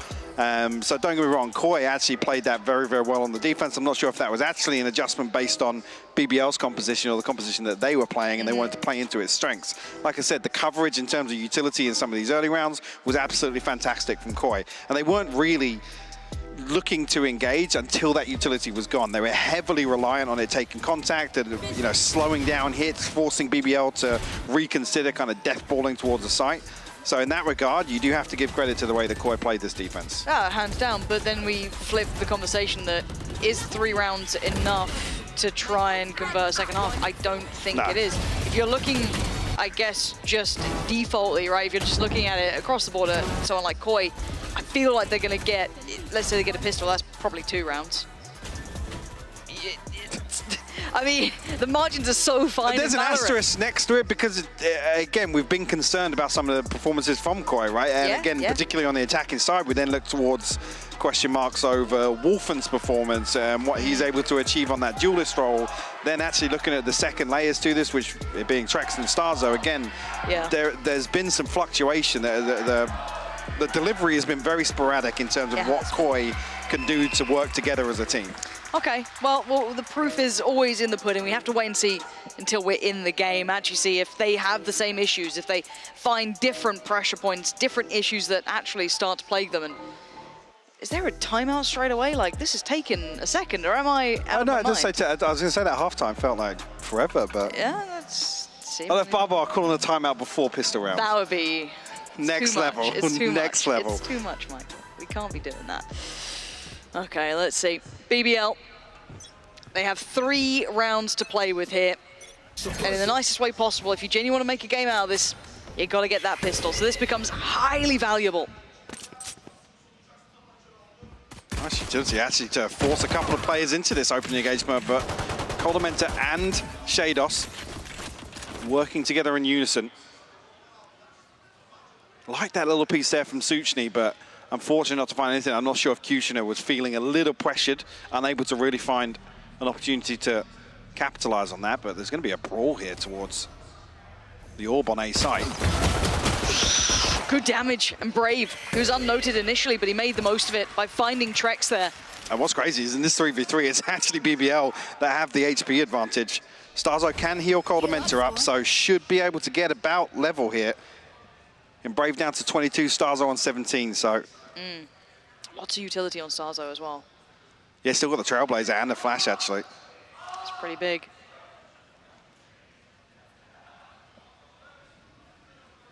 Side of BBL, not so much. And opting for the alarm bot for Aslan. 30 seconds left. There's no chip damage possible here with Killjoy utility. There's a clear inside the smoke. Oh, no, did it spot him? It didn't spot him. Okay, Brave seen enough. Oh, the drive-by from Calder. Mentor in the follow-up. So much value in a pretty pivotal pistol round, leaving Kushner with nothing to do but fall in this double digits found for Koi very quickly here. And this is when your worries start to behave. Yeah, this is when your worries really start to... It's actually a joke, right? It's on the bingo card. It's actually a joke. It's actually It's a joke. on the bingo card. I can't handle this today. Everybody stamp it. What's the bloody issue? What's happening? Right, which player is? I'm Yeah, standing up. I'm getting up. I'm starting to get to the point where I'm staring at immediately him. looking at who it is. I don't see, normally you see like an admin I instantly mean, go behind the Wolfen's player. usually the troublemaker. It's normally Wolfen. He's got a dodgy mouse. It doesn't work off the dongle. He has to have it plugged in. That is actually true. That was one of the issues. Yeah, it was, yeah. Yeah, I do remember. But I don't see any... What is the tech issue? I must know. I'm just curious now. I just want to understand what's happening. Is the cameraman showing us who is the perpetrator? Is it Wolfen? He's grinning. He looks guilty. He's done He does something. look pretty guilty. He's done something. What has gone on? Right, I want to guess from you, Mike. What do you think's happened? I've already told you. It's You think it's Wolfen? Yeah. See, I actually do think it could be Wolfen. I don't think it's mouse. I see it plugged in. Sound issue? Maybe. I'll go for a sound Those are the first two. Yeah, they're the easy ones. Yeah. But I also didn't see like a cup drop. Don't just say tech pause. I know it is. Give me some details. Look at it. Come on. He's up to no good. He looks shifty. The best one I think that I've had before was like someone was playing with the hand warmers, and there's normally like some of them have like beads in it, sort of deal. Just burst all over the desk, went into the keyboard, all over the mouse pad. Isn't that stuff like really actually quite harmful to Yeah, your skin? apparently. So it was just like quite a big deal. The other one, some people like dribble drink on their stuff. That's another firm bay where you see like a couple of. Didn't G2 have like a spate of like 6 weeks where they were just spilling every time, every single day? Oh yeah, spill Red Bull and PC again. Oh, nice one, guys. It's not where it goes. Right. What is the tech course? Production, I need you. I need you to talk to me. We're being baited here. Yeah. I've got an update. Basically what's happening is we don't know as it stands. That's the update. The admins are by the doing way. stuff. Admins are doing things and stuff. They're having a little look around. As soon as they know, we know, you know, all of that. I reckon it's too Wolfen though. The That's guilt where on my the money face. is, yeah. How's your day been? Yeah, good so far. I mean, better than BBL's. Damn. This is tough though. Again, the 9-3 scoreline is also a topic of conversation here. To lose the pistol round as well, now you basically get one buy round. I mean, if you do want to roll the dice again, coming into the next and try and hold Koi there. Again, with the Stinger kind of dropping out a little bit. I mean, C9 still do it. And that makes it okay. I mean, C9's... Do what they want. Yeah. It's like the opposite end of like a Carmine core buy. C9 just 4 Stingers every round. Oh.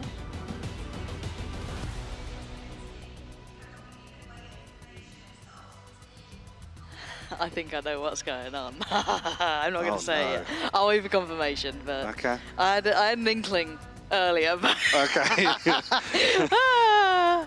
Yeah. Yeah, okay.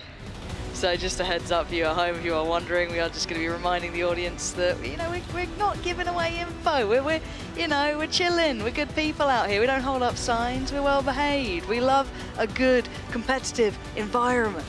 So that was the note. Just so you know, I'm waiting for the Reddit thread. Put him in a booth. Put him in a booth. I don't want to sit. Booth. Get him up with the casters. Oh, brilliant. Oh, there's been a ricochet. The in-ears have gone. Not spawned, so that's fine. Hopefully that doesn't get resolved though. So. Barbar's looking chill today. We haven't seen too much. I mean, it's 10-3. Yeah, It better be. Yeah. There's no pen throwing. Again, word for word today. I think. Yeah. I crossed paths with him earlier after I got out of makeup. He said, "Yeah, we should win today." confident. Yeah, no, he was bubbling over. Known for yeah, cheerful demeanour. I actually really like Barbar. It's one of those players. It's funny enough. I actually love watching him in CS back in the day. It was one of the I don't even know why, but I just always found him quite fun to watch. I still do want to sit in on a Barbar timeout though. Oh mate, I'd love to. The just amount be I'd fly pay on the for it. wall. Yeah. The amount I'd pay for it. And here's just a little recap. If you are just tuning in, if you're wondering what's going on, just a little tech pause. We're just taking a second or two to go through things. I think considering the scoreline, with everything said and done, it's probably not a big issue. So we're going to be moving in as soon as we can. And it's just going to be replacing the in-ears. So thank you for your patience. And yeah, so far, I don't think there's been much of an issue for Barbar to get too riled up about. But there is still Ascent. There is still potentially Bind. There's still chances, Ever the Michael. optimist. Oh, Yeah. mate, I can't get enough of it. Now, saying that, though, one other thing, bigger picture here, completely irrelevant to what we're actually watching, good cast to me, is the fact that I actually really like the fact that Binds come right back in. It feels like when a couple of new maps come out, obviously there's that learning period that comes in with a brand new map, but I love that it's just right back in the vetoes. Super happy to be seeing that, because I was a bit worried it might take a little bit of time to warm up with, but what is that? What?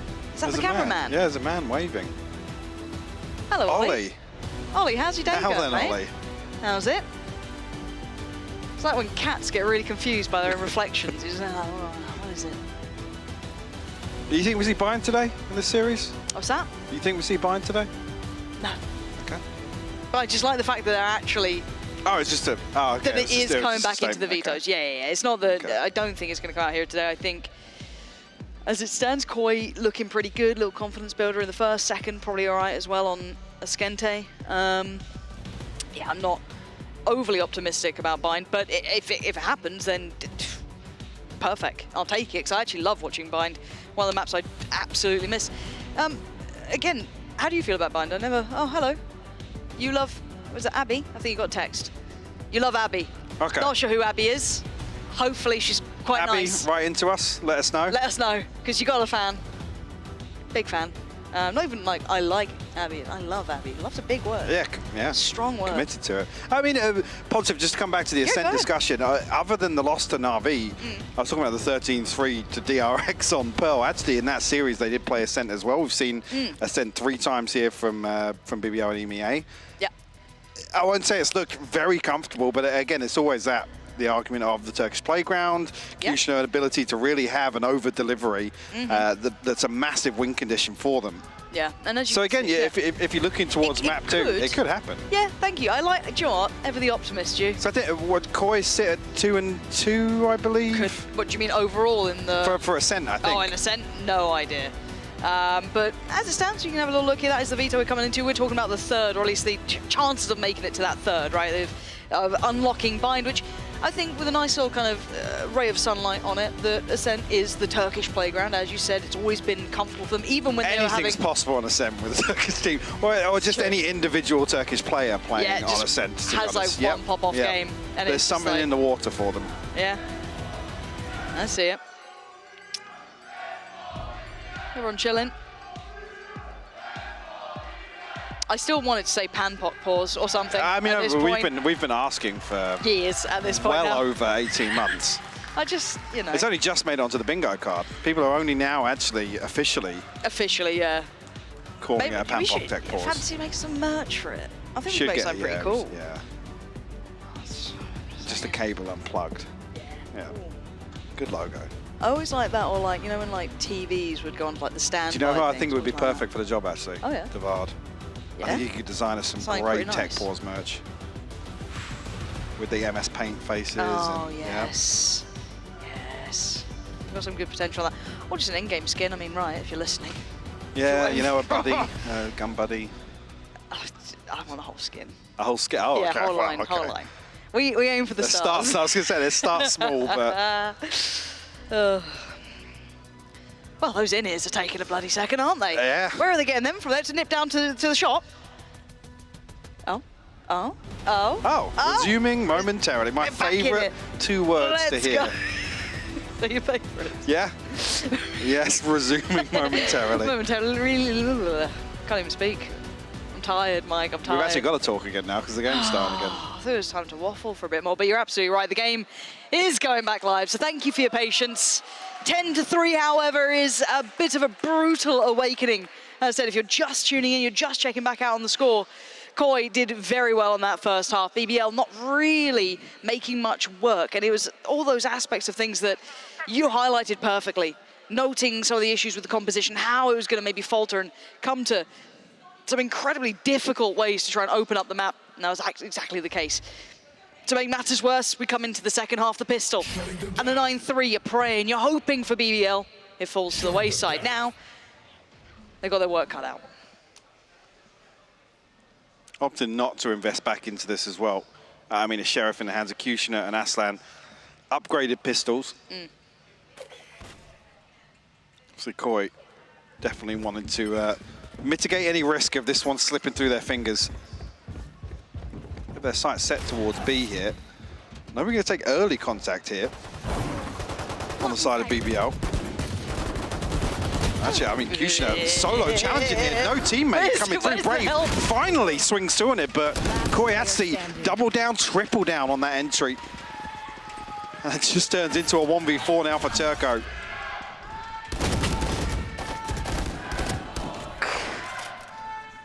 Can't even get the first there. Trex tagged up, but Turco now a very unfavorable position. Yeah, the timing just is very, very peculiar there. Kushner, it feels like he's out in the open for almost 5 seconds before there's any second swing. Mad, isn't it? Turco going to do the best he can. Trex is going on a journey as well. I'll say he just doesn't want to be anywhere near the risk of losing that rifle. No, he likes that one a great deal. He's chilling out. Where's the knife go? Connector? Oh.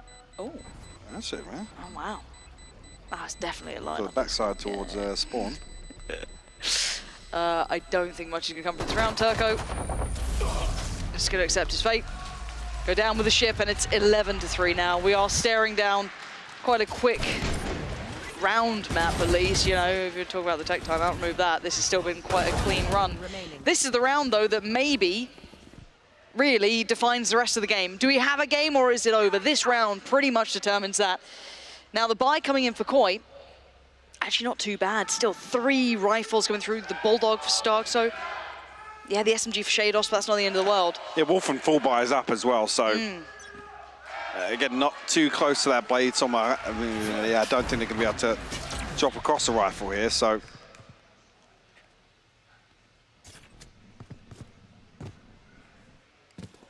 BBL tucked much deeper this time around. I mean, it's only really Kushner looking for, or actively looking for any information, I should say. He does back away towards default, though. Suchny jump spotting towards Coldamenta, actually, and Koi are starting to drift this way. And there's nobody with Suchny to actually play off his utility either, so I'm not even sure if they commit towards this hold. We're just going to look to play retake here.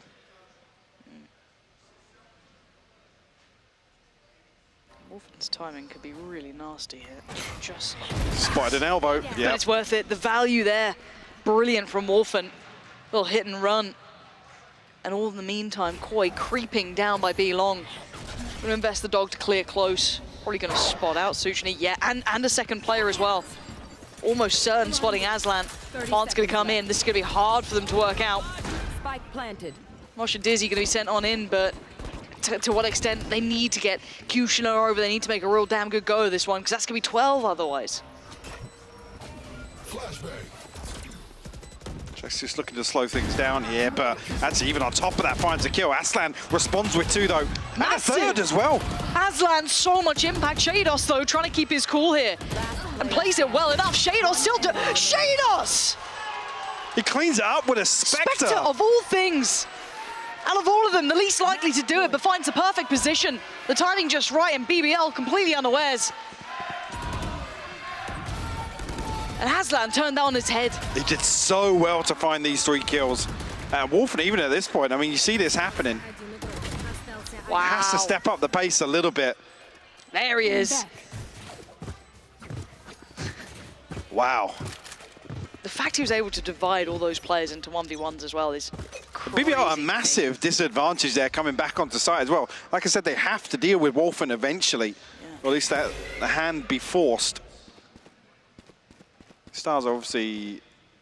All the timing. Yeah, we'll spot somebody pushing up as well. That's big info, actually. Look how wide open A site is. Careful here. They're going. Yeah, they I are. was going to say, they should be able to find this timing perfectly.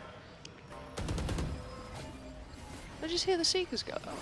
Yeah, Stars, I put them in. Ah, okay. It's a bug at the minute, they don't show on the minimap. Ah, brilliant. Yeah. Good one. But you're on the money, though. The site's completely clear. There's nothing to it. So Plant's going to come in, and we're straight into the post plant. Two nanos down, Yeah, is probably going to slip back into a deeper position. Oh, maybe not, just... Pulling them in! I mean...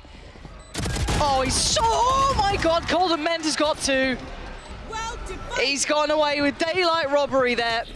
Brave, Kushner and Turco now. Divide is in place. This does get a little bit more interesting. And an attempt on the spike here. Off the defuse, but it's all now on Brave. 8 HP, and it's not enough. 13-3.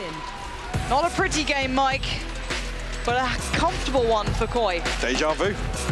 13-3. You're right. The same as the last result that BBL had here on Pearl. Again, made for quite difficult viewing, to be honest with you. Not an awful lot to take away from it, to be honest with you.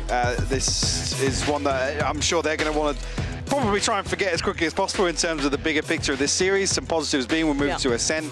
That one always kind of fills you with a little hopium for BBL. You're right, and that's what we've got to look towards, because I think some of those concerns and issues of the desk and yourself really kind of painted the perfect picture of this game.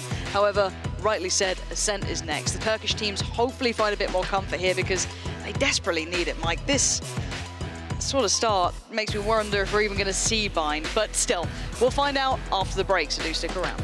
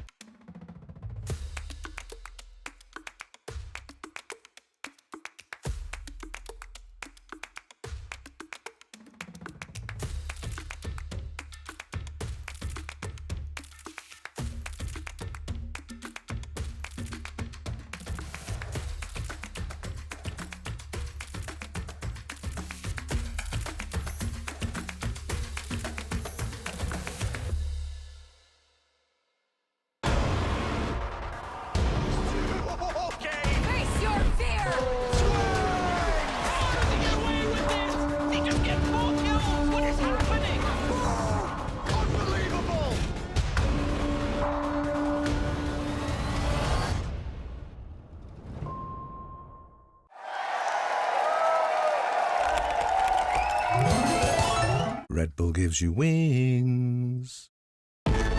Zero distraction. Zero doubt. Zero opposition.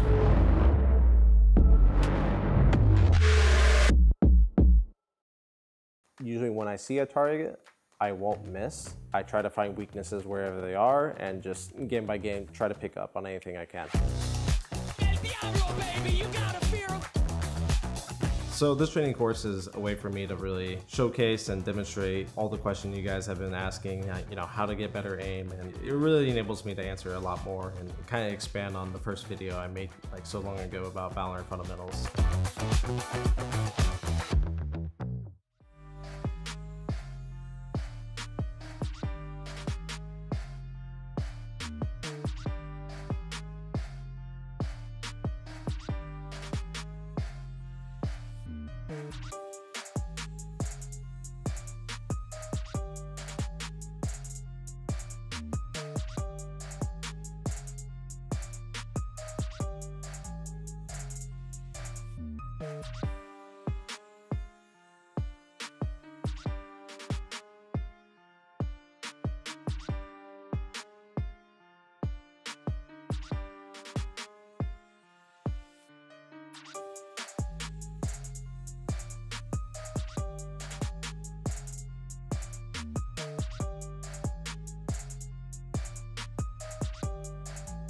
It's F-Flex on the beat. F-Flex on the beat. F-Flex on the beat.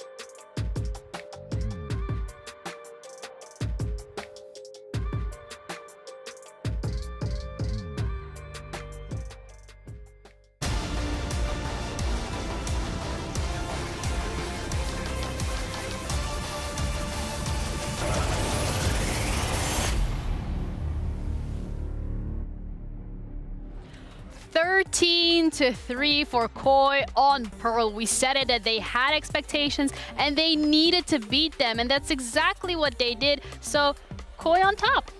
For now, it could be a little bit unstable depending on how Ascent goes, but like that was pretty much perfect what you wanted to see. That's the kind of Koi that we saw in like week 1, a little bit at least, playing up against the likes of Na'Vi, how they looked against NRG at lock-in, a much more dominant performance. Despite the fact of me still hating both the comps that the teams ran, it went certainly the way of Koi in that fashion. You have to put it that way. It's not only a dominant performance, it is the best performance this Koi ever gave versus VCT. It's like the best scoreline they've ever presented on a map they did not play before in a official. Respect. I think that pretty much tells you the story. It seemed like this was particularly a defense side that did not have a single, hole in it, a single weakness, a single big issue. I think that was something we definitely didn't notice, and I enjoyed it a lot. Koi seemed, compared to all the other times where we saw them fumble and struggle, extremely complete in what they did on every single aspect. May it be controller, may it be information, may it be just simply finding frags. They looked very complete overall. Yeah, we pointed out at the start of the show the things that Koi were the worst at in the league, which was getting first kills and also winning anti-ecos when they have weapons but their opponent don't. They had like 13 first kills in this game. Mm-hmm. And it was yeah, in only like 17 rounds, right? Pretty much the rounds that they got the first kill in, they ended up winning. Yep. But also, against some scary ecos from BBL where they're just firing themselves onto site, it was really good team play, how much Koi was supporting each other, how well they were communicating and taking these fights. It really kind of felt that BBL couldn't make any momentum in their favor. And it doesn't help when you, like, again, don't have a Viper and you can't really go towards B. We were just playing the A retake simulator instead. I think it came down to a lot of things, particularly when we talk about Koi. I believe one thing that really worked well is the double initiator setup. You have Trex from the B side, throwing an early dagger, checking if anyone comes B. All right, there's nobody coming B. Now it's Stalker's turn to actually go through middle and Art and make his smoke flashbang work there. A lot of info gained early. Yeah, regardless of how BBL was performing, their fans were here for that So support. nice. They were so loud This as was well. the loudest I think I've ever heard. Yeah, I don't know if like Pansy and Hypod can hear it quite well. Well, obviously because they're right next to it, but just we could hear it, and the sort of studio we're in is like 200 yards away. It was just a rumbling, right? But there wasn't really too much Look at that. chance to cheer for BBL. He's literally the IGL of people sitting there and telling them exactly what to do. It is one of my viewers. But yeah, he's definitely an MVP. I love this guy because honestly, you might be losing 3-13, but he's still cheering, and he's cheering in every single round. He was cheering in the technical pause. And that was like 5-10 minutes just shouting. Respect. I mean, to have the stamina to keep going during the tech pause as well. They have to keep the energy up. And the players also, like, if your BBL sat there, like, you've just lost your second pistol, and you're not allowed to talk to each other. So they're just sort of letting it simmer almost of just, okay, we're really down in the dumps at this point on a map that, yeah, we maybe weren't expected to do well in, but we're getting hammered by a team that we might even have the potential to be out in the series. Yeah, absolutely. And also the second time today that we got to see Gecko, which is a treat on its own. And Sushni, again, doing really well. I guess Gecko players doing well, hand in hand, best friends today. Some of the executes that came out, like the retakes were really good from Koi, but just the fragment into Secret and then the mosh pit just off the back of that makes it really awful to hold. But it didn't really take that long for Koi to adjust to it, especially with some of these A retakes. I also like this ultimate that comes through because not only does it go all the way back, you see where Shados is, they see that he's right in that corner and they could just hold that angle to the point where Staxo even tries to like flash to get Shados out of that position. So yeah, there's been some really good utility. It just hasn't been the most exciting when it comes to actually confirming rounds. That hurts my soul. He got cooked, man. I mean, that guy got grilled. But it's really impressive when we, as you mentioned, talk about how clean and how well orchestrated those executes are, right? Every single piece of the side is actually, you know, thrown a little bit of utility at. But at the same time, it was wonderful to watch how Koi was just relaxing. They're chilling, you know? You want to take the side? Fine, you can have it. We're going to relax. We're going to do the retakes work. And this is what was so well. It's also a nice plant spot as well that they were doing. Yeah, very off. It wasn't on default. It just allows those 8 main players to not have to peek out so wide, hold close to corners. And towards the end, we start to see BBL winning out some rounds with those A executes, but just losing the pistol and being 9-3 down at the half. Koi didn't give them an in, which was really nice to sort of see from Koi's perspective, that they can win out and keep control of the game dominantly. Yeah, speaking of not giving them an in, round 10 specifically for BBL was not the nicest place to be. The B side is not their friend today. The slightest. They were not interested in it. They were, and I think what it really started, Brian, was around 3 where Wolfen got the free K. And at that point, it felt like, oh, they're going to be really aggressive towards us. We might just not want to play there. And it just moved on and on, being uncomfortable. You know, it really felt like that single controller comes into play. You've mentioned it very particularly. The B side is not fun when you have a single controller. There you have it. It's also like Wolfen at this point is 5-5, and it's not because he's like underperforming. It's just because BBL rarely went B. They just tried to go for A executes or at least try and go for a B link.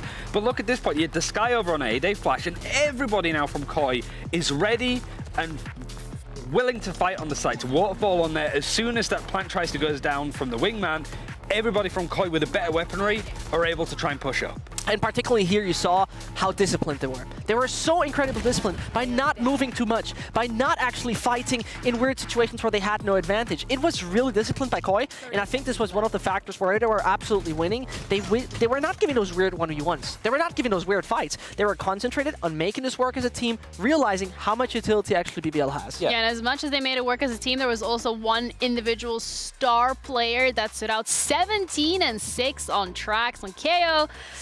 That's pretty scary one to be dealing with. I think that was what I wanted to sort of say with the point that you just mentioned, Zesh, is a lot of this stuff that we're highlighting about Koi, what they're doing well, is easily transferable across maps. This wasn't just like a meta way that they're playing Pearl. In fact, they're going against that. But this comp, everything that Koi are playing at the moment, you could just carbon copy over to Ascent. Just have Staxo on the Sky, still make that work to some element because it seems that there's a lot of comfort there. But Trex on KO this isn't new to him. He's able to put out consistent performances and look strong like this.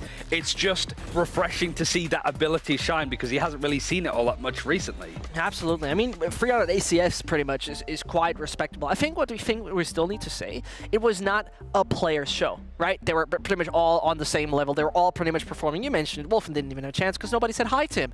But other than that, I was just very positively surprised by nobody underperforming at all. And this is what made this team so strong. There's not this one weakling. There's not this one player that overcommits. There's not this one side that is easy to take. That didn't happen. They were all individually in the right energy. Yeah, and having those transferable skills are now going to be going potentially onto that next map, but that is actually BBL's pick. So it does bring the question of when we're getting onto Ascent, and as we heard Pansy and Hypok said as well, that's a Turkish playground.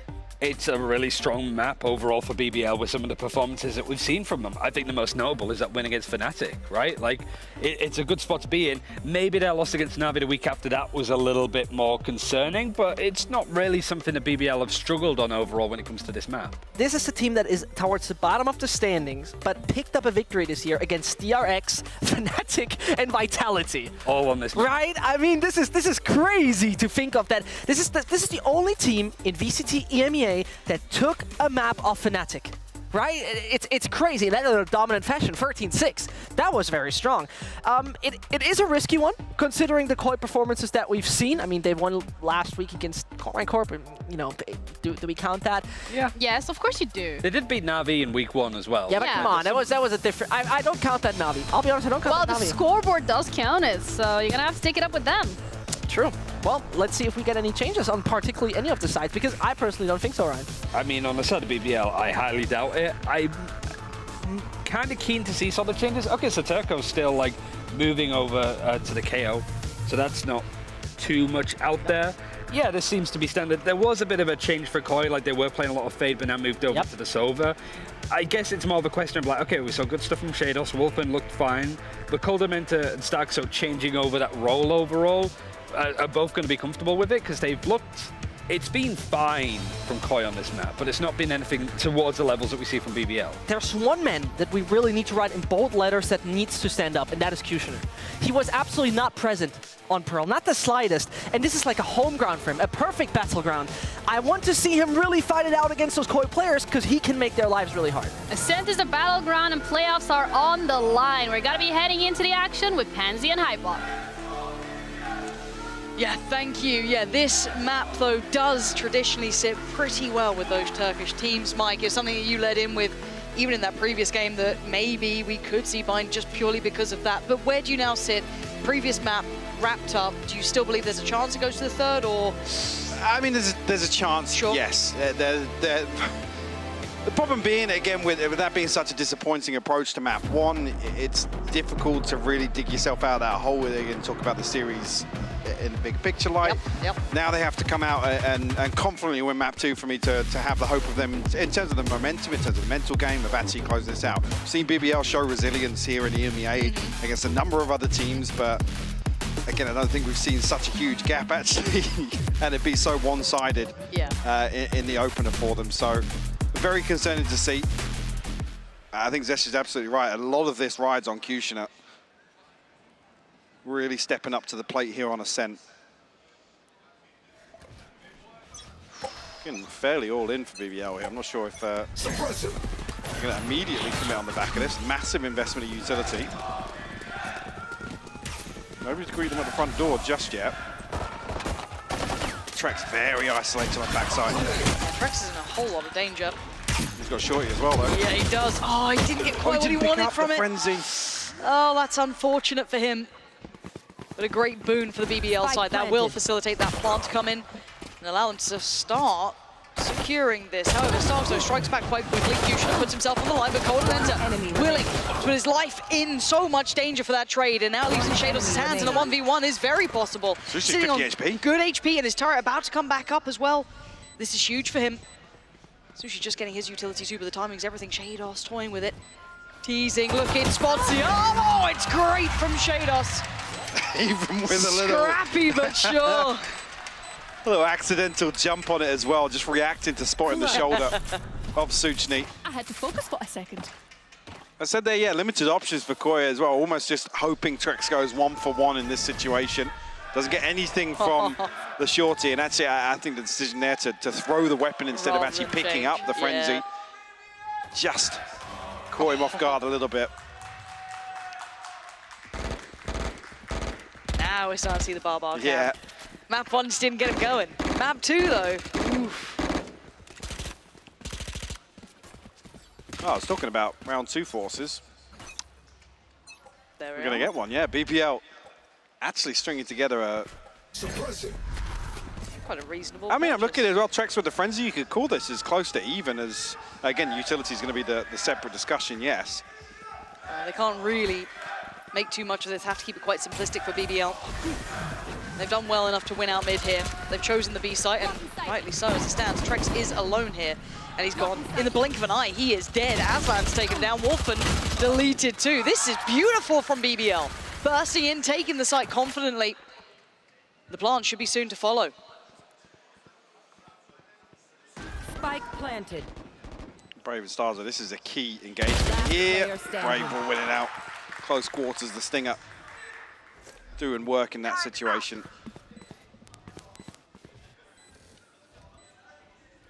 I'd say the worst possible thing actually would be for BBL to approach a round like this.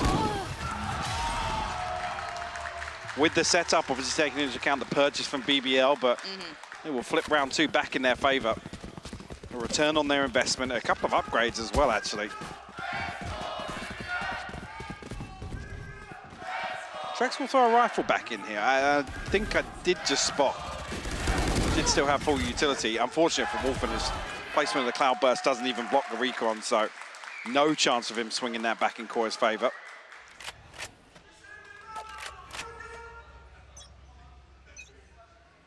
Let's see what Trex can achieve with this. It's a 4-play stack with those light pistols, and then Trex with that Guardian somewhat, I wouldn't say completely on his own. You are seeing someone like Coleman to drift over for him, but even with that in mind, that's a lot to handle his way, and the buy is quite nice now for BBL here. They can just kind of cruise through on this. Rifle in Kyusha's hand, Bulldog for Brave. Same for Aslan and Sushni, so a bit of an intent shown towards A early on, but no follow-up towards it. First contact made, and it's Kyusha to succeed. Takes down Trex and unlocks the availability of that A site. However, we've noted where BBL are heading towards. I wonder if Koi can even consider it. Doesn't look like it. Just to say that Wolfen and Shados will peel away from B site. And that opening pick on A enough to pull the rotation of Koi, but again, with nothing behind it, you'll really question the decision-making there of whether or not they're expecting this hit to come back through short. I'm waiting for, I guess, the second half of the split to be set up by BBL, but it's not there. Find themselves a wide open B site here for the taking once again. 30 seconds left. Good read from BBL, be it a complete coin flip or not. He'll be feeling good about that one. Correct choice is made. This will be a plant. Spike planted. See, where did the Van... Actually, no, it was, okay, yeah, Trex actually changed the purchase. Did originally have a Vandal in hand, but I'm guessing it's the Guardian we see here from Cole Dementa. Gonna find anything here on first contact. Kushner doubles down on that. Should seal the deal here. Gonna be very difficult for Shados and Starzo to get through. Starzo eating a ton of damage here through spam. Last player standing. Yeah, there's Shados gone, and Starzo, correctly highlighted, was already quite low. Yeah, and now with the shorty scene, oh dear. Nothing for him to achieve. Flawless round actually for BBL. Perfect way to stabilize after the volatile nature of round 2. This is very nice from them. You can see the money starting to get nice and robust. Ults coming through perfectly as well, getting those coming into effect. And BBL doing exactly what we needed to see from them. Nothing too complicated so far, but it's what the doctor ordered.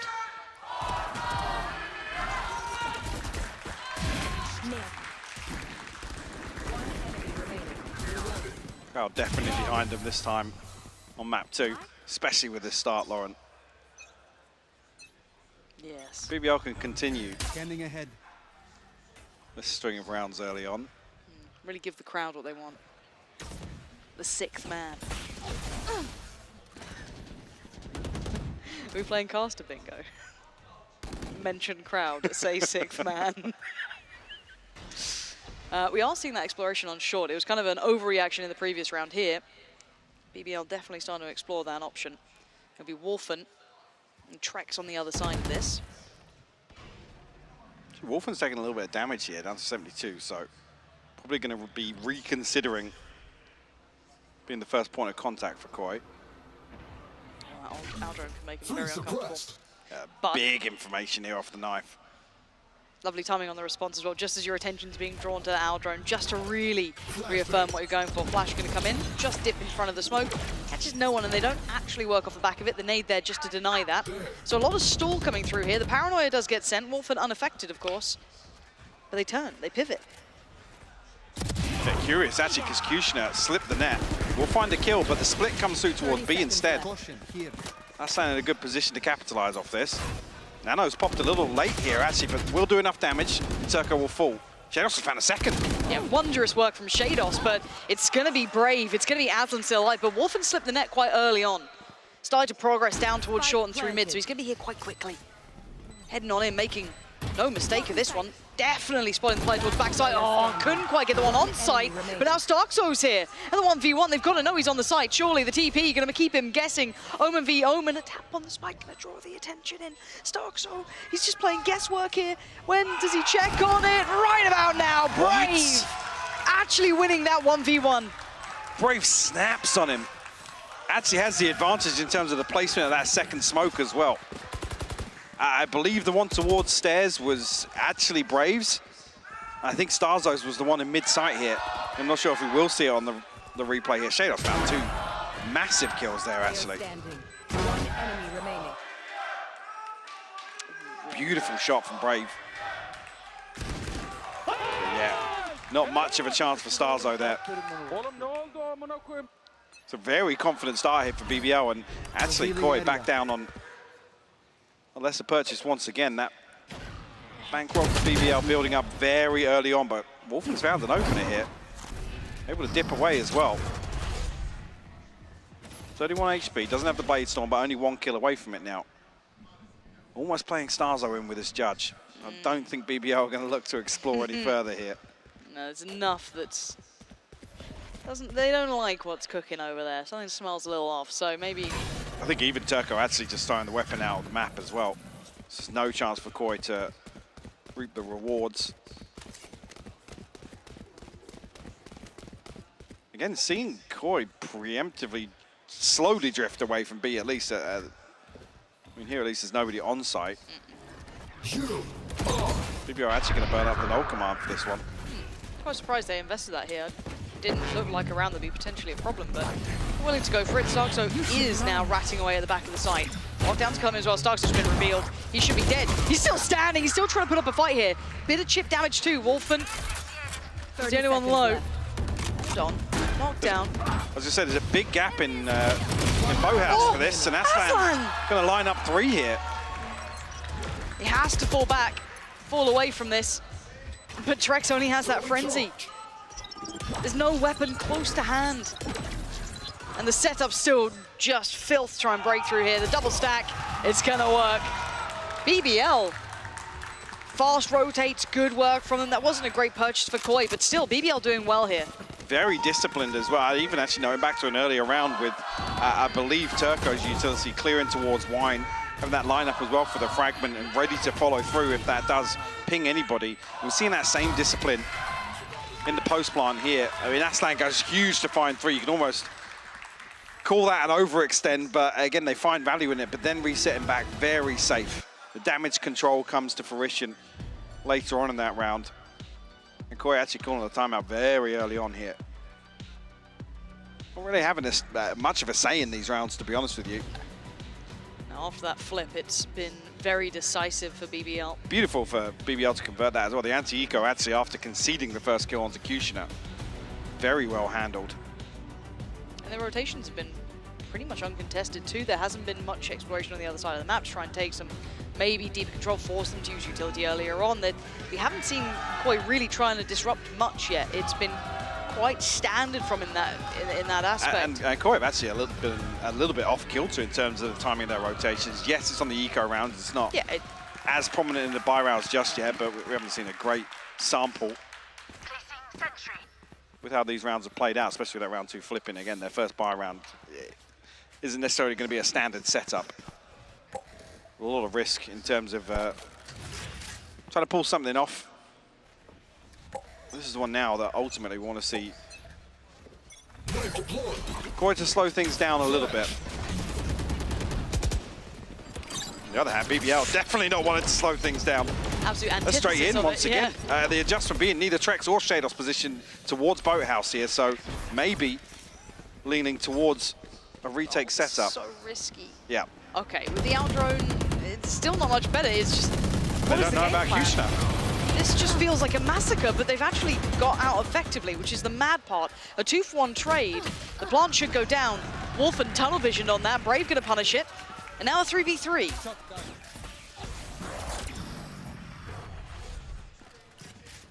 Brave to get away, but he's commanding so much respect, so much pressure created by his position here. And the ping is huge. This is stunning work. Gordament goes down, but they're all too aware of every other player as well. Trex left on 2 HP. It feels impossible, highly improbable. One to the right and one to the left, and the time ticking down. BBL surely. Another round, and it is 5-1. Are we gonna have 2 blowout maps back to back? This is the thing, I think it's tough, like you said as well. This is a horrendous setup to look at, especially if BBL can get in, feel no resistance, they take no chip damage in terms of the utility. Then Starzo falls, all somebody has to do is play B main, and it creates so much pressure for Koi to really focus towards site. That's why you can't really fault Wolfen for looking for something towards site there, because there's so much to worry about. You don't have that safety net. Nobody here to challenge on the backside of this flash, but Turco trying to open up the possibilities towards mid here. Yeah, BBL just going through the motions right now. They've got so much freedom early on. Taking out that mid utility. Gonna slightly limit some of that almost fog of war away from Koi. They have so little information now. I mean, it's looking very much like Pearl. Other than Wolfen, you look at the minimap here, look how deep the hold is from Koi. I don't know if that's hesitation or caution. They don't want to give away opener.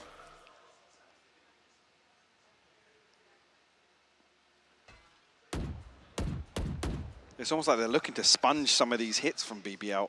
Again, with the pace that BBL actually hits site, it's not really the engagement you want to take, to be honest with you. No, and as it stands, Trex hasn't been doing too well at holding towards tree. He's been struggling on that. Wolfen's in such a bad position too. That's much better from Trex though. Finds his form when they need it. Finding 2 there, and BBL get halted somewhat at the door, at the cusp of getting towards site. Spike is still the hand, and Sushi's still standing. So they're certainly not out of the woods just yet. Starks will be the one. He's done well there. Little TP away. Managed to avoid. Beautiful reposition from Starzo, actually. And now with that Spike being down as well. See the ping onto Sushni. This is lovely. There we go. Just noting it, and it's done. Beautiful work from Starkso there. First one in a while for Koi between Trex and Starkso. Not a bad round. Even here, though, it's if Trex doesn't find it, I mean, he shouldn't go 1v2 there on window. Yep. But you look at Wolfen's positioning when he decides to actually try and backstab this push. Like I said, Trex should never be getting these 2 kills. Wolfen peeks, it's like there's no opportunity for Starzo to peek onto the same angle, to swing off of his contact, sorry. Really well played by him, though. That reposition with the second TP. Just doesn't feel consistent, though, does it? It's not something you can depend upon. Yes, they've taken over that deeper B control. Aslan, though, is going to hear all of this, and if anything, it spurs on that A piece. Yeah. So once again, Koi not getting the reads here at all. BBL, unfortunately, get connection there. It's Coldament to find Turco, so he's gone down. And that was pure, really, luck. I mean, the one thing, actually, it takes BBL so long to actually plant the spike that Koi are already here. But the timing on this isn't ideal. Cushion is going to find Coldamenta, gets to pull away and find another. What on earth is happening to Koi? Brave is backhanding them around the map as Shados really the only one to do anything and not going to find anything more. BBL strike back and quickly.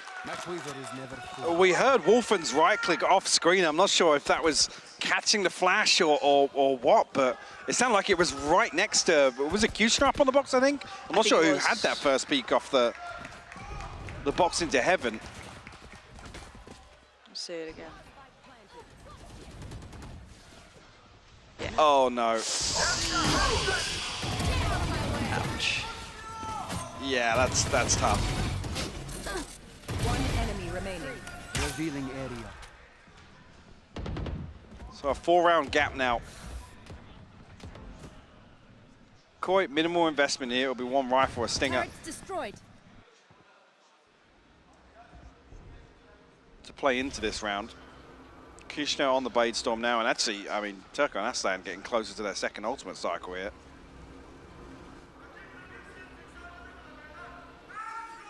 Some decent progress in this round, maybe just an orb away.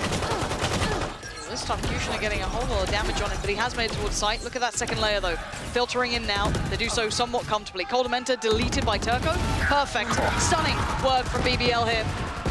The positions really working out for Koi. Nothing working for Koi in this.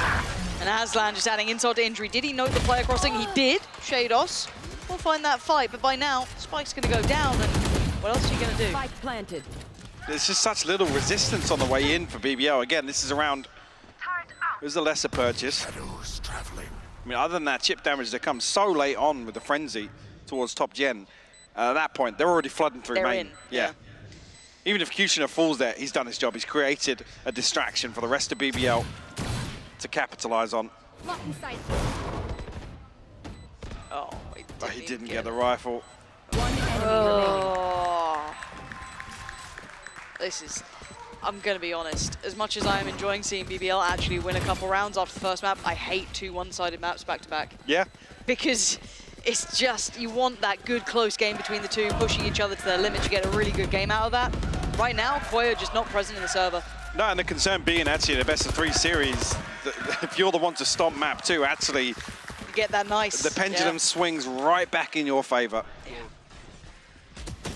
And fair play to BBL. I mean, we were talking about this before this map started. If they can come out, totally reset, and completely take control of this in terms of the rhythm, in terms of the nature in which these rounds are won out. BBL definitely back on top. Oh yeah, they are. And Koi, we're left waiting for a response, really. This is looking like the pistol round once again. Get out of my way. Oh, look at the paranoia. Look at everything. Kushner set up for The success pace is again. ridiculous. Oh, that was not pretty. He had the go. He had the green light to just fly down that way, but now rotations are actually in. Hold on. Maybe there's a bit of resilience in Koi yet. Brave could be the first man forward at this point now. Over by Switch. The lockdown going to come in. How much can Brave do here? This position could get played in quite nicely. He's going to hear at least one of them. And now a re-smoke. Good timing for Turco to find Shados, and the follow-up. Aslan gets wolfed too. Coldamenta's down to 1 HP as well. Oh my word. I mean, yeah, 3v4, but call it a 2v4 here for Koi. Very late flank coming through from Trex. Does have 2 flashes to set his team up, but what can they get done? There's the first. High flash goes in. No one's there to swing off it. Yes, they get the information on one, so that's Brave now. Note it. Yeah, Turco's got him through the wall. Coldamenta was barely breathing. Starzo! What an attempt, though. 2 massive kills, and a bounding Trex does take down Turco, but it got really quite down to the wire there. A crazy retake from Koi, actually. It looked like the spacing was a little off there, and actually, was it Turco actually capitalizing on the counter spam? I'm not even sure if Suchny got his dart off in time. The flash comes through. I believe it may have landed off screen, but he actually catches the counter spam through that wall towards Switch. At that point, you think, yes, wraps for Koi. Massive play from Starzo. We're starting to see a couple more glimpses. Yeah, look at that. It was completely Just blind. Yeah, the recon didn't even ping anything. This is not what you want to be depending on, but it's got the job done. 7-3 now. The gap could close slightly. The BBL could actually buy out for the remainder here anyway, so they can afford to play a down to the wire round here if they choose to brawl for this. Well, and they might have to brawl here with a judge spotted. Cover going out. Very early on, Wolfen has found Aslan. That's over towards tiles. That's a big pickup, actually. Yeah, that's changed things. We have seen the amount of times the BBL have kind of doubled back on themselves and gone back Yeah, towards that B exactly, side yeah. late. This is nice. That kind of They cuts have to off do a it little bit of blind that. now, to be honest. The drone Oh, gonna this spot, is huge. yeah, going to spot out the reposition here. And finally, they're not going to have players in the wrong place for Koi. They actually get to have 4 players in the right position over towards A. So there's another smoke back up now, but going to come a little late, and actually the null command could deny that from happening altogether. Brave's in. Sarzo's none the wiser. He has no idea. Nice work from Coldamenta though, but it's outdone by Brave, who found that little bit of room to work, and it's more than enough to bring it down to something that's manageable. A 1v2, 33 seconds, but the spike left over towards main. Can he do anything more? One more smoke to play with and 1 TP. Choices are limited. Both over towards tree. Hold on, Brave. He's got 6 more bullets and 20 more seconds. He has to make his mind up. He keeps thinking they're in heaven. They're not. 15 seconds. What does he do with this? Time is running low. He's got his TP to take, and he's going to get across there now. Does he make it back? Those spots to play in 9 seconds. His hand is going to be forced. Oh my God! Brave! Insatiable play. Going back again and again. The TP towards side. They had no idea of it. With both players in towards tree there, they have the advantage. They can post up and wait for Brave to actually retrieve the spike and get back across the site. Run it back for us. This is a ridiculous round from Brave. Huge. And look who's put Koi's position in again. It's so scrappy on the purchase. That was a lovely one from Brave. Sushni looking for the counter spam here, maybe with the Odin purchase. 3 suppressed. Big info early on here from Trax. The lockdown and the null command available for Koi. It's only the TP in the hands of Brave after the previous round on the side of BBL. Spread a little thin this time, actually, in terms of the setup. I'm not sure if that was losing Aslan previously. He's now positioned over towards controlling A lobby. I think actually it's the first round here, round 12, where we haven't seen them in this sort of position head straight towards mid or straight towards B. And this time around, they haven't got that set up towards tree. Maybe that's on the back of Shados' lockdown being available. They just want to look towards this retake onto A's site. Kushner will capitalize. Yeah, site's theirs. How much further does he take this though? He's going walkabouts. No late lurk on short here, so the lockdown should find value. Should. Kushner digging a little deeper towards CT, up towards heaven. There's the lockdown. This is key. What do they do with this? Need to respect it.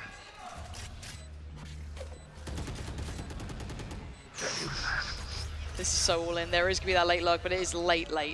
Kushner, he's going all the way around. Sushni going to be divided here. Coldamenta going to start on the defuse, and he ain't stopping. Sushni can spray and pray. He's got him.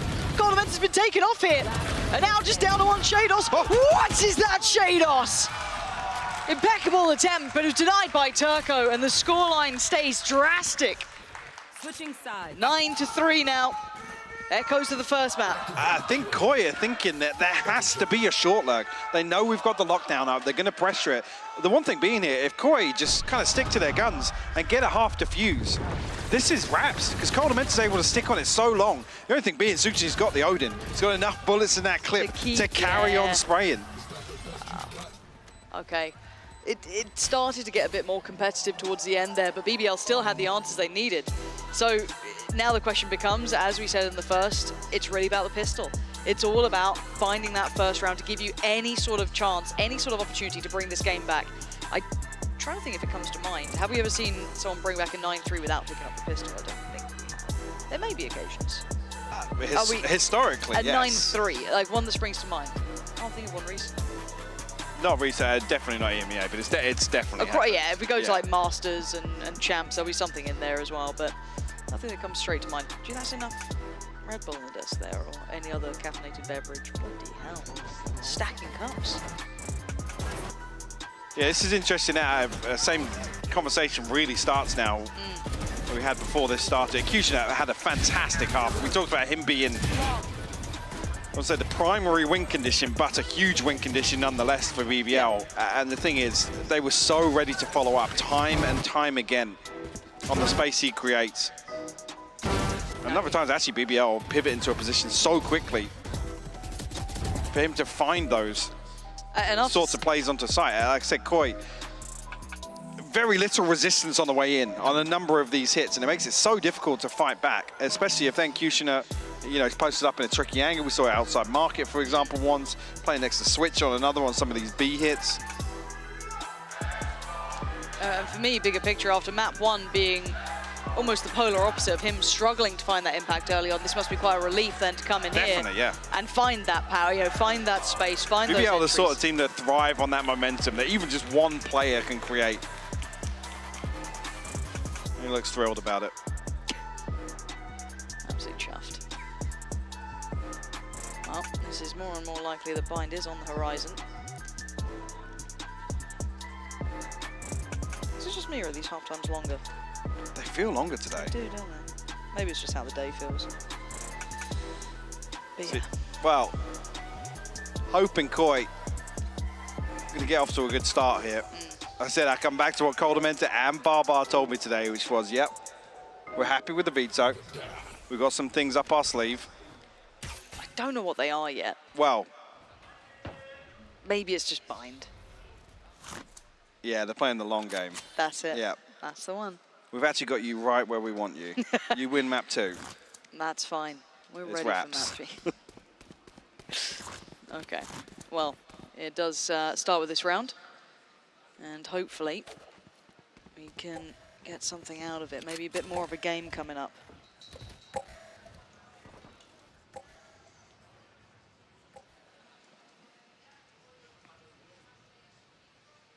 Deep hold here towards mid, actually, but a double stack of crossfire here between Turco and Kushner. We'll see if that alarm bot is actually what sets them in motion. Shadow's actually ahead of the timing here. The paranoia perfect. Wolfen trying to capitalize on the backside of this, but Koi need to maintain numbers now. They absolutely do. Stardown and Wolfen will both find kills. Kushner starting to look a little bit deadly in that fight, but he didn't quite get the kill in time. So falls away slyly, and now we look at the post-plant 3v3. It's Sushni going all the way around. This would be nice. Yeah, with Timing of Shadows it. fallen, yeah, there's no utility here to identify this. A double stack towards Hell, whether or not anybody holds an active angle towards main. Where's that Never flash? feels comfortable. Yeah. Here. There goes that flash, but the double stack over towards Tree Spam. A little bit of chip damage, but not much to report. They need to start moving here. They need to start doing some damage because it does come in quickly enough with Trex falling. And actually Wolfen soon to follow. Big work from BBL and Koi. Absolutely collapsing. Yeah. Falling to pieces on that. I mean, there's a timing there where I think Starzo doesn't know how well he's baited Kushner, but Kushner reads it perfectly. Yeah. That actually it was an intentional bait to play Trex inside that smoke.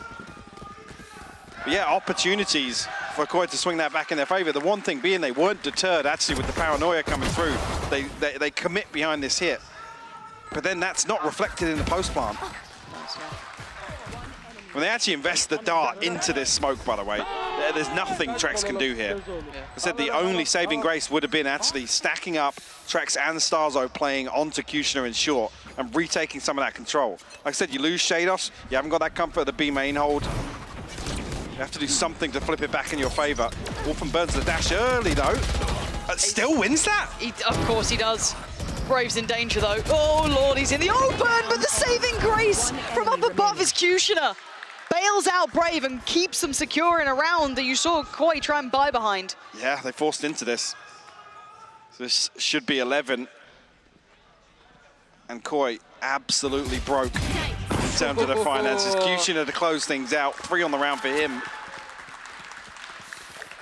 I said it earlier, but I'm getting deja vu again. That scoreline becoming more and more likely here on map 2. Yeah, map 1, 13-3. And yes, certainly echoing here as we sit at 11-3. The force up not going the way they wanted. And this series really going the distance. In terms of maps only. A short round count. Very short round count. Correct. I'm going to be honest, there's nothing worse as a caster to have 2 one-sided maps and then hopefully a good third, right? I mean, the same as well for the coach. This is a very frustrating game to sit back and really extract anything from, to be honest with you. Yeah, they can play their map good. Yeah, and I'm not sure really of what approach Koi would have brought to Ascent, whether or not it was the back pocket for Bind, and yeah. Again, with their performance this season, there have been stumbles here and there. So maybe the map pool is such a huge concern for them that they're happy to let this through and almost concede and play towards a 2-1 scoreline. Yeah. Certainly doesn't feel comfortable. You don't love that. No. Play for the third, guys, don't worry.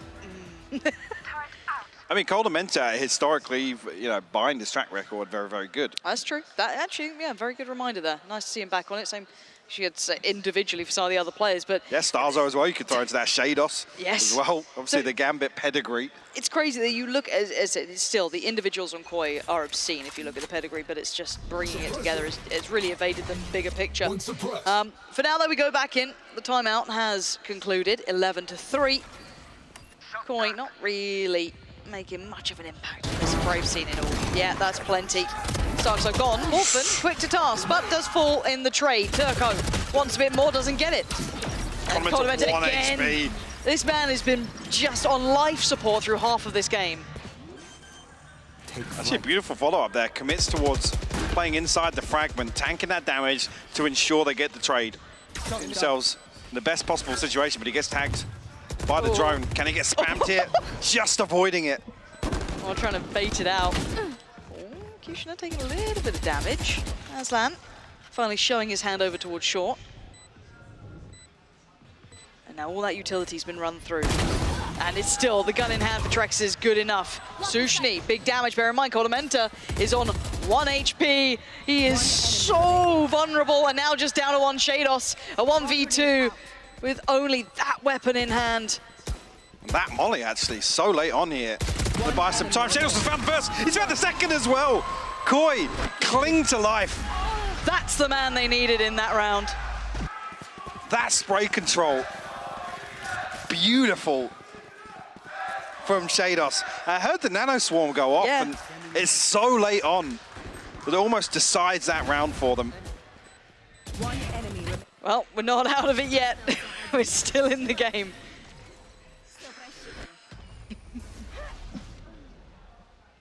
What's making you laugh there, Michael? Nothing. Nothing. No. All right.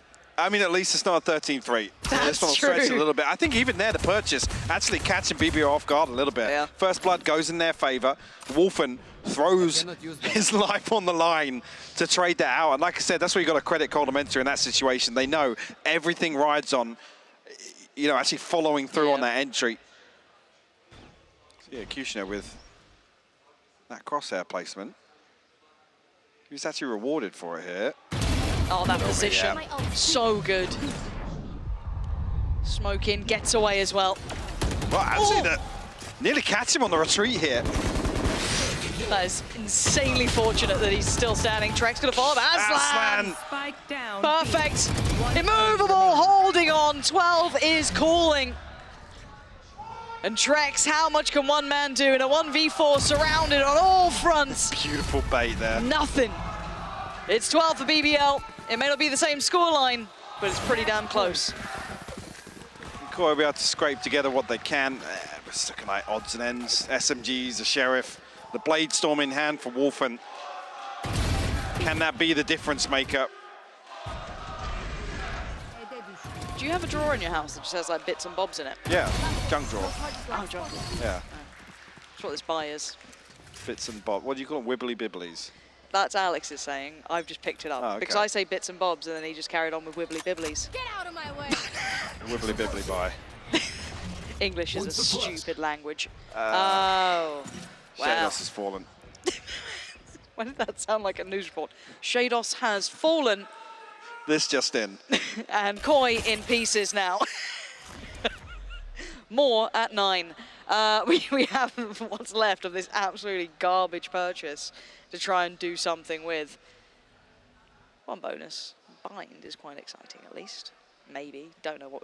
Who knows what we're going to see after having 2 maps like this. Trying to plant the seed. This is a B split coming through, but with no pressure towards B main and that Killjoy setup. completely unpressured as of yet. Brave gets a freebie onto Wolfen. Blade Storm removed. Kushner actually following up on that as well. Yeah, this one looking done. Lovely response from BBL. Almost identical as the first map score. So we eye up map 3. I've got to say, Mike, this map, good for BBL. That's going to get the confidence back up, back high, right place from right time. But overall, this feels like 2 one-sided maps. Yeah, this was, I mean, at least on Pearl, this actually was, I think, a worse reflection for Koi on map 2 than it was for BBL on Pearl. It's just absolutely flaccid on all fronts from Koi. Every time, I can't even use that word. But it was very flat. Okay, I think we should just go straight to a break because it's too late for her. I can't really expand my vocabulary to even describe the game that just happened. Break's ready, so we'll be coming back with a desk after this, and we'll be back for Bayern for the decider.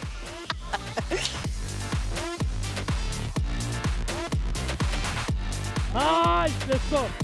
Nice. Nice. Nice. Nice. Oh no. Woo.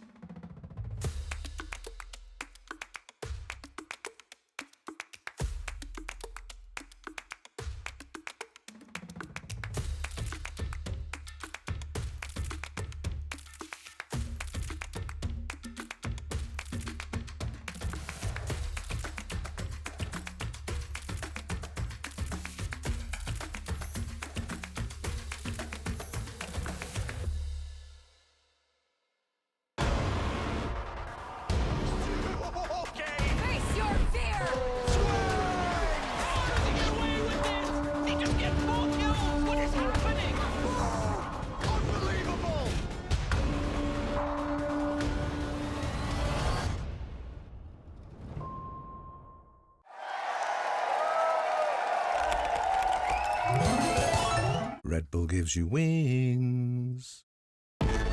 Zero distraction. Zero doubt. Zero opposition.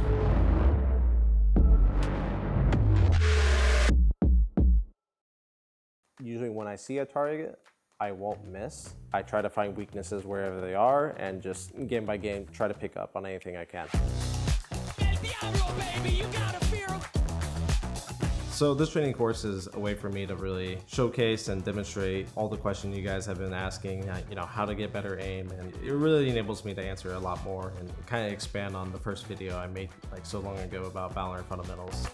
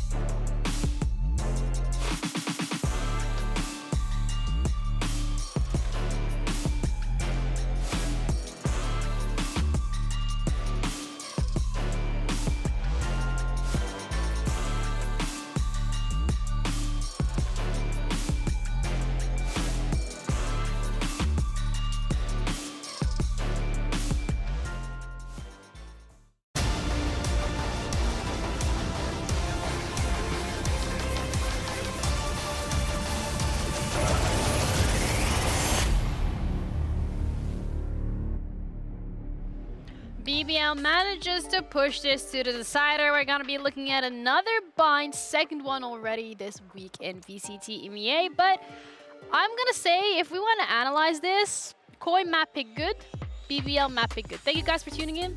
We're done. Yeah, this is our jobs, by the way, for the most part. I mean, I kind of went as expected to an extent for BBL, but it's similar to what Pearl was. Of like, okay, you kind of assume that the team that picked it has an advantage here, but just the ability to run away with it. And for BBL, more impressive that they get dumpstered on Pearl and then go to Ascent and take control of it like we sort of expect them to. You know, the funny part is, you remember your words about Koi and their fundamentals on Pearl. It was like, it's transferable over on Ascent, and you know, except it's not. Exactly, except it's not. Because I would have totally agreed with you. I thought that everything was looking good on many fundamental bases for Koi. None of that existed here, but it's not only Koi's fault, to be very frank, because well, BBL showed us once more why you call Ascent their absolute battleground. A 13-4 just doesn't come from anywhere, and it looked exactly as expected. Yeah, incredible dominance performance out from BBL. The confidence, the aggression, it just felt like they hit a switch and just completely mentally reset after that first map. Yeah, it's just the way that they were able to do that cleanly, right? It just seemed to be like Pearl was water off of their backs at that point. And even then, you've got Koi starting really strong, picking up the pistol again. But straight afterwards, a force coming in from BBL, and they just take control of the side despite losing that pistol. And forces are not the most common thing. They exist, but they're not like this, oh, it's always a force in an attacking round after you lose the first. It's kind of crazy to think of that. It's really kind of mental to think of that. Here we start to see a fake comeback. It was all a big bamboozle. As we ended with the 9-3, where we thought, okay, you know, maybe it's the good old classic curse. It didn't happen. The defense looked pretty much as strong as the attack did for the side of BBL, and this brought us to the point where I'm so happy to see their confidence and their strength once more repeated as we know it. Yeah, they were absolutely everywhere. Wherever you look, they were ready to shoot your forehead, which is basically how they play it. Their executes as well were just completely faster, just pedal to the metal and just keep going. Yeah, that was the enjoyable part, because it was fast, but it was coordinated fast. So pistol was obviously one they lost, and you know it didn't work out for them in the end. But this is where you saw, okay, you know what, they can play fast executes, they can play well fast coordinated executes, and that's the fun part. This is like the Turkish spice that we know from back in the day when we thought that Turkey might be not the greatest region. Well, you know, I think things have changed whilst they kept their speed. Particularly this round. 120 on the clock, whatever, do the pincering on the B side. There's a smoke, whatever, there's a smoke, who freaking cares? And therefore they find one after another in this aggressive scenarios. They repeated that in the buy round later on as well, which was the fun part. But you see what kind of pace they have. You see what kind of strength they're capable of. Here it repeats again, quick onto the B side, all coming over main, not one even slicing through the other side of the map. And the most important part for me, Ryan, is this was awesome from BBL. Yeah, Koi didn't have a reply. Well, it's also like the first two that you showed were like B splits, and then this was after a timeout, I'm pretty sure, from Koi. They start playing more towards mid. The rest of BBL read into it really nicely and just have all 5 of their players go through B main. And this position from Kushner was so successful way too often. I like to call it Jakey after the C9 like Omen player, because he loves that position himself. It just kind of felt like everything that we saw from the protocols and the discipline from Koi on Pearl just wasn't really existent here, because BBL were up in the tempo and Koi were forced to play to that pace, and they weren't comfortable doing it. Yeah, it's back like Koi from last week, but then one of the nice things as well that we've seen was lineup Larrys on Ascent. Yeah, great. So have a round to break down, kind of similar to what Zesh was talking about with the executes, but the good thing about BBL and how they actually work on attack is that they have these fast executes like we just highlighted, thank you. And then we also have the more slow, methodical rounds. And this one in particular is a lot more smart when you get into the nitty-gritty and look at some of the specifics. So this was round 4. It was just after a couple of rounds overall. And we can sort of start it off in a general way. We've seen BBL try and fight for mid-control consistently. It was putting Koi on the back foot. And I want you to specifically pay attention to some of the utility. We've got the alarm bot in mid from Shados, but also his turret watching B main. Both of those bit further forward to get as much information as quickly as possible. So if we play it along, we'll see Asova actually throw in a shock dart to break the alarm bot in mid, but you might have also noticed that the turret has just vanished at this point on B main. And we actually have the lineup to show you that came from Aslan's perspective. So if we have that in a second, this is the setup. Again, that turret is there to just get contact as soon as possible, and this is the setup that Aslan has. It lands all the way into this corner, it breaks the turret, and you could sort of tell that Shados wasn't really sure where that was coming in from.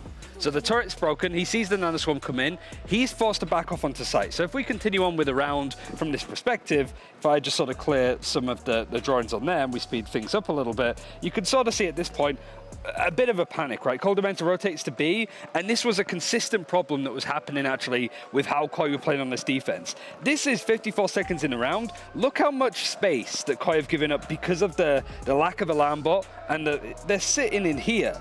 They're giving up all of this space in mid just to try and play late in the round. If BBL go for an execute here, these players, it's going to take them a fair few minutes for them to even get there to go for the retake. But BBL are very good at playing at the map. They're trying to pressure towards Trey, pull those rotations, then they quickly turn it around to a fast B execute. These players are on the back of site, do a little bit of damage, but here it's pretty comfortable from then on out. So BBL aren't just we're gonna like rush B, rush A every single time. There's a little bit more like consistency and a little bit more nuance with how they're playing it, which made it really difficult for Koi to get any form of information. They start panicking, and all of those protocols that we were highlighting that were really good on Pearl were non-existent on Ascent because they had no information to work with. Yeah, no Sky as well. Yeah. And it wasn't just the rounds and the fundamentals that we were looking forward to from them translating it from map 1 onto map 2, but it was also individual players that were a consistent issue for Koi to be dealing with. Brave, one of those players that was just another one having a game of their life.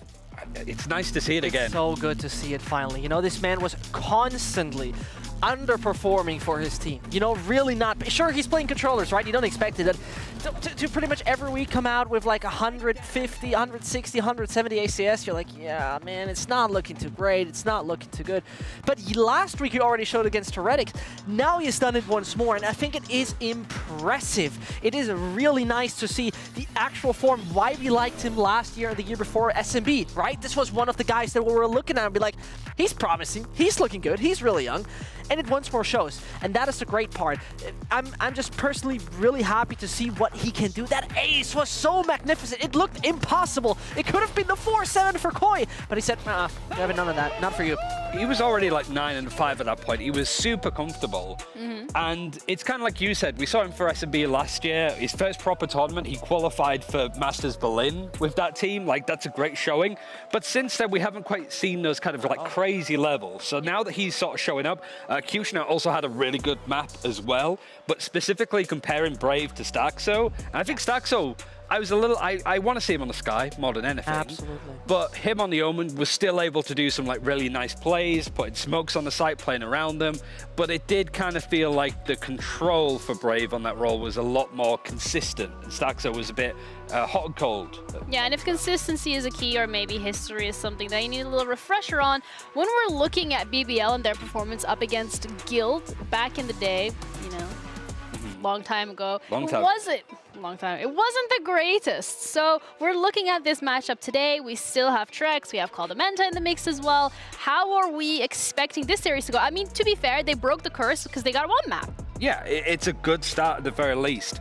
But one thing that we highlighted in the pre-show that I definitely want to focus on going into this is the last time that BBL played Guild was on Bind, and BBL were like 12-9 up. They were on match point. It was one of the things that pushed Mini to put that tweet out saying BBL just can't close out maps, right? So that history is not also good, but BBL being in pole position, literally matching series point, and then Guild being able to claw it back and win in overtime was a concern. And we've already seen from Koi that their ability to be down really bad in a half and pull it back to overtime, like against Navi on Lotus, those kind of scrappy games, they look good.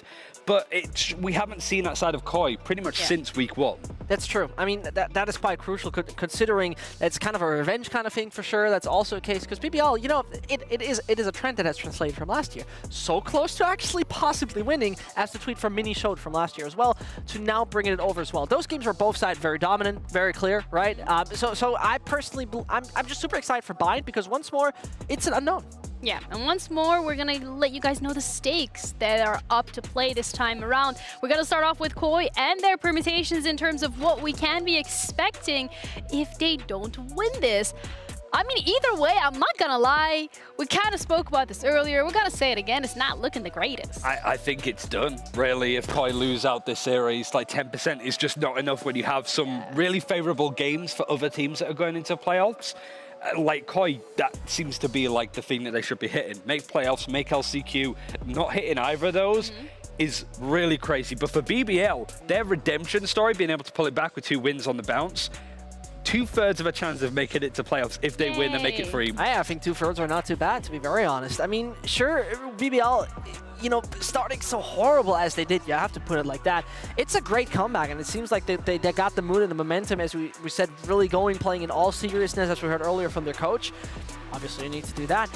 With Bind, I think it remains this thing where I hate the unknown, right? I hate the unknown, and I think in this case, it remains once more for both teams like same. Basically, it's pretty much like Pearl, to be very honest. Yeah, I mean, I feel like because obviously with Bind being that 3rd map, we haven't seen this iteration of BBL play it before. We certainly haven't seen Koi play it with this squad. But I do think that because we've highlighted that Guild core, with Baba especially as the coach, they could just sort of copy and paste what they had on Guild into this team. But it's the comfort pick, so everybody on agents that they want to be on, like we saw on Pearl, and in comfortable spots. I don't really think that either of these teams are going to push the boat out too much with different comps. Maybe there's like a Cypher, similar to what we saw with Fnatic, maybe there's a Harbor, but also at the same time, these teams could just come out with some absolute monstrosity Frankenstein comp. Going back to the comfort picks as well, yesterday we saw it in terms of the stage being pulled out. We saw it on Americas as well, stage being one of the picks that people are the most comfortable with. Is that something we're expecting here today? Because first of all, we get thrown a curveball by Pearl, and then we get thrown another curveball by their compositions there. So this could maybe not be any different. I think Frankenstein's coming back around. I'll be honest with you. I personally think Frankenstein is coming back. Trax is going over on that Viper.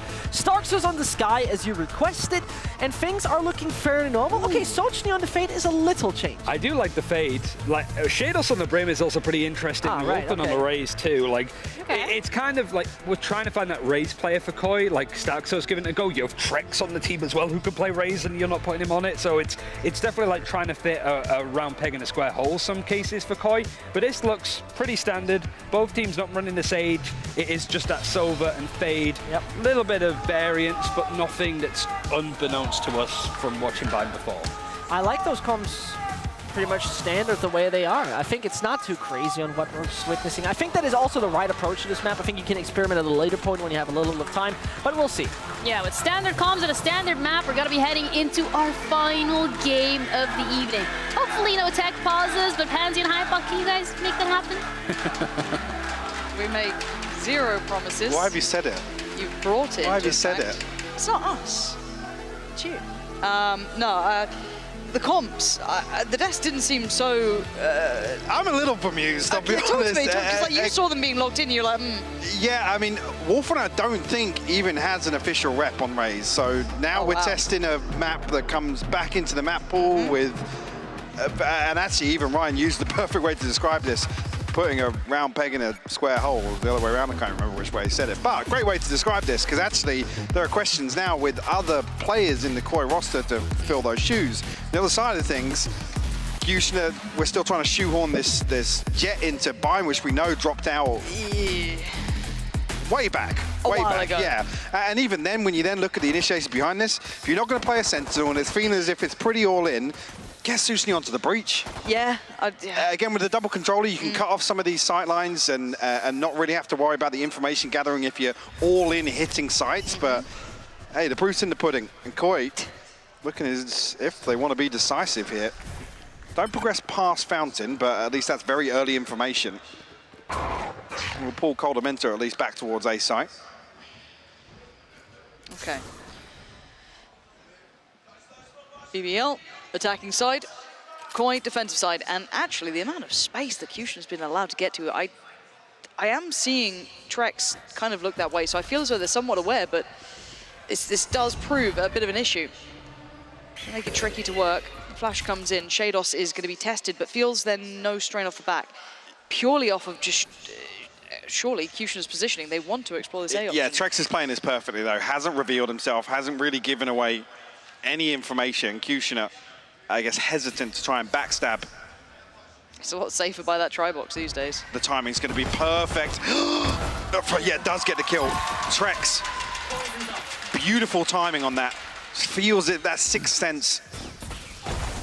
Ooh, good damage. Spike planted. Turco down to 58.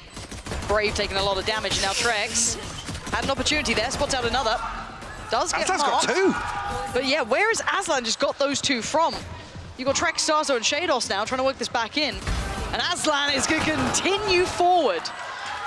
It's a 2v3. Yes, the damage is done, but the time is ticking. And Soxo given an opportunity there. It's not a massive one, but now down to a 1v1. How's this gone so close? Wants to at least get towards halfway. Turco doesn't make his move until now, and Trex is right there. 4 on the round. Perfect play from Trex. This man was left to his own devices. He had a jet tucked into the site with him, and he did not crumble. He did not falter. Lovely round from Trex. That was such a crazy back and forth as well, with Aslan finding so much value from that deep position in lamps. Like I said, Trex actually finding the crucial kill though. Kushina, the one in a position to cut off this rotation from Koi. And this was Aslan's. Wow. Yeah, almost been 3 there at that point too. Did make it towards 3 at the end, but yeah. This was strange though as well. Actually, Suchny giving away the opportunity here for actually a favourable engagement, using the numbers to their advantage. And I believe it was Brave that dropped off of bench as well. Hold that thought for a minute though, because BBL once again forcing back into this. A molly towards backside. Shados stands up to the first though. And the second. Shados. What is with him and that position? And that position indeed. But that gun works so well with him. But looking like they want to have a go of their own. This is just messy across the board. Wolfen, the safe pair of hands at the end, but getting very close here. And Koi going to convert the second now, forcing BBL back a little bit further. BBL have been happy in a couple of the rounds in this series to just throw something out. Yeah. Quick pace change. Like I said, without the Sentinel, those are the sort of hits we do expect on the buy round as well. Either that or a very, very wide default to try and receive some of that information. And actually, really, I mean, the emphasis here being on BBL's versatility in terms of some of these executes. The thing as well, again, the lack of the Sentinel, then you question the kind of post-plant utility that you really utilize. It has to have an extra body basically to the back line if you do want to rely on the mollies, the snake bites, the orbital strike in the rounds it's applicable. Just Sheriffs here for BBL to work with.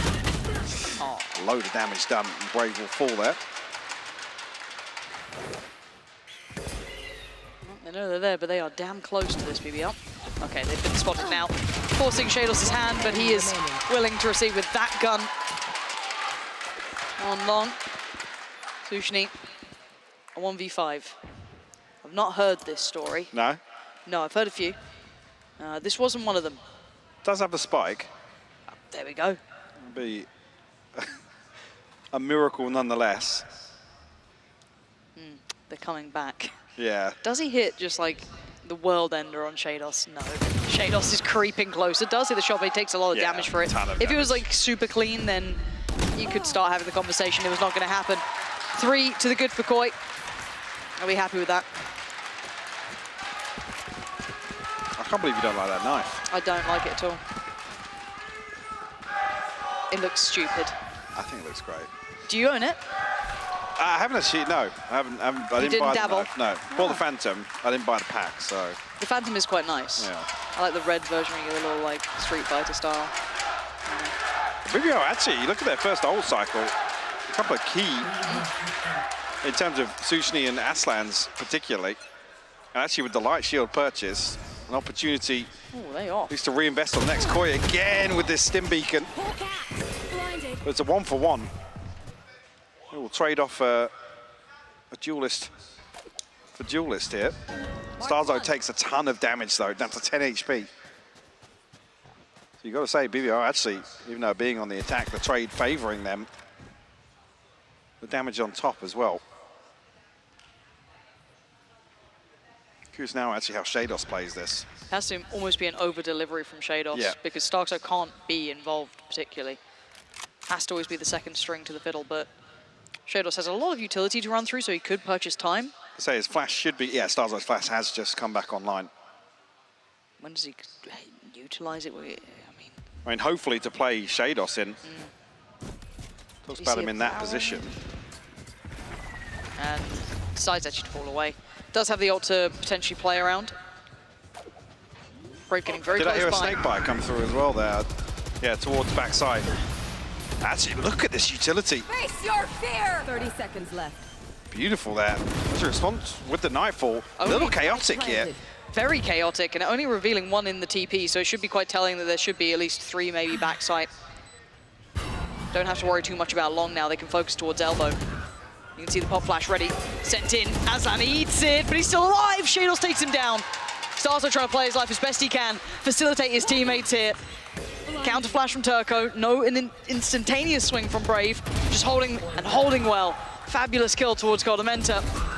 And now down to the 1v2. Keep in mind, Starkzo's HP now becomes a bigger issue. Leaving just Trex alive. And Brave and Sushi just have to place the time, but Trex dividing and conquering, but time is running low and he is running out of it.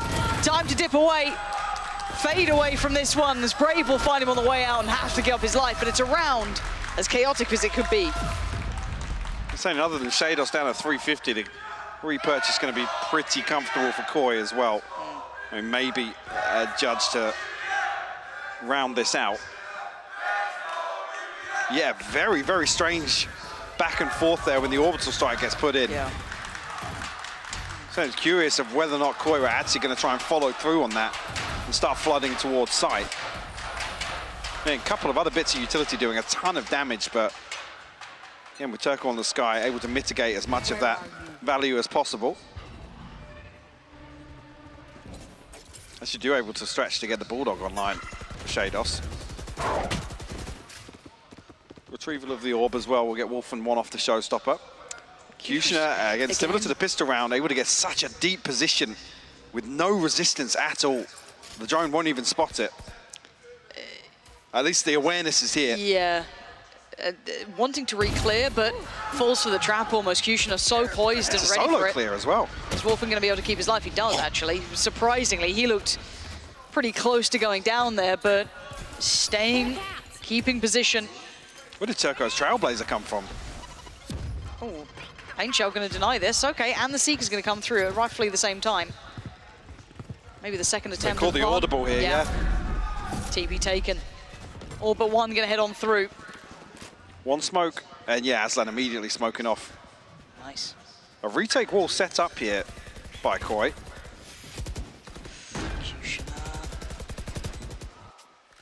There's the flank that we said. The timing, great for Sushni. Just slipped in over towards mid there.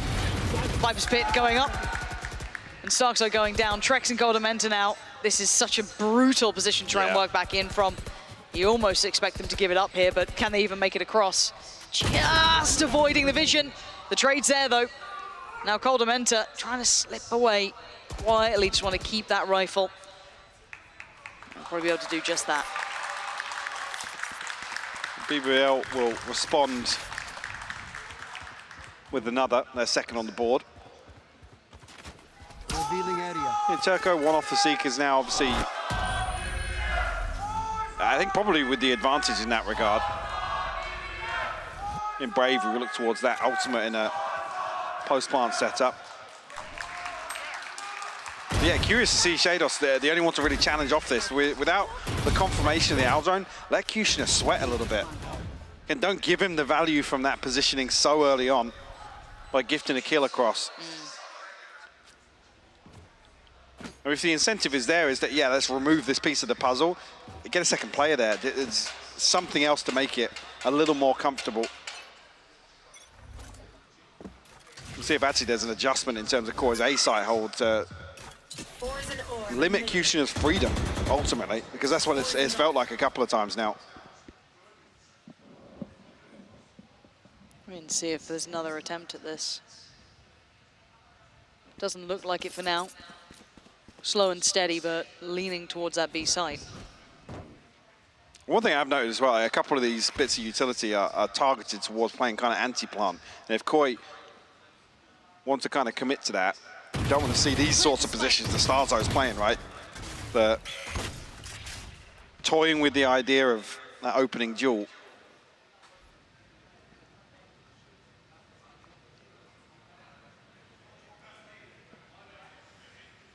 BBL at least poised right now. Waiting behind the smoke, probably. Yep. It's perfect time from Shadows actually to cut off with lamps there.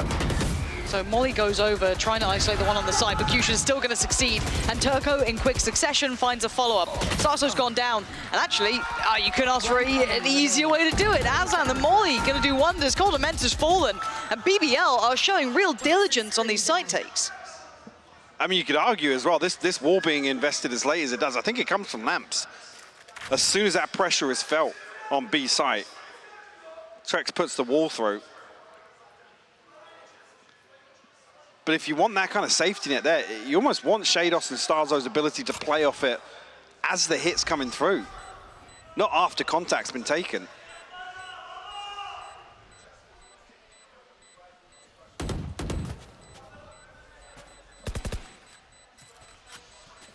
Yeah, very clean round here for BBL.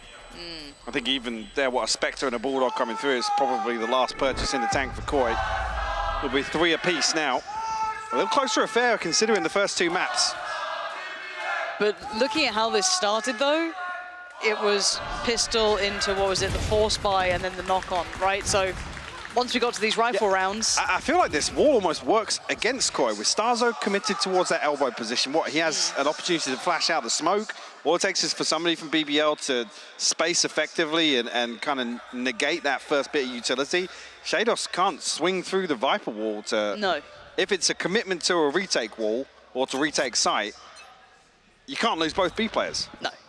So I think maybe playing to the intended utility could be... I mean, the other thing being, put Coldamenta there. If you want to, spam through a smoke, spam from behind the wall, after that contact comes through, maybe a flash from Starzo to enable the recon bolt to actually ping a couple of enemies for you, sure. But it being Shados and Starzo and the positions they're playing, that wall does work against them in my eyes.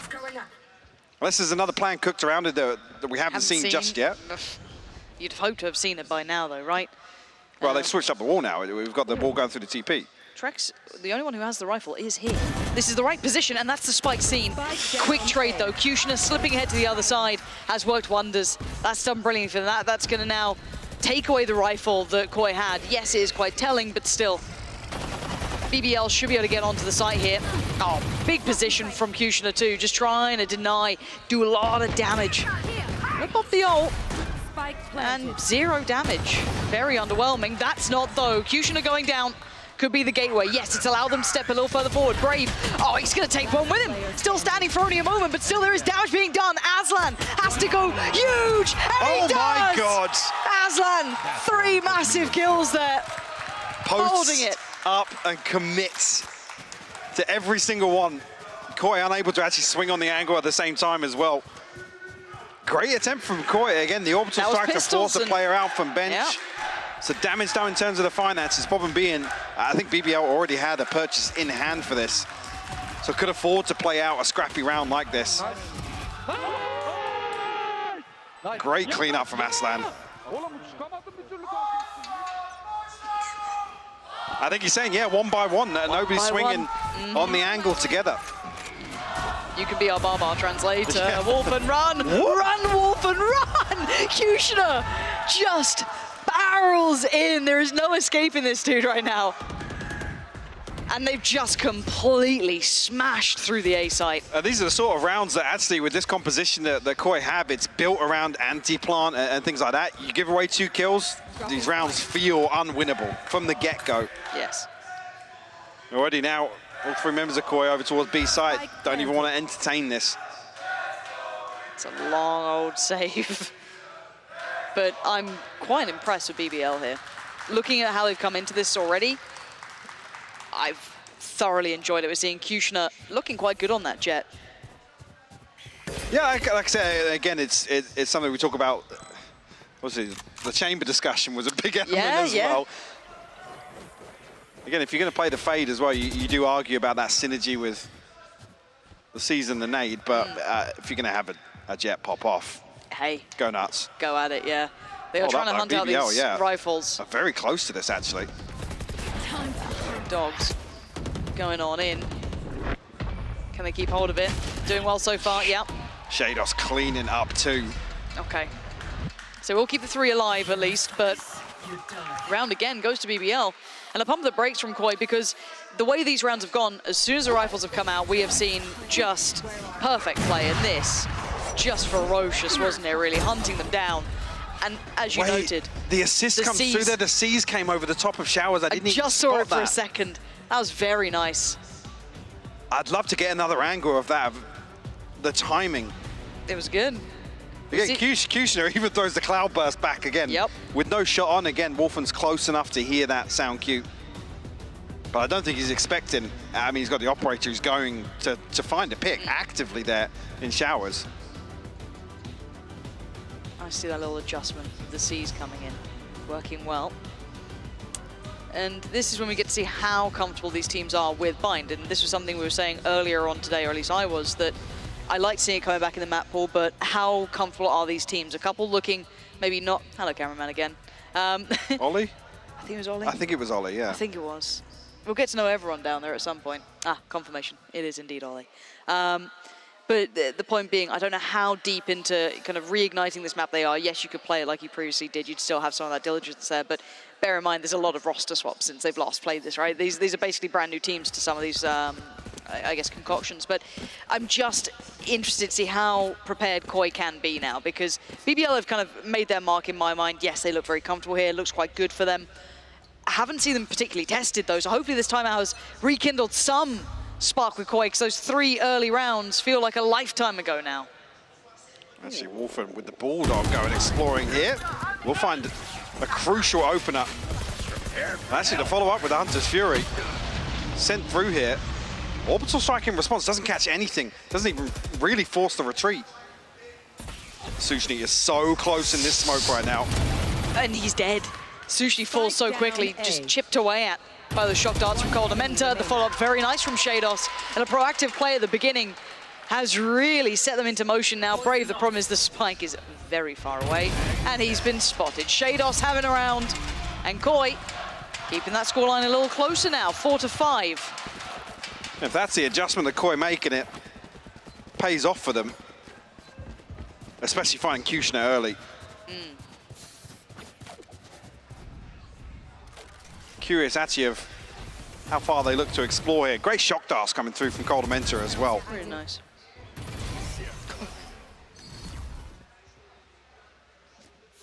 Still, good money for BBL, able to get that purchase right next to Decent read here from Koi as well. They've immediately sent an extra body over towards B, or at least towards Hooker. Shados looking pretty ever-present across the map. And they really do want this long control. See how this works out, though, because there was issues before when we looked at this.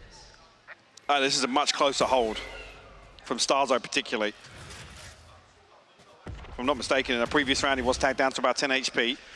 Again, not complementary angles here. Shados still jump spotting for Wolfen in Hooker. Okay, at least picks up, oh my word, Shados. Hanger of a follow-up, and Wolfen does get played in eventually, but still, Turco now left very much out on his own. And the little adjustment there, yeah, Starzo didn't quite fit into the plan, but the additional body being in Hookah worked out well. I mean, Shados is just the king of B site. Time and time again delivers from that position.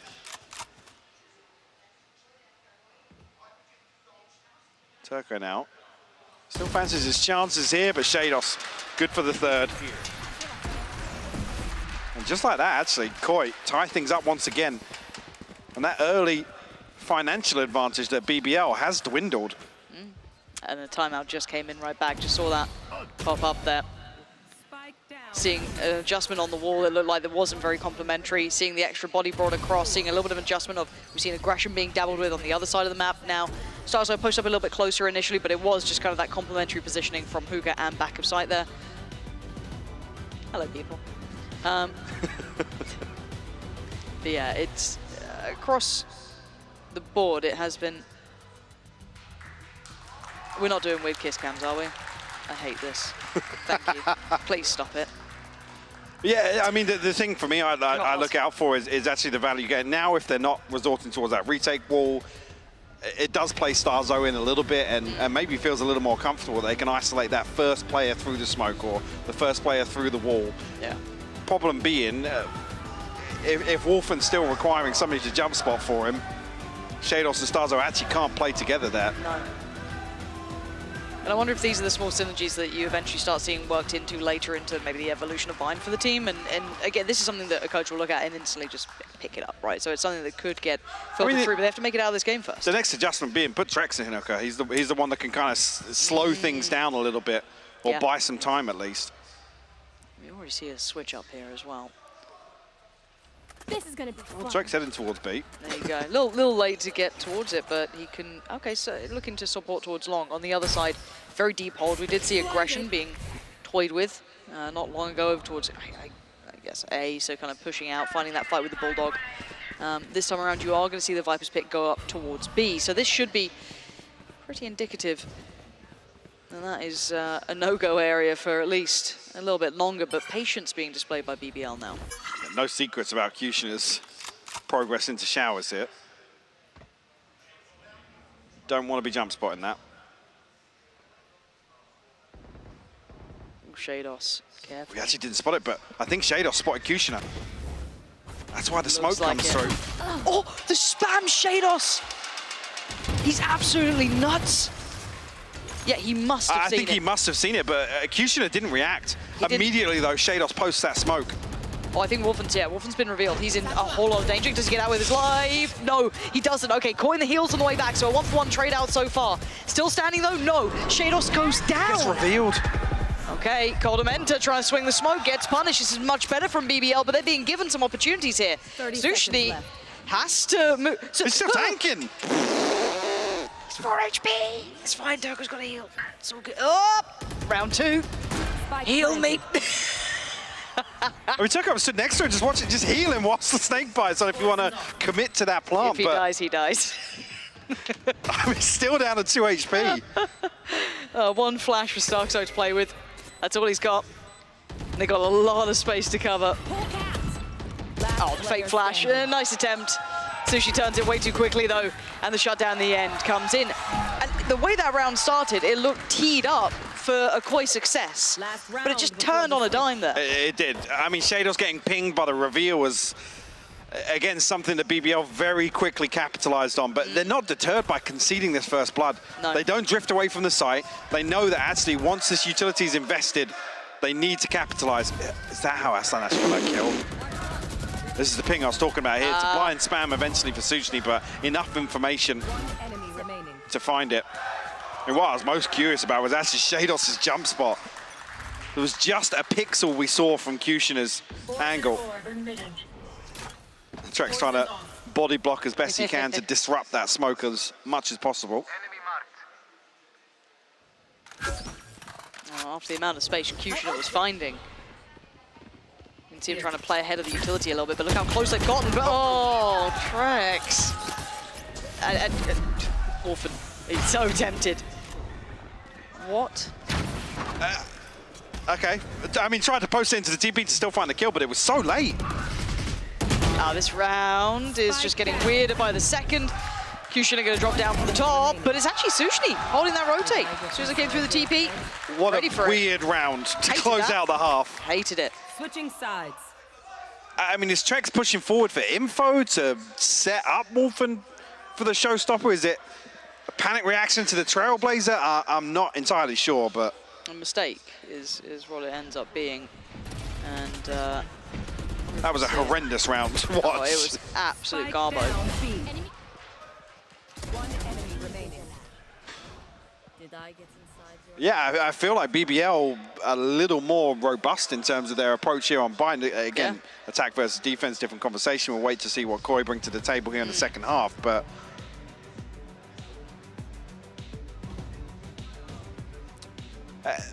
lack of Sentinel, I'm questioning whether or not actually Koi's approach leans more towards that post-plant strength. I guess obviously the discussion here is Sova, also another one that I guess didn't get an awful lot of play time towards the back end of when Bind was still available. And even here, if you think about it, Coldamenta has a lot of reps on the Brimstone as well. It does. So whether or not actually you'd find that value with Shados playing something else, Starzo then set up to play onto the Rays. But again, agent pool discussions are a never-ending thing as well. But it's something we have to look at, though. Eventually, if it does come through, they maybe just switch something up. If this is the first iteration and they go, okay, well, in the future, maybe we try this or that, and they do have the options there. A couple of very key rounds, and I've got to say, BBL, explosive in nature. Some really nice set pieces from BBL as well. Still love that C's coming out. That was lovely. Very nice indeed. Shados starting to really kick into gear, but not enough to keep them in the lead, though, on the half.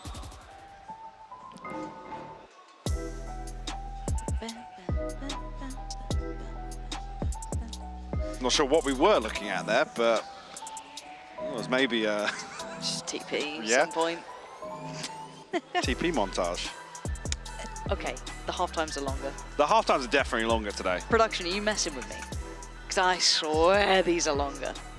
Especially with the music, queuing up like that. Somebody's definitely playing tricks on us. The production told me that nothing's changed. I don't believe. Can't trust them half the time anyway. Production told me to use the start game button. Very funny, production. Look at you having fun. I haven't heard that one before. No, that's a new one. That's a new one. Playing very brave games. Dangerous games. Yeah. Because I can say it on air. They don't hear you, Sam. Yeah, your name's been called out now. No, we love our production team out here. 7-5 on the half, though. They're telling me it's exactly the same timer as normal. It's an absolute lie.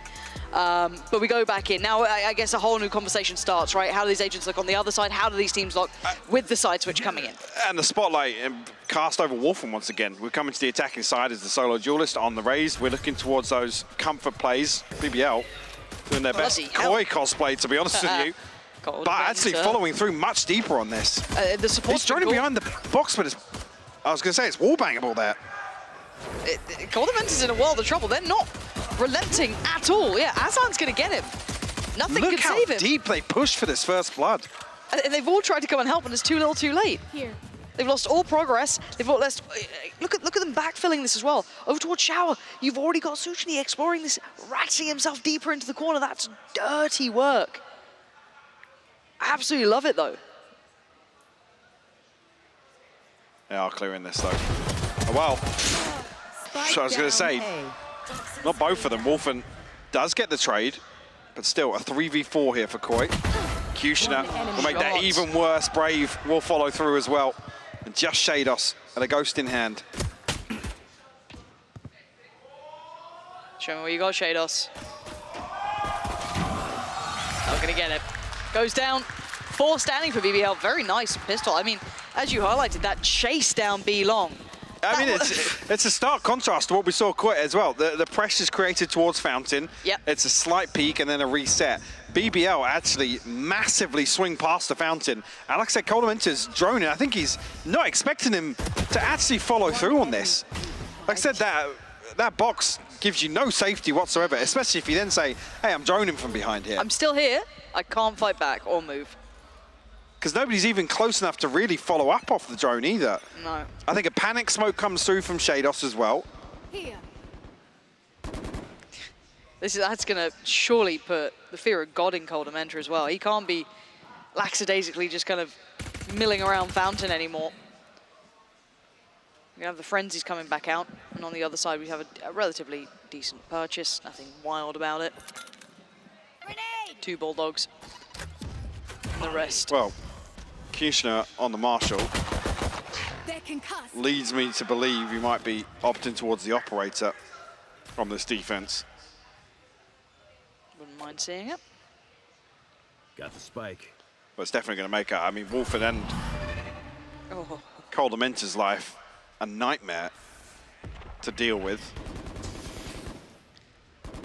Aslan starting to play ahead of this. The pop flash is very dangerous here with him. And still succeeds. Just close enough to still make so much value out of it, pushing further forward, ensuring that no one is in towards Shower, so all eyes can turn. Kushner got to be careful. Lovely. Finds Shados, and now Trex and Coldamenta, the last 2 alive. They do find probably the weaker target, but it's not going to be without a trade. So now Trex just going to have to wait this one out. until then. Kushner gonna find him. That's 9 for BBL. I think it just caught off screen as well. A snake bite and a seize combo set up for default here. So whether or not Koi noted that and the awareness is going to be in place for some of the buy rounds if BBL have some. He actually turned for this. I was going to say, was the flash pop too shallow? Aslan actually turned for it. So yeah, whether or not the awareness is there for Koi to actually wait out that first wave, BBL can actually comfortably sit a little deeper, concede some space towards this plant. You know, a double stack towards Hooker here, actually. It's not a wrong read, really. There's a lot of presence here. Ult's ready. Ult's coming online for Aslan. That's ridiculous, yeah. Orbital strike so early for him. Yeah, look in comparison to Shados, for example. Yeah. This should be the red light online. Another problem as well for those C's and their snakebite. The big tool to have available here for this round with this purchase coming in. Kushner holding on well. Played in perfectly. Trek's gone, can't quite dip away yet, has to respect the utility on the other side of the window, but there's so many bodies here already. You've got 4 on the other side. BBL, yes, they do have the lighter weaponry, but these choke points still hold. Koi slowly trying to creep forward. Do they get away in time? Turco isolates one. There is the orbital strike towards Starzo. And before they could even step towards the site, they're left by only 2. And what's curious here, I think I just got... Shados had a lineup for the molly to land underneath Hooker to stop that retreat back out, but Koi don't actually move whilst it's ticking away. I think the wall comes up at the worst possible time from Brave. And it completely stunts them. It stops them from even progressing towards site. A little concern here with BBL hitting double digits very quickly in the second half. This is massive for them. Again, yes, there are a couple of repurchases, a couple of nice I was going to say, rifles, looking towards whether or not Susni and Turco can find these upgrades. 10 seconds be able to. So they've got 3 rifles now. Does Susni and Turco get their own? As it stands, we note it. There's a full-on save well, here. Susni won't catch one. He's over towards A, but even so, it's another situation in this series where BBL have a very, very comfortable financial cushion to fall back on. Burn the orbital strike. This is what you're talking about? This is the molly coming through here. Again, even here, the smokes get committed. To what? Yeah. It looked like it was well coordinated, but Find the weak point. in that situation, maybe it's the snake bite that changes things. I didn't actually note the timing of the snake bite, but again, the Viper Wall's there. Starzo can flash through. Blinded.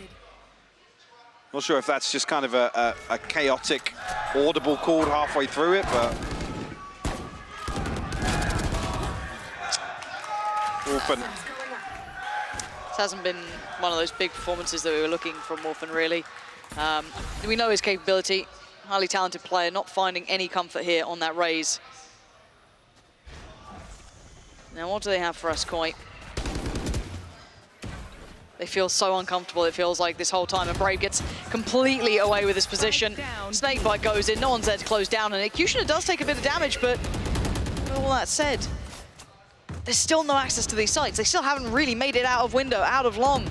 There's been no threat of a plant. This wall able to buy them so much time to reset as well. Starzo will have another flash available now. Trex will find an entry. The snakebite just landing, cutting off this possibility, but Aslan able to play behind it. That is obscene. And Starzo swings with the spike that takes a couple of seconds away here. Shados challenged. And what is going on? Another chaotic exchange there where it feels very, very desperate. And this just feels like we're hitting that point where it's just not working. Nothing seems dangerous coming out from Koi here. They get held back so quickly. I mean, was Trex not in tube there? Shados is jumping off top site to clear in tube. It's just some very, very strange situations. Yeah, it feels just very separate. It doesn't quite feel like they've got everything together by any means. Very individual. Koi clearly not quite there yet in the grand scheme of things. BBL, however. I was going to say credit to BBL. Yes. Like I said, this wall is buying them so much time and freedom. I'm seeing a desktop there. That's not what you want to see at 11-5 scoreline. Don't you dare. This Koi time out bite roll into a tech? Hopefully not. Hopefully not. Yeah, they're laughing about it. It's fine. It's all good. But yeah, there's a number of situations here where BBL getting maximum value out of some very basic utility. Yeah. And it's not new. This wall isn't a new wall. It's fairly standard. Good wall, yeah. But it's not like reinventing the wheel. But 11-5, falling a little flat here in the second half for Koi. Quite underwhelming. And for BBL, taking every opportunity they've been given. So credit to them. They're not messing around by any means. They are making a very good go. This is a very good showing here. But sadly, the Koi they're facing really isn't putting up much of a fight. I'm going to use the term lack of resistance on the second map. It's beginning to look the same here, the shoes on the other foot. Yeah, you used to. Another phrase as well, another word for it, and that's also seeming quite appropriate. First kill already found. Trex is gone. Back to B-Long that has given them no semblance of success, and once again it's true. Turco is there to punish, finding both Shados and Starkso. Feels such an uphill struggle here. The timing is perfect once again on the wall from Brave. Snakebite in, forces Shados out that corner. The Trailblazer is coming through just as the wall drops. Beautiful control from BBL here on their defense. And very little really for Koi to build upon in terms of successes. A very necessary game though for BBL, bigger picture. Definitely, yeah. They've needed a win for some time. Sitting, what, in 7th currently? So this could push them up into potentially playoff positions, right? This is a massive game for them in the grand scheme of things. And Koi really floundering towards the lower end of the league here. We do see the hero rifle, or at least a rifle with no armor. It's not even a hero rifle, it's just a bad purchase. Whatever they can scrape together for Koi. BBL looking to get a little more proactive now. Start exploring. Look how much space, look how much information just on the back of this. Huge. That's second layer being the flash, yeah. And both players now maybe looking to hit that rotation. It is just going to be Kushinachi heading back around, but as we've seen so far, Brave and Turco have done a wonderful job of holding this site very safe. Little adjustment of Trex here. Trying to slip through, but they've not really pulled full rotations just yet until now. Do they have more success? No. Again, Turco stops them at the door. What are Koi up to? Trex has found space elsewhere. Can he convert this into a round? God, wait. Sushi's gonna hear all of this. Yes, Trex succeeds on one, but the patience, he waits, and now he strikes, finding the spike and taking down 2 players. Sushi's done wonderfully here. Trex has to double back, and if he has to do it all himself, he's gonna try to. Because he's surrounded. Okay, Pit's gonna go up. There's the swing though. It's good. Brave's still standing.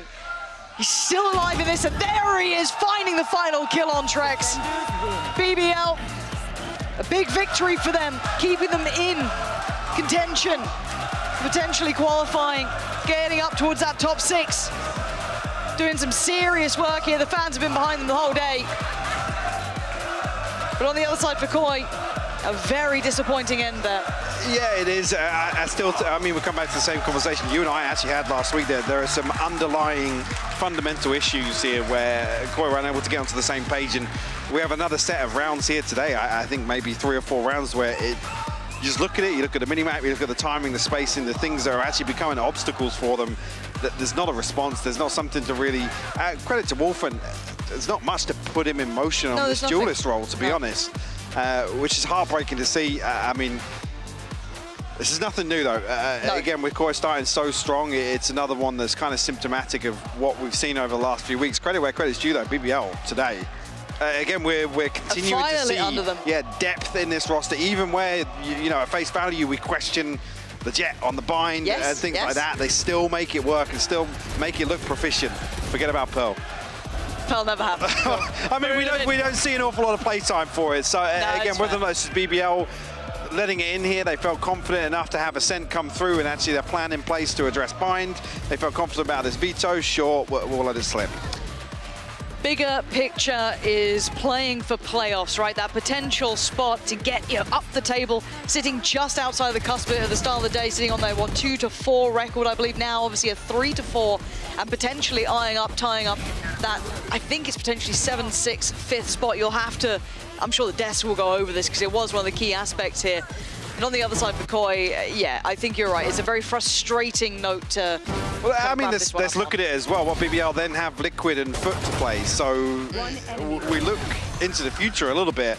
I don't want to come out and say BBL should beat Liquid, but it's definitely doable for them. It's a possible The peaks we've seen from BBL this season, I think they might be capable of taking a fight to Liquid. And in my eyes, actually, yes, Foot have looked very good, but if BBL can kind of carry on from derby the match depth as we've well. seen, exactly, it's a derby match. Anything's possible when two Turkish teams play against each other. You never know. It completely goes out of the realms of normality.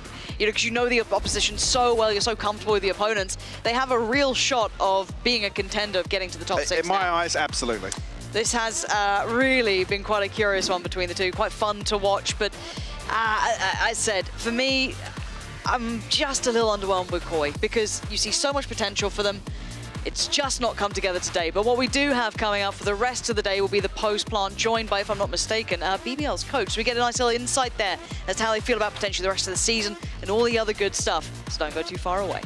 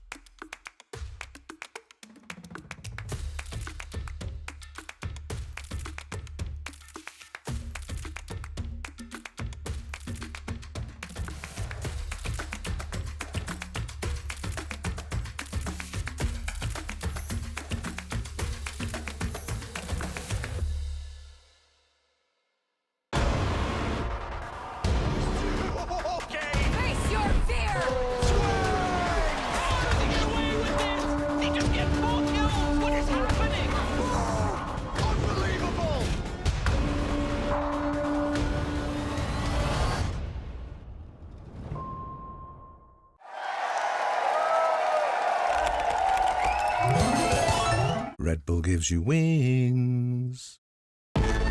Zero distraction. Zero doubt. Zero opposition.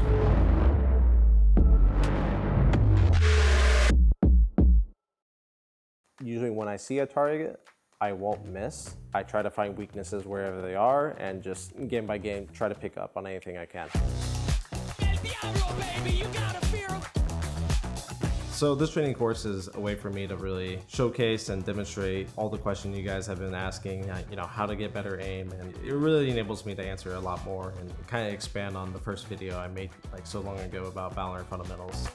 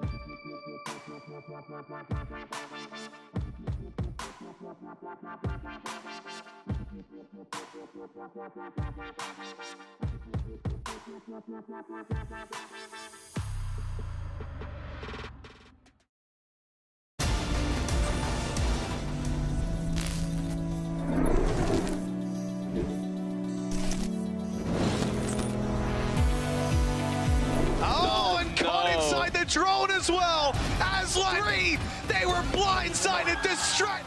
An ace found by Aslan in the end. A lot of progress made here. The reckoning going to come through, but Fatinho's ahead of it. Down 30 seconds. How is Fatinho? Yampi's behind him. Oh my god, they have no idea. Yampi, oh, Fatinho's turned around. With all that madness, Fatinho kept so calm. And yeah, this is just having nothing. Safe, yeah, great damage. Doesn't matter. Round says. I mean, Safe is desperately trying to make this bloody. Now Sugetsu does get him in the end, but that has certainly weakened the side whole. This kind of isolates Sugetsu to his own Viper's Pit. They can plant around this. Seekers have gone in though, and it's the right time to strike! Sugetsu win! They've certainly slipped up. Lost their grip as time's gone on, and it looks like it's getting worse now. Low on HP again. Trying to get up in their face. He's already found one. A third kill in this round already. Boaster sat back watching the flank, but Chronicle's just gonna do it all!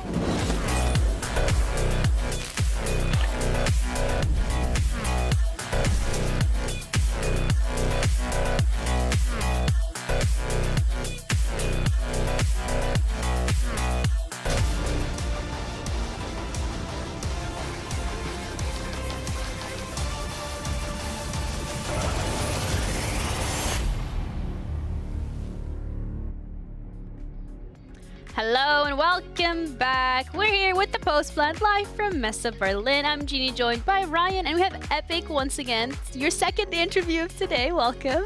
Yeah, twice in a day. I'm just a little bit surprised. Yeah, you're surprised? I mean, in the interview earlier, you said that you were very much expecting the team to be putting forward the best performance today, and maybe that wasn't really the case on the first map, but the second and third map were very dominant performances. So how happy are you with today? Of course, I'm happy, but in the first map, I think we just struggled and we couldn't fight what they did. So it was a tough map, I have to be honest. And in the Ascent, actually, it's our it's the map which we strong. And in the Bind, we just worked for in this week, we just focused on Bind. So we were expecting that they might have choose it. Okay. So we were kind of waiting from them, and that just happened. Did you expect the Pearl? Yeah, we were expecting Pearl as well, because we knew that they have to pick something else. Yeah, because we never played Pearl before, we never played Bind before, and they just banned Split, and so they had to go Bind or Pearl. So we knew that. I guess going back to we can talk about Bind initially. Back in the map pool, both comps were fairly straightforward. We've not seen any Harbor, for example, or any crazy Gecko stuff. It seemed like the way that you guys played Bind was pretty much how teams played Bind before. So with the map changes, do you think that there's going to be some crazy stuff happening on this map, or do you feel it's just going to be what people did before they're going to do again, with comps and stuff? Actually, Bind got huge changes, but it seems little, but I think it's huge. So in the long term, we can see so many changes, so many different comps, so many different strats. So yeah, I'm waiting. What parts of the map do you think are the most the biggest changes, right? Because we've seen someone like A, site, into showers, onto B. Which are the areas of the map that have been changed that you think are the most impactful? Showers. Because showers TP TP got closer to the side, and you can just answer quickly for who pressures on the showers. So I think TP changes is kind of huge. Okay. Well, I think one of the things I want to touch upon was earlier in the interview as well that we had, you kind of mentioned that there were certain expectations that you have for your players individually. So having those expectations, you then go into Pearl. It doesn't really go as planned, but then you come into the second map, which was Ascent. You go into Bind as well, and both of these games were super dominant. So what actually happens behind the scenes from map 1 onto map 2? Because it just felt like you guys flipped a switch, you're completely back to your old ways, and you're very comfortable and confident. Actually, that point goes to my players because I'm really proud of them, because they have strong mentality. Aww. After the Pearl, they just told me, okay, let's win this, let's reverse sweep. So Okay. they did, and I just watched and trust them. I don't know what can I say, but they're really perfect. So I love them. Oh, okay, that is so wholesome. Speaking of your players, Aslan had some pop-off moments, so we have a little highlight package compiled as one that we can be looking at. It feels like a very family environment when we're looking at the videos, when we're having these interviews. So is that the case as well? How do you build that bond? How did we build that bond? Actually, I don't know. We just having so many times together. We eating together. We playing together. We talk together. We just do everything together. So Okay. I think that's the key. So day by day, we are getting better in game and out game as well. Okay, well, that's lovely to see. We have another surprise guest ready. Hello, Sushni. Welcome. How are you doing? Actually, get a seat first, and then we'll ask you how you're doing. Hello. Hello. You comfortable? Yes, I am. Yeah. Thank you. You feeling good after that win? Yeah, of course, I do. I guess for the question of like Koi especially, like they've been on a bit of a losing streak now. I think they've lost like last 4 in a row, 5 in a row. For you guys, you're now on a win streak. How worried were you about Koi in particular? Because looking at the players in particular, you got like Shados, Stark, so a lot of players with a lot of experience.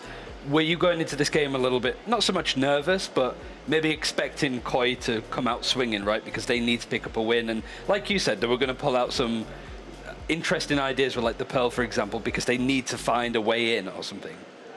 Is that something that were you a bit concerned about, like Koi coming in and looking really strong, or did you kind of feel that you had full control over the series? Actually, we never underestimated our opponent, but we knew that they had to give everything because I think they must be 1-5 in this I think case. so, yeah. Yeah. Thanks to you guys. I mean, they had to win. They need to do something, and this was their turning up momentum thing, you know. So it was a bit scary for us because they had nothing to lose to play against us, but we managed it well, I think. Yeah, Sushni, I want to kind of pick your brain a little bit because you had a lot of good performances in the last couple of games. Specifically, I want to highlight round 11 where you have a 3K. So feel free to watch it and kind of walk us through what goes through your head in these moments. And I saw this guy with the eye. I just spammed. I killed him.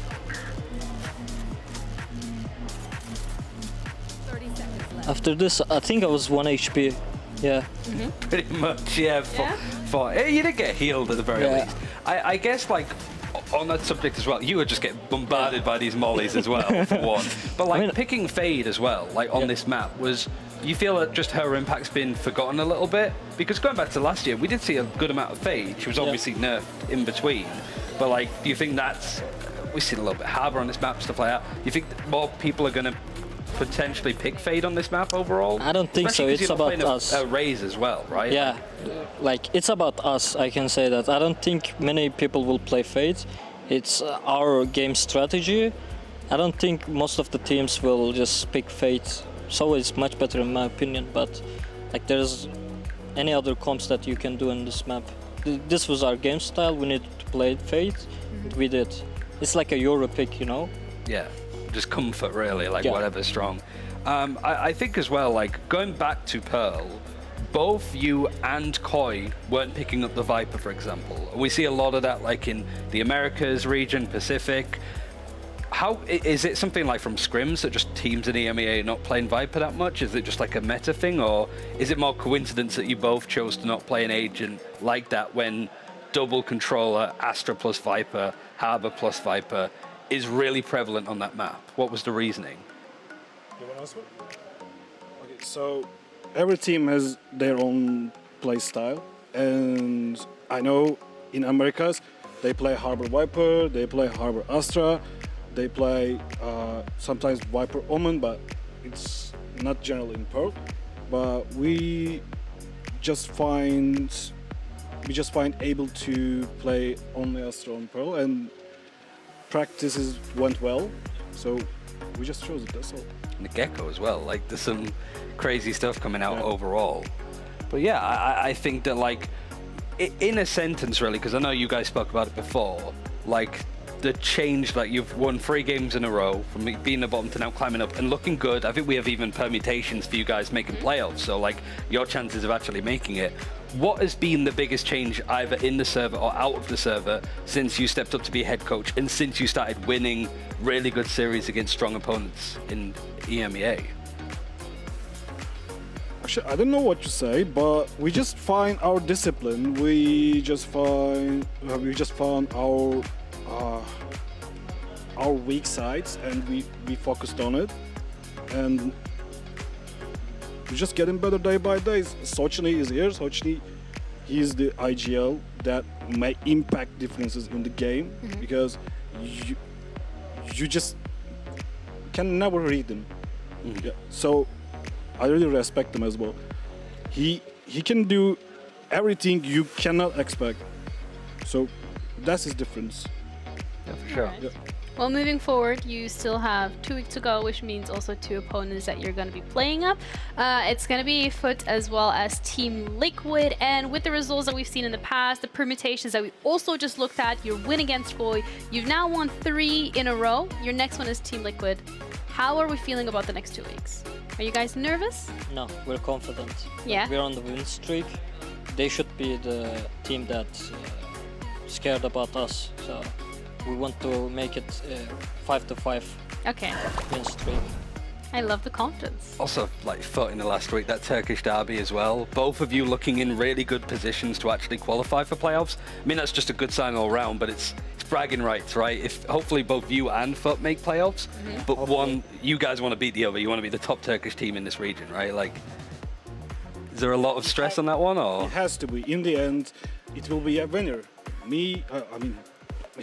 Us or them.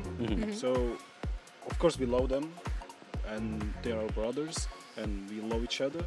But on the stage, anyway, we are just opponent, so we have to win. So they want to win as well. But I tremendously know that we were going to win. Okay. I feel like the sentiment is shared between the both of you, and I think that's a lot of confidence, which is also what we're seeing in your playstyle. You guys are not scared of just keep going and playing people's faces, so that's a really nice translation from offline onto the server. But let's also have a look at the standings, because as we said, you guys won today, which means with that win streak, you're now sitting on 6th. That's a pretty good position to be in, considering where you started off. I see you guys like both like nodding your heads. You're happy about that, yeah? Of course we are. Of course. You have the advantage as well. Like, if it comes to head-to-heads, you've beaten like Vitality and stuff like that, right? And done it dominantly. So I think it was like 66% chance of you guys making playoffs, and then you've still got like Foot and Liquid to play. Are there any like surprises, I think, so far when you look at the standings of teams doing better than expected or worse than expected? In my opinion, Koi. Like, Koi should have been much better position in the league. Just, should they have been better today? Yeah, yeah. Or? Like, in general, like, I think this is not a good tournament for them. They should be in the higher seat, but it's a bad tournament for them, I guess. Well, because you played them today, from your perspective of playing against them, what do you think that they were struggling with that you were trying to either exploit or you were just better at? What was it that they were struggling with that you went, let's screw them over by doing this? Yeah, I think we could read them a lot. That's all I can say. because they have 2 more matches. I don't want to say anything more. Gotcha, that's fair. Okay, that's very fair, very lovely. But let's also have a look at tomorrow's schedule because you guys are done for the week. You can relax a little bit. Of course, Team Liquid is going to come up, so I'm sure you guys are going to be looking at that game specifically up against Na'Vi, some preparation to do. And then we have Giants up against Heretics. Do you guys have a favorite game from tomorrow? Favorite game? Yeah. I think it will be Na'Vi versus Liquid. Okay. Is it just for prep reasons, or you think it's going to be very competitive?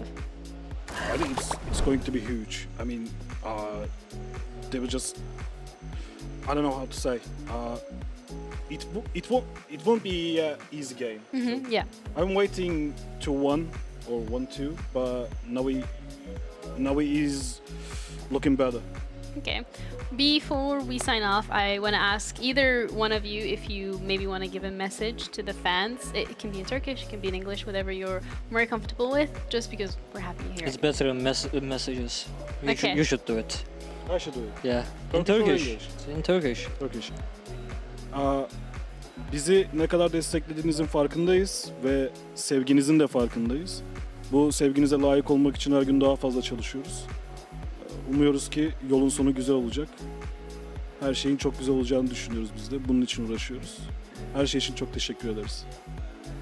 Well, thank you for that. I will say as well, it's been a great week for Turkish Valorant, right? You guys won, FUT won earlier, BBL Queens are 5-0 in game changes, like probably one of the best weeks of the region has had. Like CNN might be able to add to it with Na'Vi tomorrow. So yeah, it's been a great week for everybody involved, right? It's been a good look. Turkish FPS on the rise, yeah. Especially BBL Queens. I love the girls. I mean, they're just getting better and better. They won against G2. Big result. They won against Na'Vi, so they're going unbeatable, and I'm really proud of them.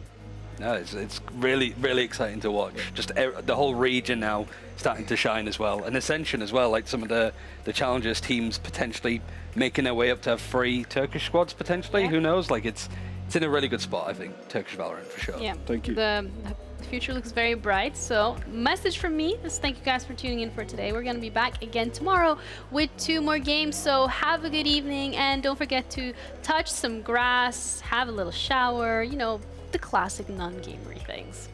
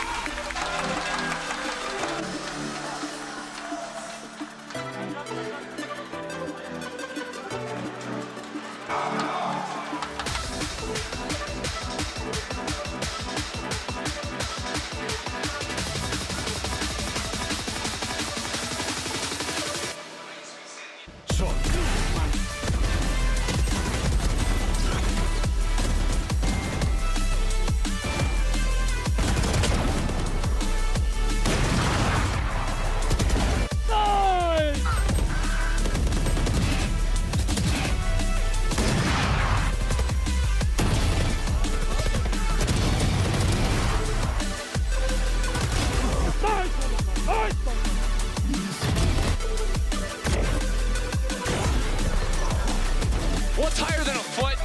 A shin, baby. This guy is absolutely cooking.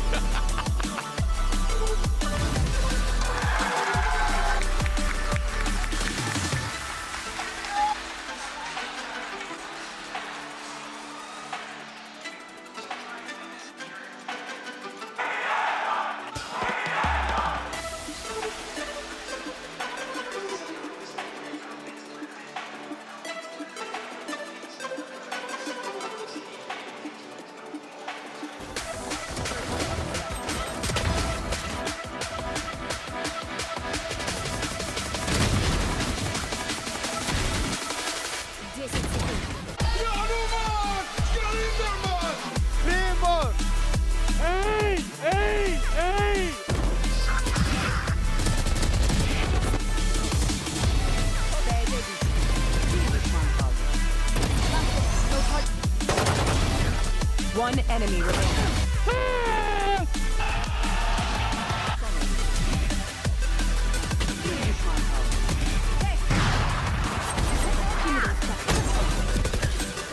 Spike down. One enemy.